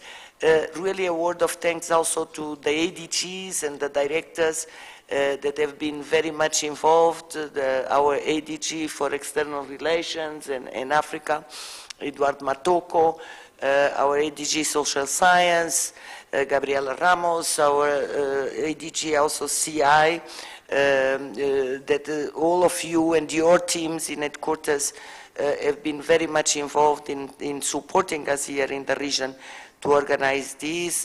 Also, Jean-Yves, really thank you very much for also the support from you and your team in the vision how to advance partnerships in this important area. Of course, my team in Rosa and the team in Windhoek office. We are here in the terrain, so we do the day-to-day consultation and collaboration with the host country.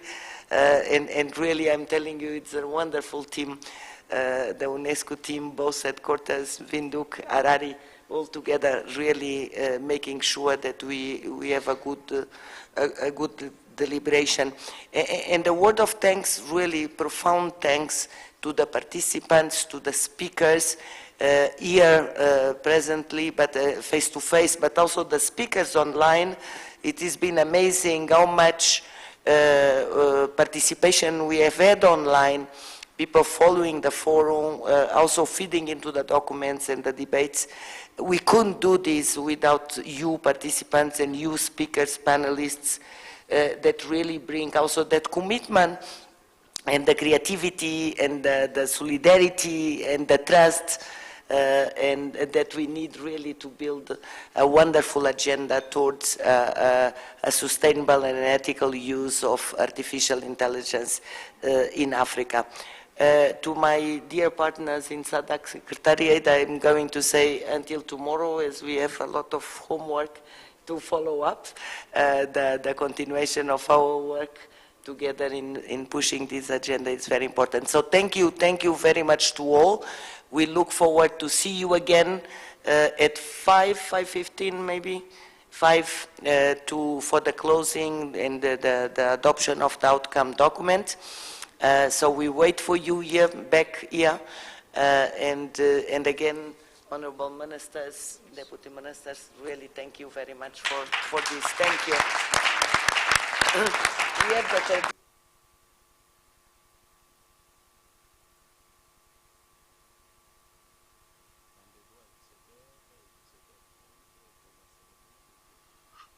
Cheers, everyone. Thank you. Bye-bye. Bye-bye. Bye.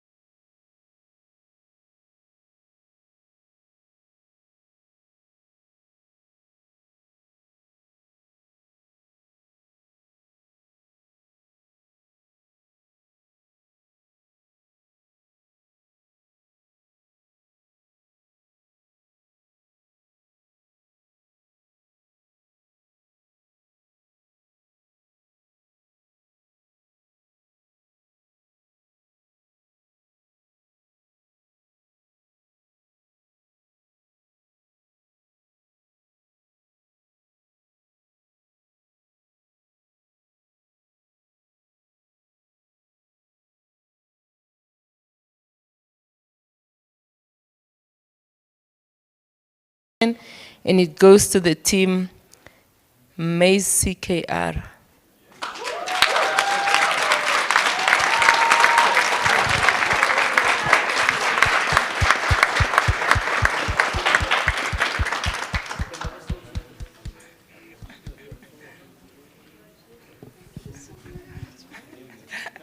Shake that.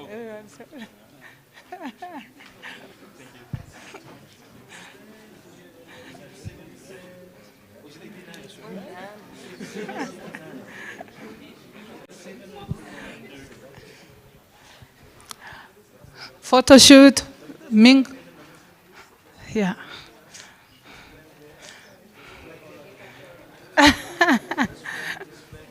You are tall. Can you go at the back? Yes. MTC. Yeah.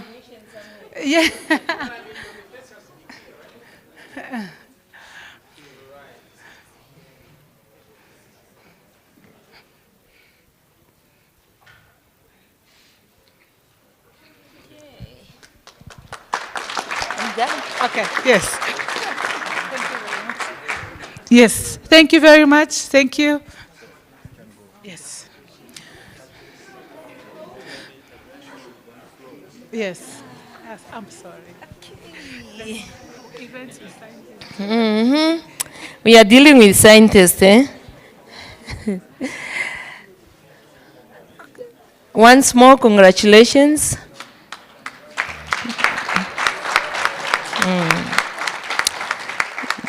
I think now I've sharpened my skills, I'm going to pitch, eh?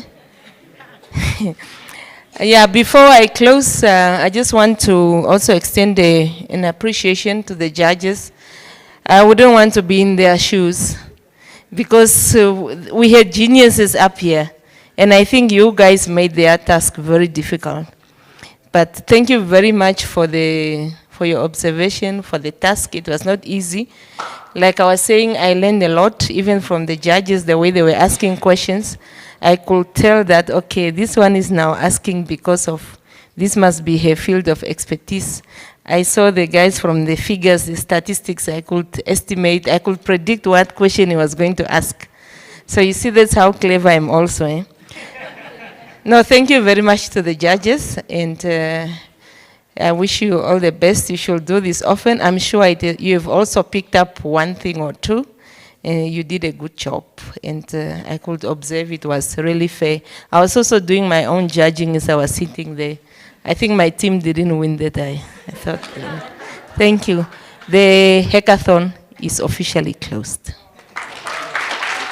Thank you very much. We take a photo shoot of them. Come. Oh, we don't need to take a photo. We just give it. We cannot boomerang. Thank you so much. Thank you. Thank you very much. Thank you very much. Asante sana. Means thank you. Yes, karibu. Karibu. You are welcome. Thank you. You are welcome. Thank you very much. Thank you for the experience.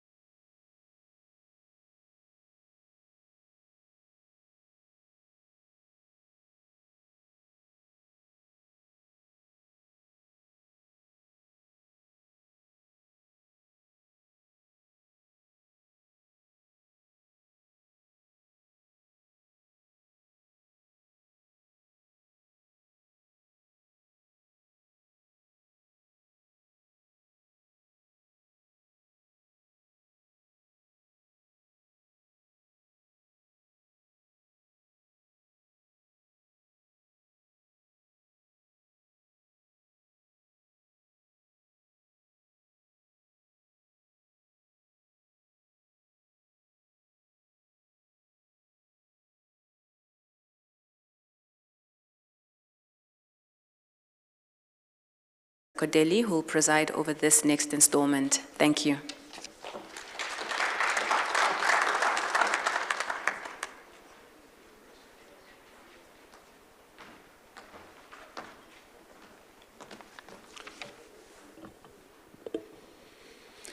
Honorable Ministers, distinguished delegates, ladies and gentlemen.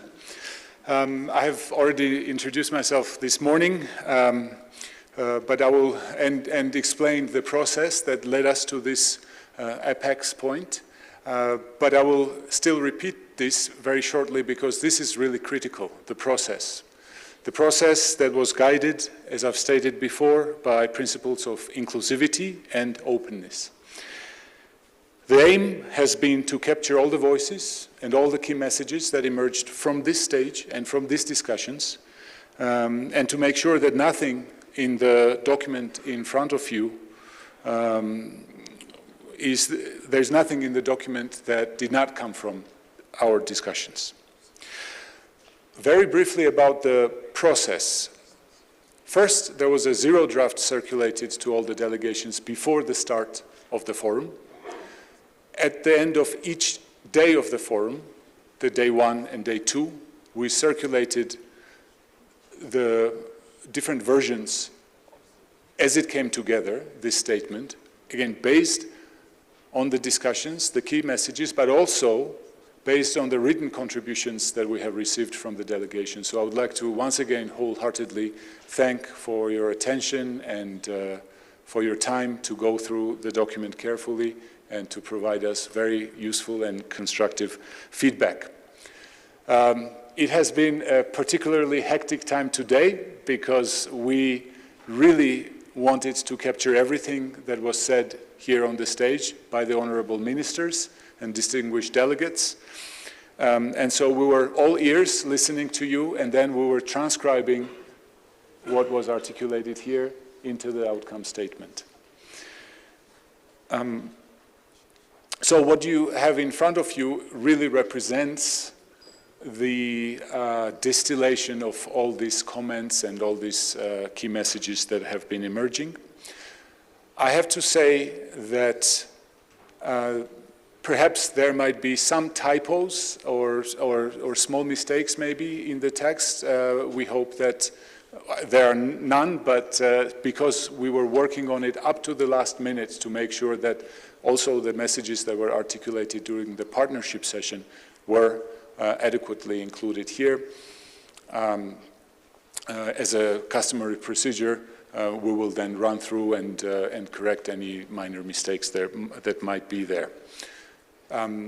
So in terms of the process here, I will give the floor to Ms. Ngurare, the acting CEO, who will read the statement out. I believe that all the delegations have the printed versions of the final statement in front of them. After the statement is read out, the floor will go back to the ministers for the approval of the statement. Thank you very much.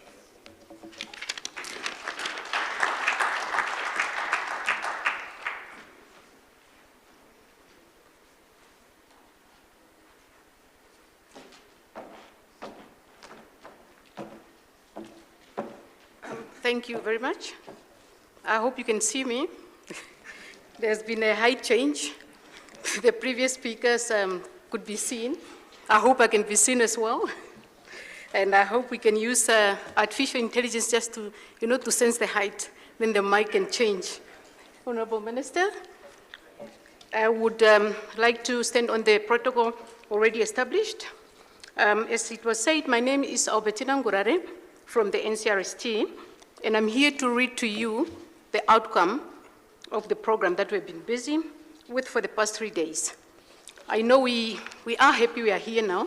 The 3 days are over almost, but the ministers will just have to approve the statements as per our discussion in the consultation that took place. So please bear with me.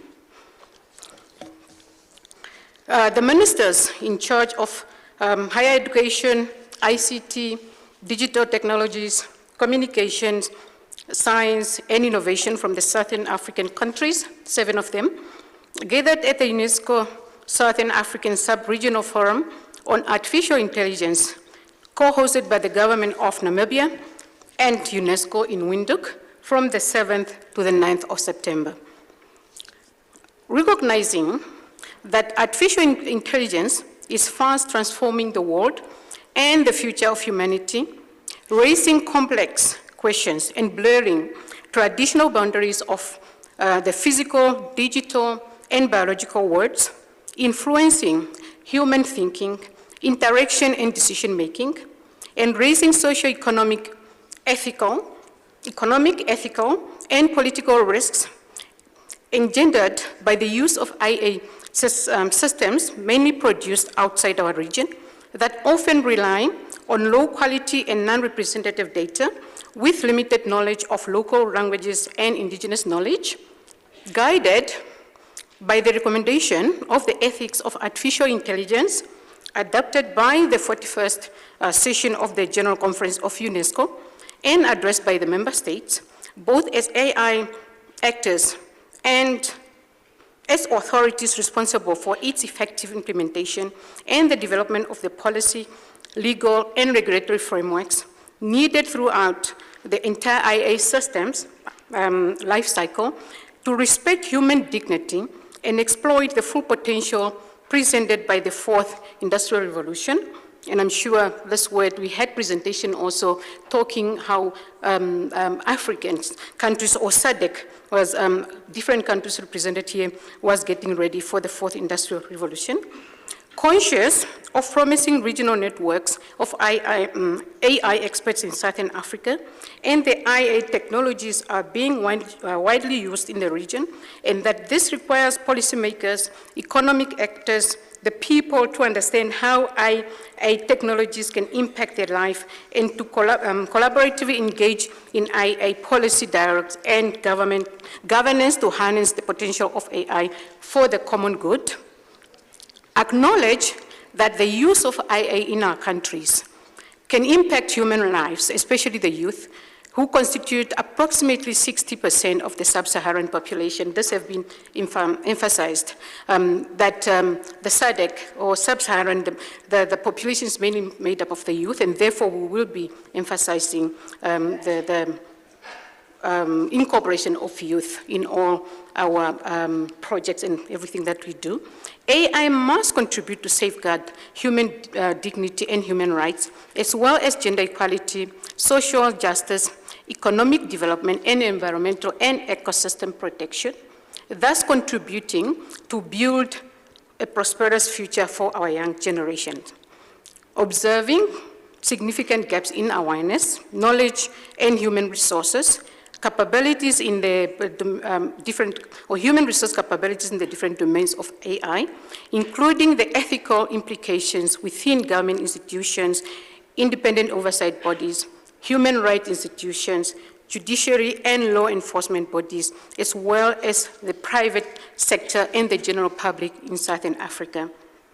Recognizing the existence of gender bias in artificial intelligence and its profound impact on the lives of women and girls, linked to the low numbers of women in AI and emerging technologies-related research, development and innovation, and gender bias in data, and its impact on the whole of society.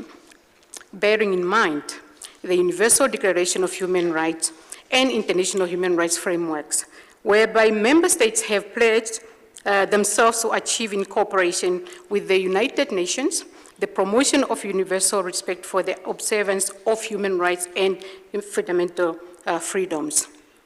Affirming the UNESCO operational strategy, let me just take this off, it's really getting on my way. Affirming UNESCO operational strategy for Priority Africa with a flagship program on harnessing new and emerging technologies for sustainable development in Africa, including through the implementation on the recommendation of the ethics of AI, and taking note of the finding of the UNESCO's Artificial Intelligence Needs Assessment Survey in Africa, and of the UNESCO landscape study of the AI policies and use in Southern Africa that indicates that the need to strengthen AI governance, and capacities, and to invest more efforts in AI education, research, and training. Honorable Minister, ladies and gentlemen, taking into account the SADC Protocol on Science, Technology, and Innovation, as well as the decision of the joint meeting of SADC Ministers of Education and Training in Science Technology, which recently took place in Lilongwe, Malawi, to review its implementation to align with the new policy environment related to STI, supporting the SADC Industrialization Strategy and Roadmap and the SADC Regional Indicative Strategic Development Plan 2020 to 2030, which calls for mobilizing financial resources for industrial revolution and substantial higher investment infrastructure, upgrading and diversifying the capital stock and the provision of the high technology skills necessary in modern industry through science, technology, and innovation. I think this statement has been re-emphasized during the past 3 days. And I think just logic that we have to keep emphasizing, highlighting some regional frameworks such as model laws on data protection, cybercrime, e-commerce, transactions, as well as SADC cyber infrastructure framework, a strong and useful guiding legal framework that are relevant to the current and future legislation on AI, emphasizing the effective use of AI in disaster risk reduction and resilience building in supporting both national, regional strategies and the action plans in the area of climate change, green, blue, and circular economics, which will require investment in infrastructure, credible data collection, support of open science, international cooperation, integration of indigenous language knowledge, and citizen science into AI development and deployment. Congratulate Southern African countries that have proactively put in place to relevant national advisory task force and committee to ascertain their positioning in the fourth industrial revolution. I previously alluded to that. Reaffirming the outcome statement of the UNESCO Forum on Artificial Intelligence in Africa, held in Morocco, that calls for the organization of sub-regional forums in Africa to facilitate exchange, elaborations of strategic frameworks and action plans in view of an AI strategy for Africa and the draft SADC digital transformation strategy. Express our gratitude to government of Namibia and UNESCO for the organization of the Southern Africa Sub-Regional Forum on AI to facilitate both technical and policy dialogues on AI for hosting the UNESCO World Press Freedom Day International Conference 2021, which adopted the Windhoek 30+ Declaration and the African Ministers of ICT Forum, which discussed the need for multi-stakeholders approaches to AI governance and the need for transparency and accountability of digital technology and internet companies, and recommending the statement to advance standard-setting initiatives, foster cooperation and exchange of expertise involving all AI stakeholders, as well as strengthening cooperation between Southern African countries and UNESCO, as foreseen through SADC UNESCO Joint Plan of Action 2022 to 2025, including through the establishment of a Southern African coordination mechanism for the implementation of the UNESCO recommendation on the ethics of AI. Honorable Minister, ladies and gentlemen, therefore, I'll be reading the recommendations on the themes. And please note the themes are not ranked in any orders of preference, but just as it was discussed at this forum.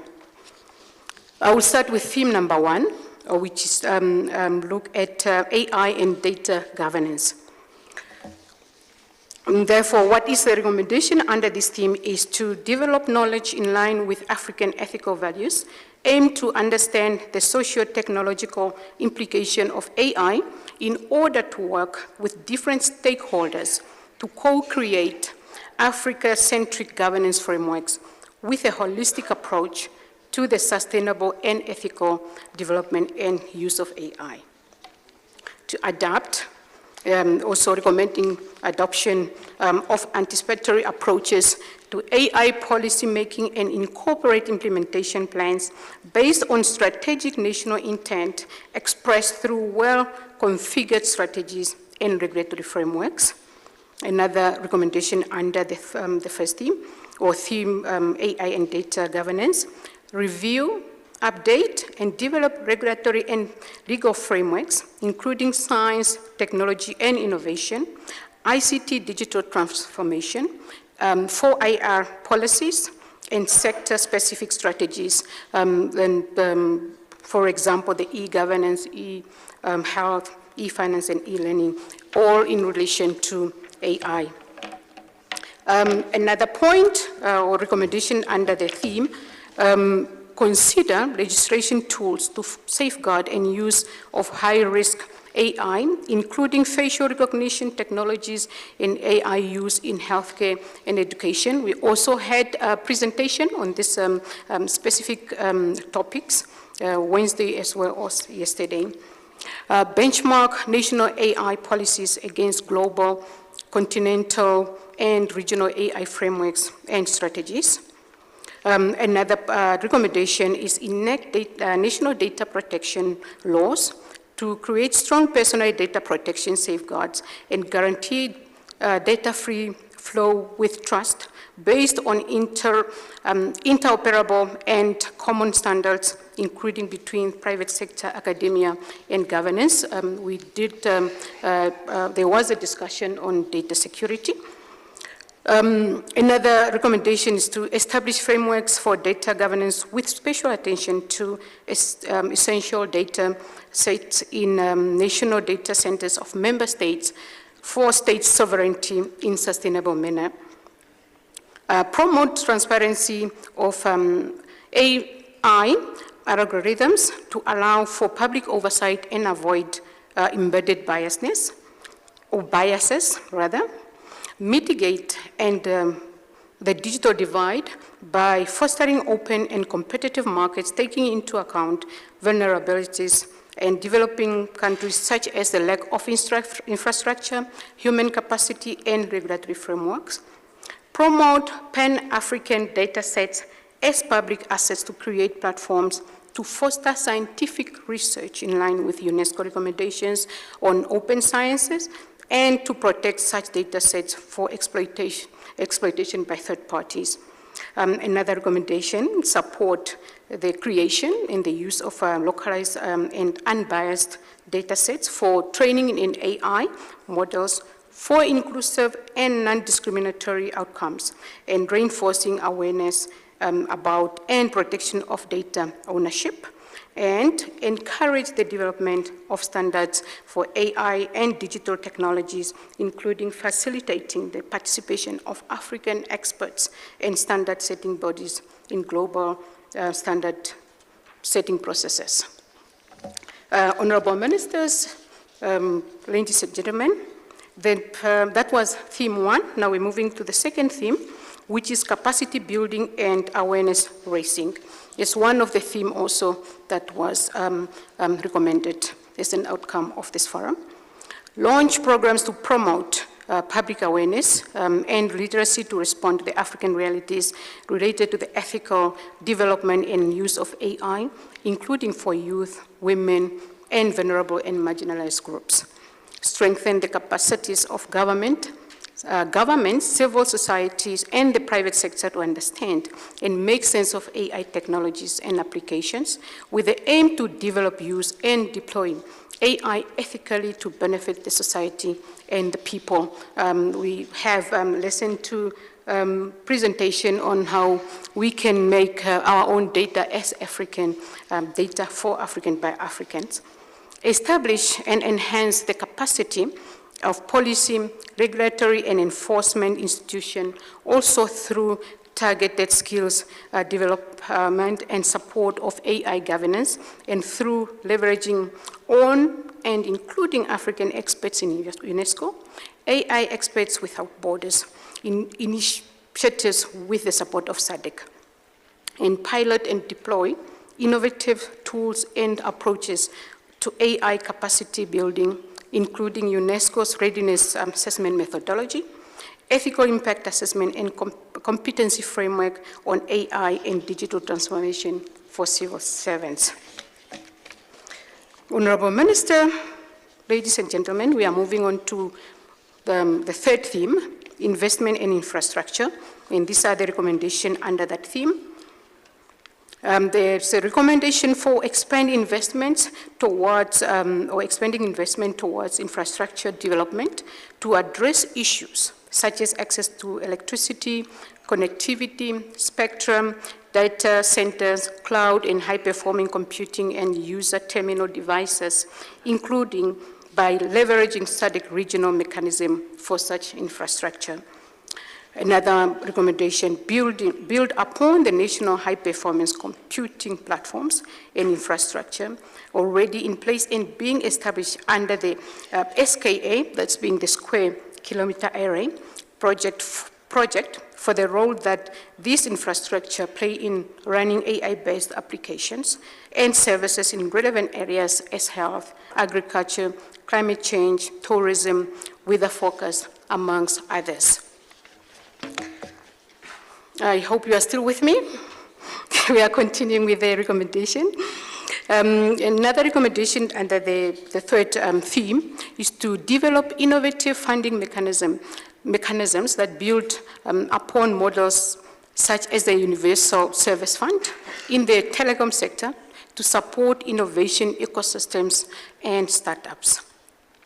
Another recommendation, establish ICT innovation and technology hubs in rural and economic disadvantaged areas aimed at facilitating access, use, development, and deployment of digital technologies, including AI, in supporting the creation of smart communities.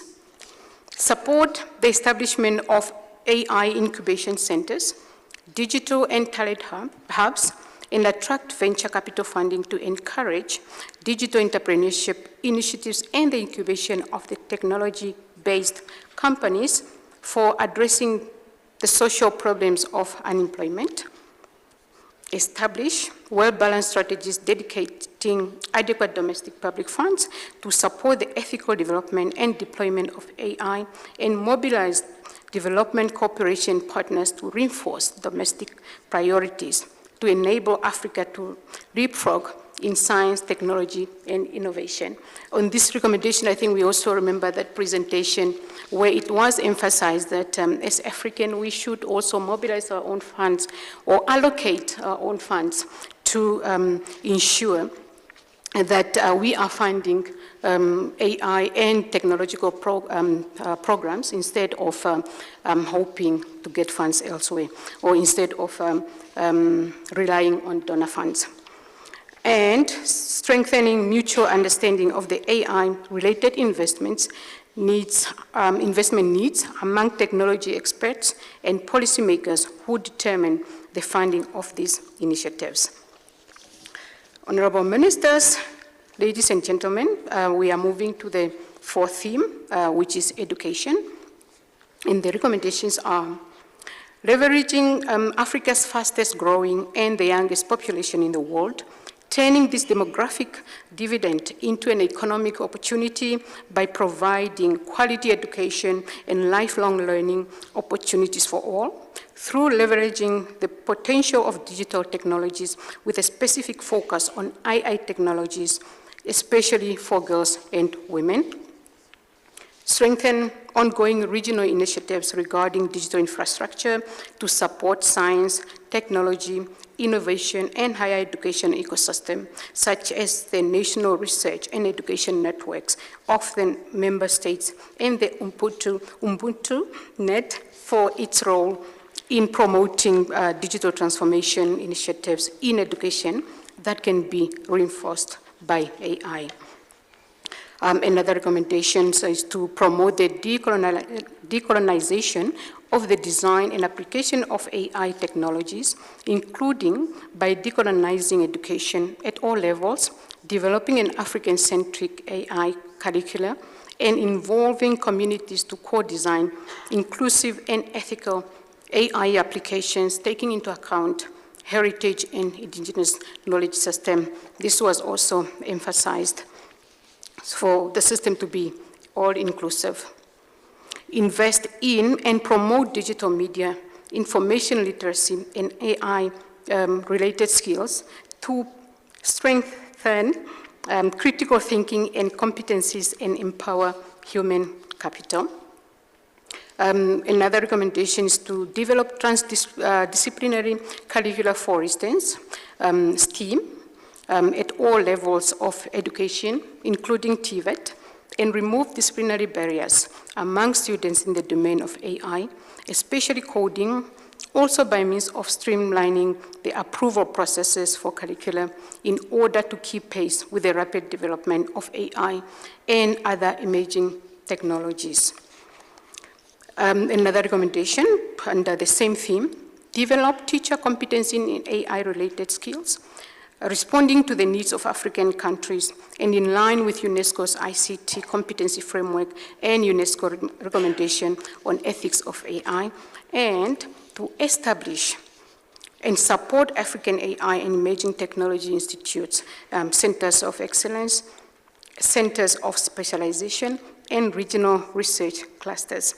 This is to expand coordination and leverage synergies between national centers and foster strong links between education, research, and commercialization. Ladies and gentlemen, we move on to the fifth theme, which is research, development, and innovation.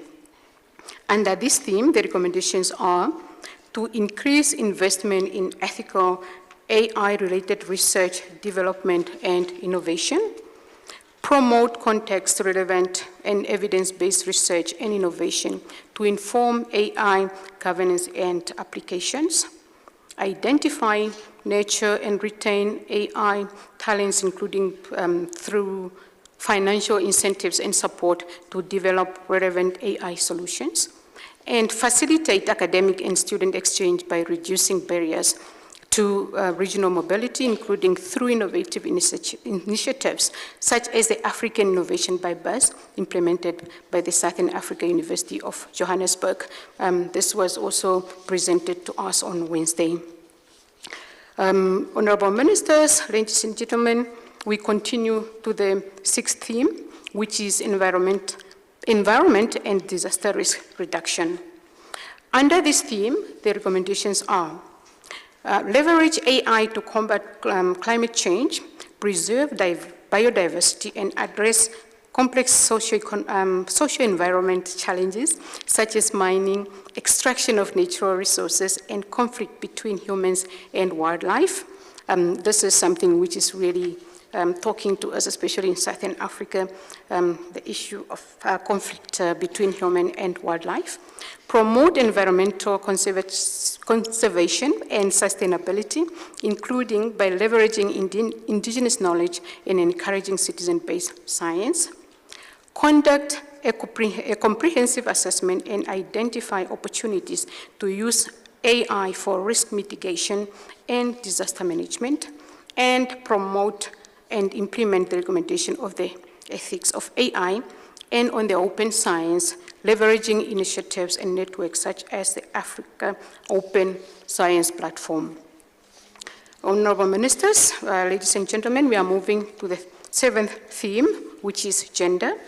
Under this theme, we have three recommendations, which is support the development and implementation of gender-responsive policies and programs, including programs that enhance girls and women participation in STEAM, encourage female entrepreneurship, leadership, and management in industries and regulatory entities as guided by the SADC Charter on Women in Science, Engineering, and Technology Organization. The second recommendation is promote the generation and use of data sets that reflect diversity and promote gender inclusion, and establish support and facilitate civil society organizations and networks to connect and empower women around the world, such as a global network for women, of Women for Ethics of AI. Honorable Ministers, ladies and gentlemen, we are moving to the 8th theme, which is collaboration and partnerships. And the recommendations are as follows. Implement multi-stakeholders approaches to AI governance, such as the quadruple and quintuple helix models, to bring together the private sector, academia, civil society, government in particular, to ensure engagement of youth organizations, gender equality advocates, and stakeholders, small and medium enterprises, persons with disabilities, environment and climate change experts, and underrepresented groups in multi-stakeholders processes. Create linkages between different AI fora at the technical and policy level to reinforce the Pan-African and regional knowledge network of experts working on AI and facilitate the participation of women and youth. Promote regional and sub-regional approaches, platforms and mechanisms, such as steering committee to coordinate the implementation of the recommendation on the ethics of AI in order to address the issues, gaps, and challenges identified in this document, to enhance policy harmonization and coordination across the national borders, and to improve resource mobilization in collaboration with SADC and AU. Another recommendation is to promote the active and mutually beneficial engagement of African countries in multilateral platforms such as the Intergovernmental Bioethics Committees and global initiatives, including the Global Forum on the Ethics of AI, an annual high-level event to advance state-of-the-art knowledge and skills on the challenges raised by the AI-related technologies. Support regional alignment on key policy areas, including the AUC data policy framework, the AU digital transformation strategy, the draft AU AI continental strategy, the draft SADC digital transformation strategy, and the UNESCO recommendation on ethics of AI. And another recommendation is to strengthen mutual beneficial partnerships with the private sector for ethical AI development and use. Are we still together? That was a mouthful. And with that, those were the recommendations, Honorable Minister, ladies and gentlemen. I'm now moving to the scope of application.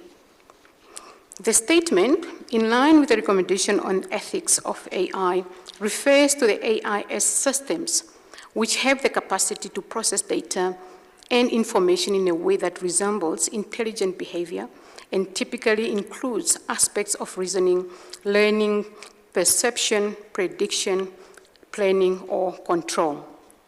This statement aims at, number one, contributing to the promotion of scientific research, technical and policy dialogues, exchange of knowledge and practice on AI among professional networks in Southern Africa, guiding the member states in their policymaking and legislation, that's number two now, with actionable recommendation. And the third one is facilitating the SADC design and implementation of strategic orientations and policies on AI in the framework of SADC Regional Indicative Strategic Development Plan 2020 to 2030.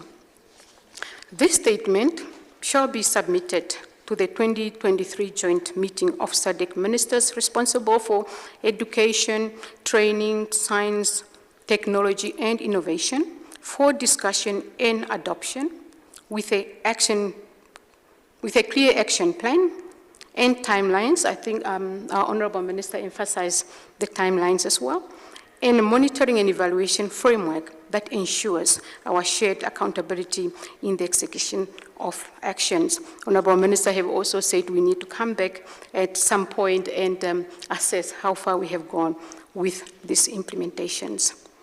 The implementation of the recommendation contained in the statement shall benefit from the technical support of international cooperating partners and the frameworks of SADC UNESCO Joint Plan of Action 2022 to 2025 with regard to AI governance and capacity building efforts.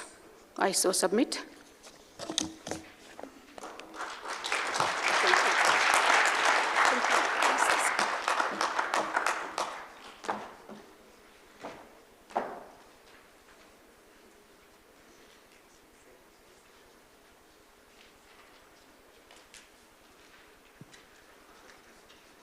Thank you, Mrs. Ngurare. It was indeed a marathon, but you did well. But now turning to my colleague ministers who have been part of this important exercise for the past 3 days. I am aware that you have suggested a few changes, additions to be done. May I request your indulgence that we approve this by consensus right away, but ensure that the suggestions will be incorporated as soon as we are done with this session. Is that in order? Thank you. The document is approved.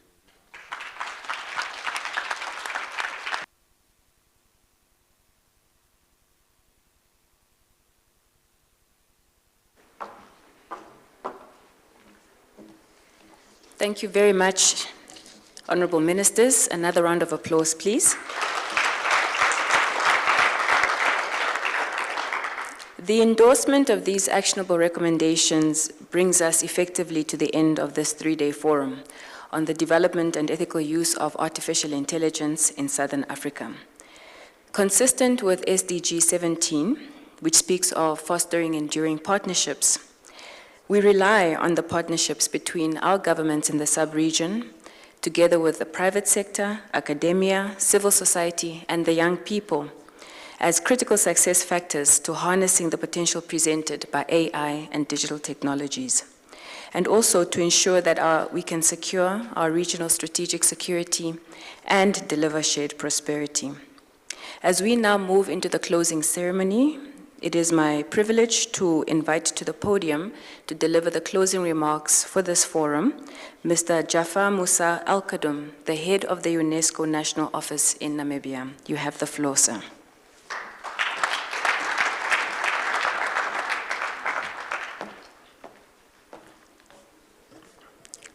Thank you very much, Director of Ceremonies, Honorable Dr. Ita Kanji Moranji, Minister of Higher Education, Technology, Innovation of Namibia, my dear co-chair, Honorable Tulangano Segok, Minister of Transport and Communication of Botswana. I hope I'm correct in this pronunciation.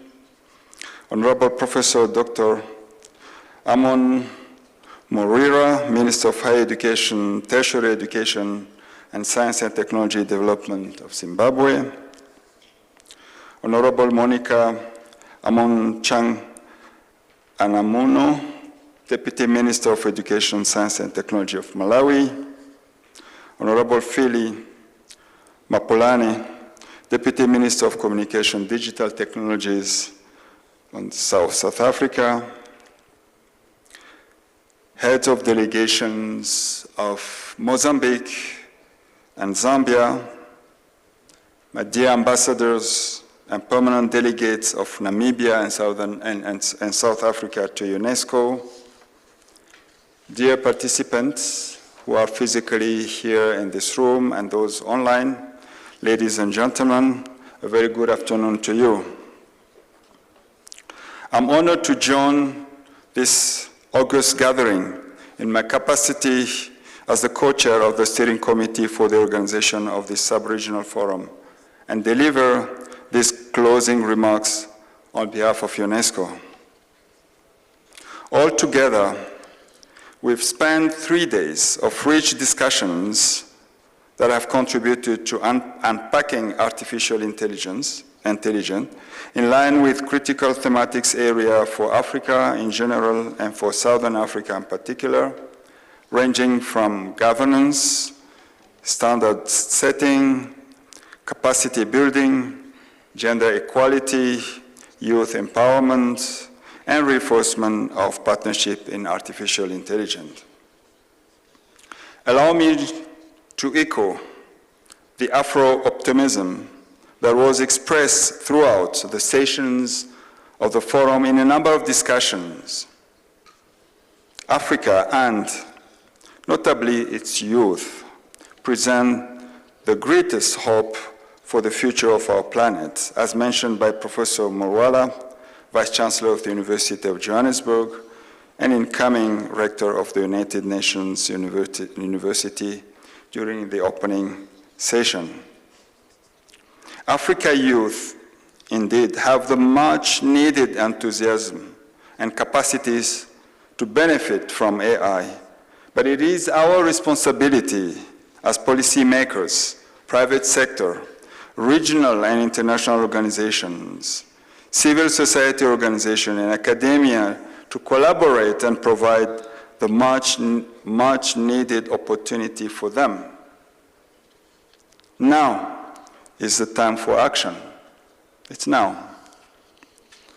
Director of Ceremonies, Excellencies, ladies and gentlemen, some says that numbers speaks louder than words.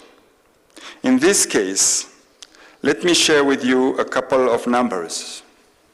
And these are 548, 16, 692, and 1.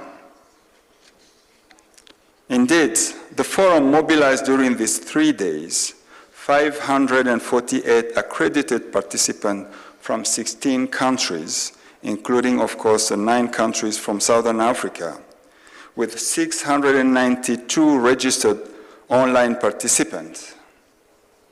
This is another proof and evidence of the relevance of this forum, its topic, and well-selected themes. The last number, as one, refer to the one very comprehensive outcome which have just adopted by consensus. And I would like to congratulate all of you and the ministers. I'm very proud to witness that now the Windhoek outcome statement on artificial intelligence in Southern Africa was formulated and adopted by using rooted philosophical values of Africa, which are the Ubuntu and the Harambee. This is not the fact of coincidence, because this land of the brave, Namibia, as a country and nation, is built on these values and remain a place where major international declarations were born. Honorable Ministers, the Windhoek Outcome Statement on AI in Southern Africa includes your loud call for action. We heard you. We stand ready for an immediate and purpose-oriented action. However, such call cannot be translated into action without you joining us to contextualize the specific needs of each member state while ensuring synergies through the establishment of appropriate regional collaborative mechanisms. This is the reason why, together, we need to mobilize the domestic and international partners and ensure and secure the means of our noble ambition. We have been very comforted by the announced support of partners who have joined us to initiate this long and promising journey. I thank them very much for their support, and I call others to join the partnership. Further, we applaud the commitment made by SADC Secretariat to ensure that the Windhoek statement, outcome statement on AI in Southern Africa is indeed integrated in its member state appropriate protocol and framework. This is already a tangible impact of this forum and concrete implementation of the recently signed UNESCO SADC Joint Program of Action 2022-2025. Director of Ceremonies, Excellencies, ladies and gentlemen, allow me to take this opportunity to sincerely thank you, Honorable and dear co-chair of the steering committee, and the entire government of the Republic of Namibia by hosting this event. Despite heavy schedules, you mobilize other ministers and deputy ministers to ensure the successful organization of this forum. My sincere appreciation goes to the extremely hard-working Namibian members of the Secretariat through the leadership of its chair, Dr. Ntaka Lupatla. I hope I'm correct this time. All Namibian staff who were mobilized, including the entire team of your ministry. Allow me also to express my deep and humble appreciation for the trust given to me by the ADG Priority Africa and External Relations, Mr. Eduardo Matoko, to co-chair the organization of this forum. My brother, Eduardo, please accept again our sincere sympathy as we are missing you here. ADG Ramos, your guidance and commitment observed from the preparation and throughout these 3 days are well appreciated.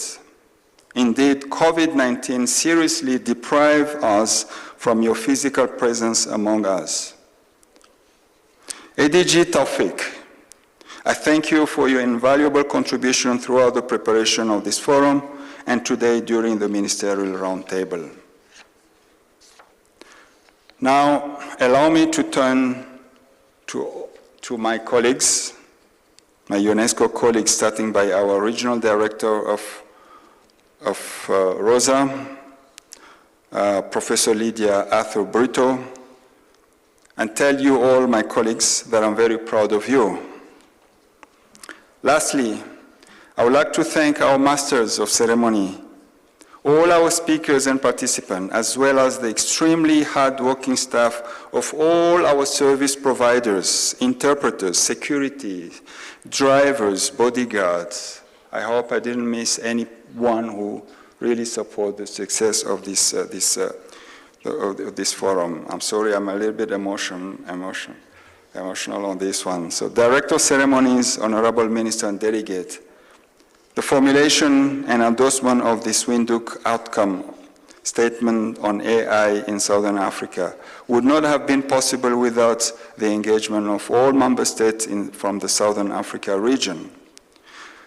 Through your leadership, ministers, and your support, we have set high standards, waiting for the other sub-regions of Africa to take over and build the momentum, thus ensuring that the spirit of Benguerir is kept alive.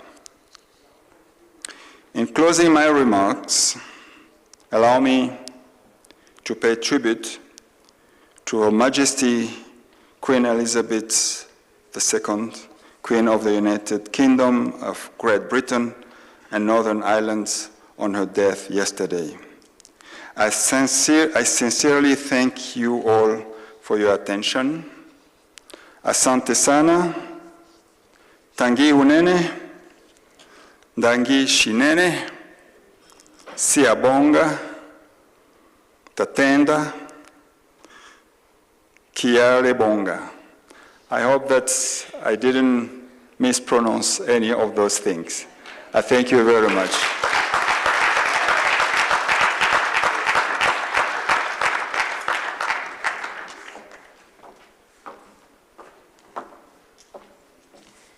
Thank you once again, Mr. Musa, and also to appreciate and to acknowledge the role that you have played in a very instrumental role supported with your team to delivering this seminal forum. And now to deliver the final word, it is my singular honor and privilege to invite to the podium our Minister for Higher Education, Training and Technology and Innovation, Honorable Kanji Murangi, to deliver the closing statement for this forum.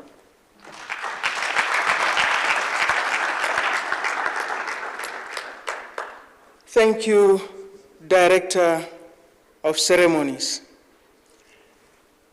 I think it is in order for me to say that Namibia is part of the world family, and so are many of our represented member states of SADC. I would like all of us to rise for a moment of silence to recognize and acknowledge the passing of the Queen. Could we rise?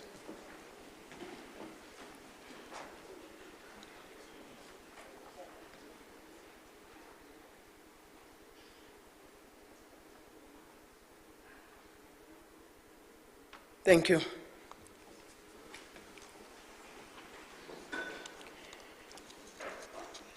Director of Ceremonies, Ms. Desiree Matthias, the Youth Advisor to His Excellency President Hage Geingob, President of the Republic of Namibia, Honorable Ministers representing the Southern African region,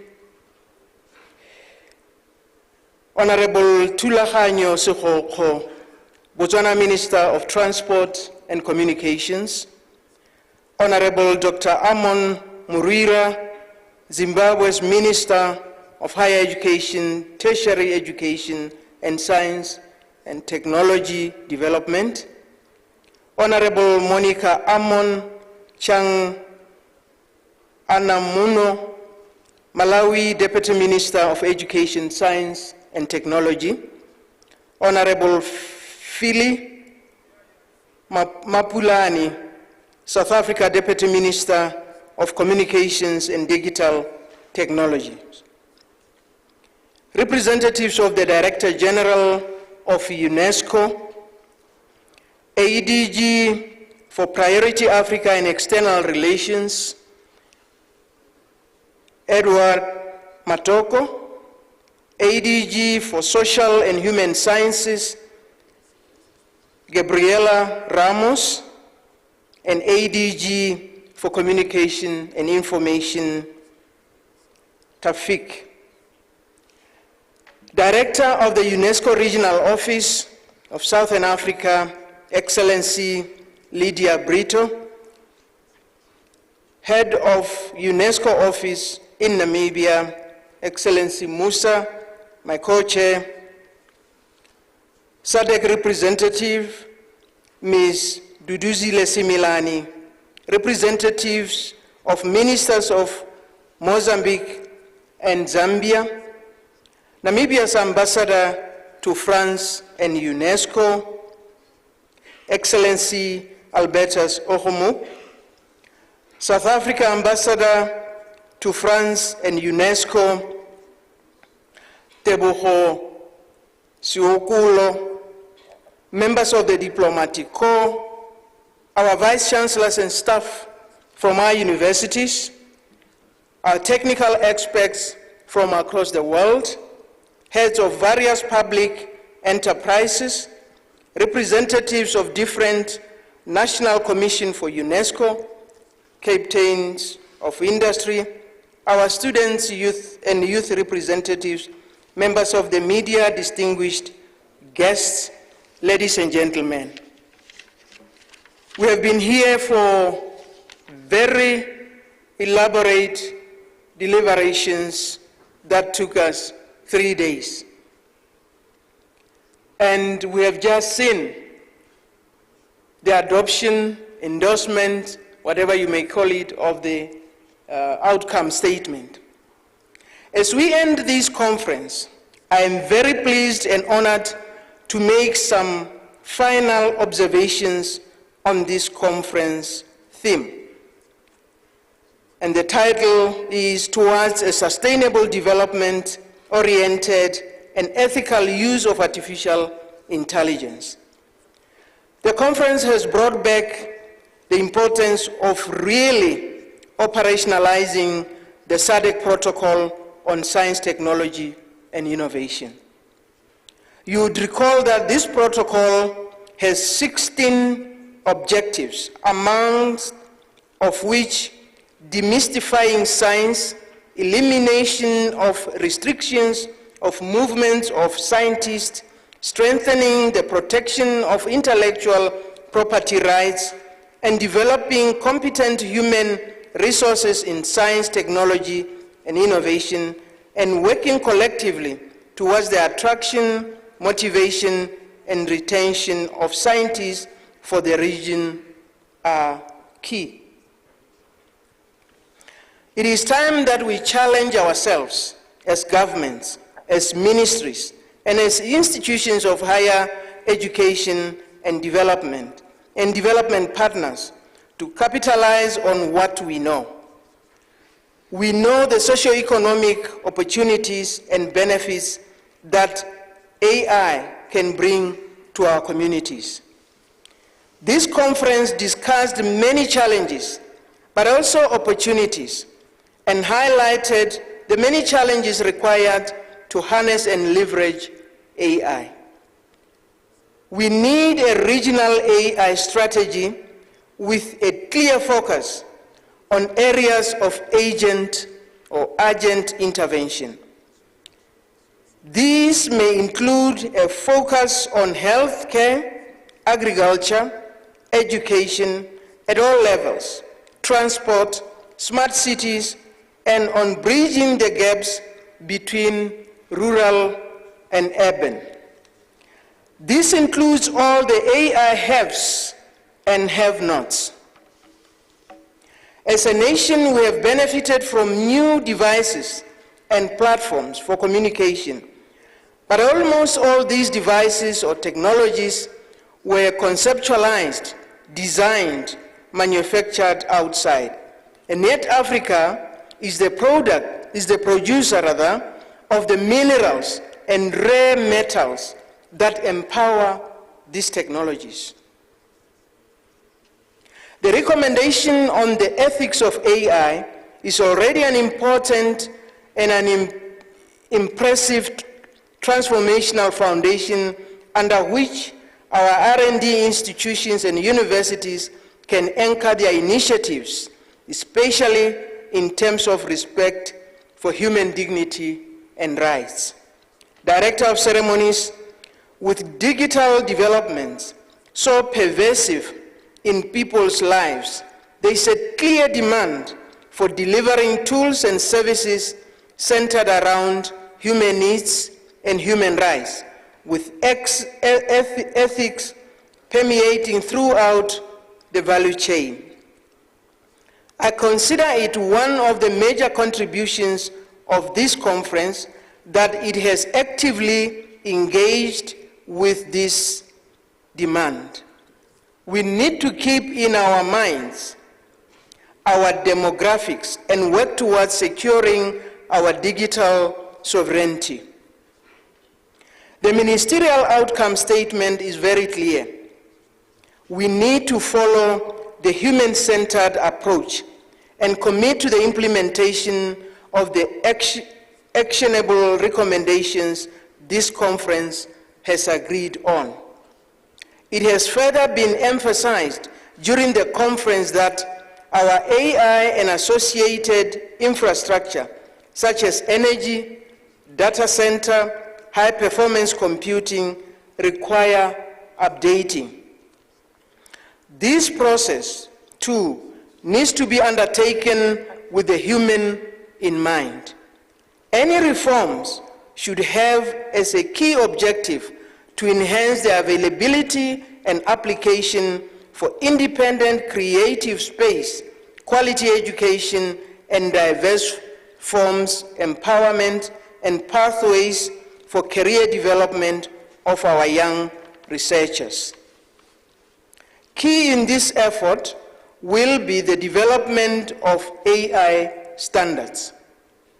A standard roadmap for AI application in healthcare facilities or in production of children's toys.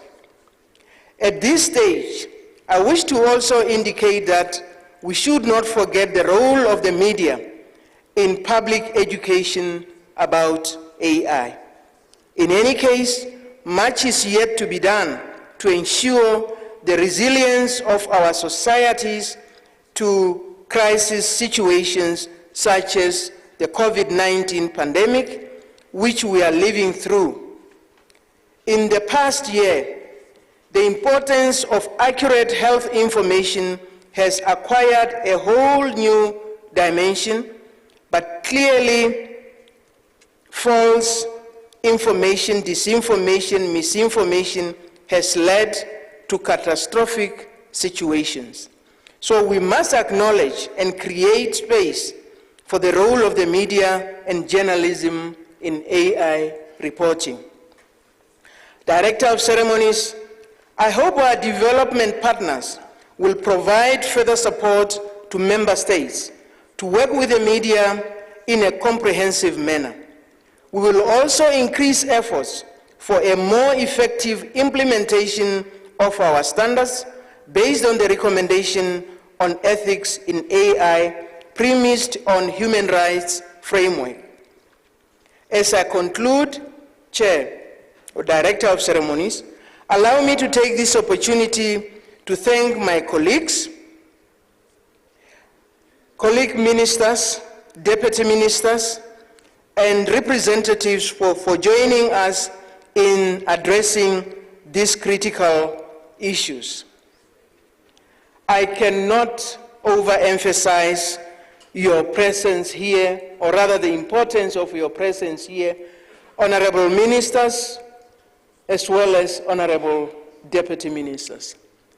Namibia, as a member of SADC, as a member of the global village, would not have attained what we attained together with UNESCO through the 3 days. I further wish to thank all the session moderators for guiding us so well throughout the conference. I further want to thank all the distinguished guests, experts, for their invaluable contributions to this conference. I also wish to thank UNESCO, SADC, member states for working tirelessly to ensure the smooth and successful running of the conference. Director of Ceremonies, Excellencies, ladies and gentlemen, allow me to thank all of you for your initiative, for your rather active participation and insightful observations. I trust that the outcomes of this conference will be taken up by member states, and most importantly, that the media stakeholders will ensure that our different nations will get to hear the outcome of this conference. Let's take AI to the people whom it should serve, and let's educate them on AI. At this point, a major exercise such as this one, it is not possible for anyone to do it single-handedly so successfully. I therefore wish to express my sincere gratitude to a few individuals. First and foremost, I wish to thank you, Excellency Musa, my co-chair, for all the sacrifices you and your team locally, and also the team that was based in France, for everything.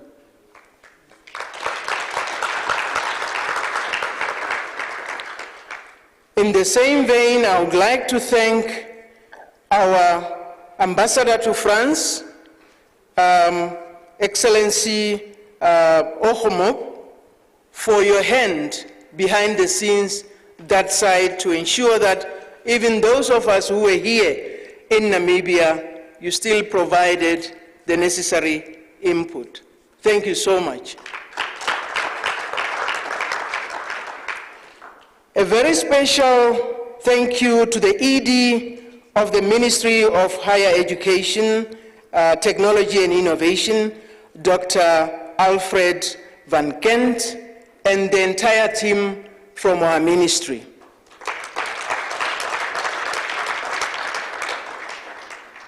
I also would like to recognize the efforts and the work put in by our two universities.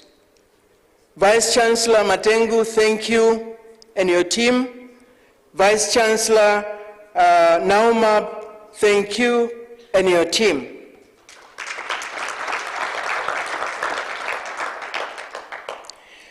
The NATCOM Director, Father April, and NATCOM colleagues. I know you are part of the ministry, but really, this time you actually ran pretty far ahead of us. We thank you for that.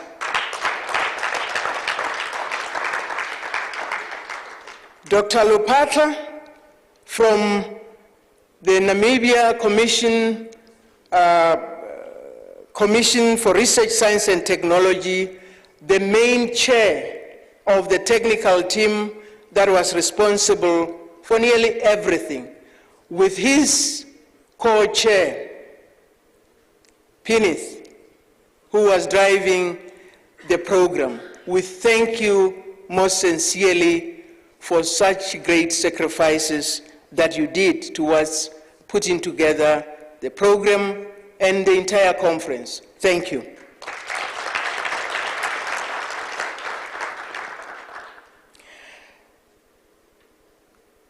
As I conclude, allow me to say the following to our visitors. Yes, we may have come to the very end of the 3 days of hard work, but it is now the opportunity for you to experience our country, to experience those special areas that are critical for the field of tourism in our country. I think you can actually build in an extra day or few hours to explore. I'm referring now to my honorable ministers and deputy ministers. Well, with that, thank you indeed for being part of this, even at this late time. Thank you all.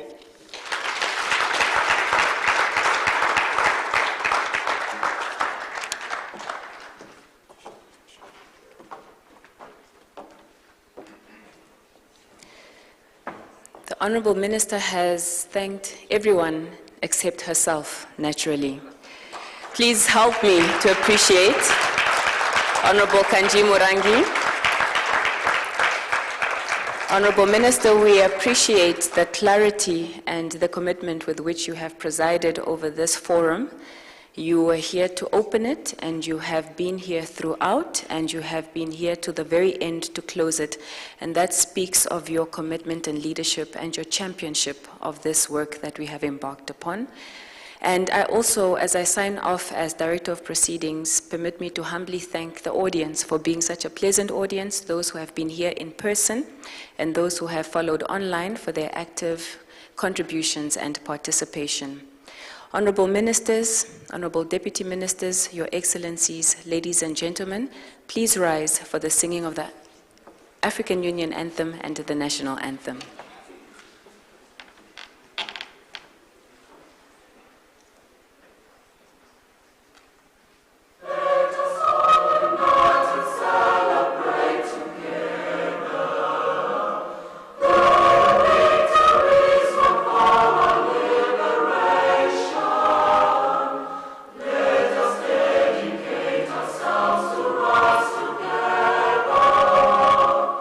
Together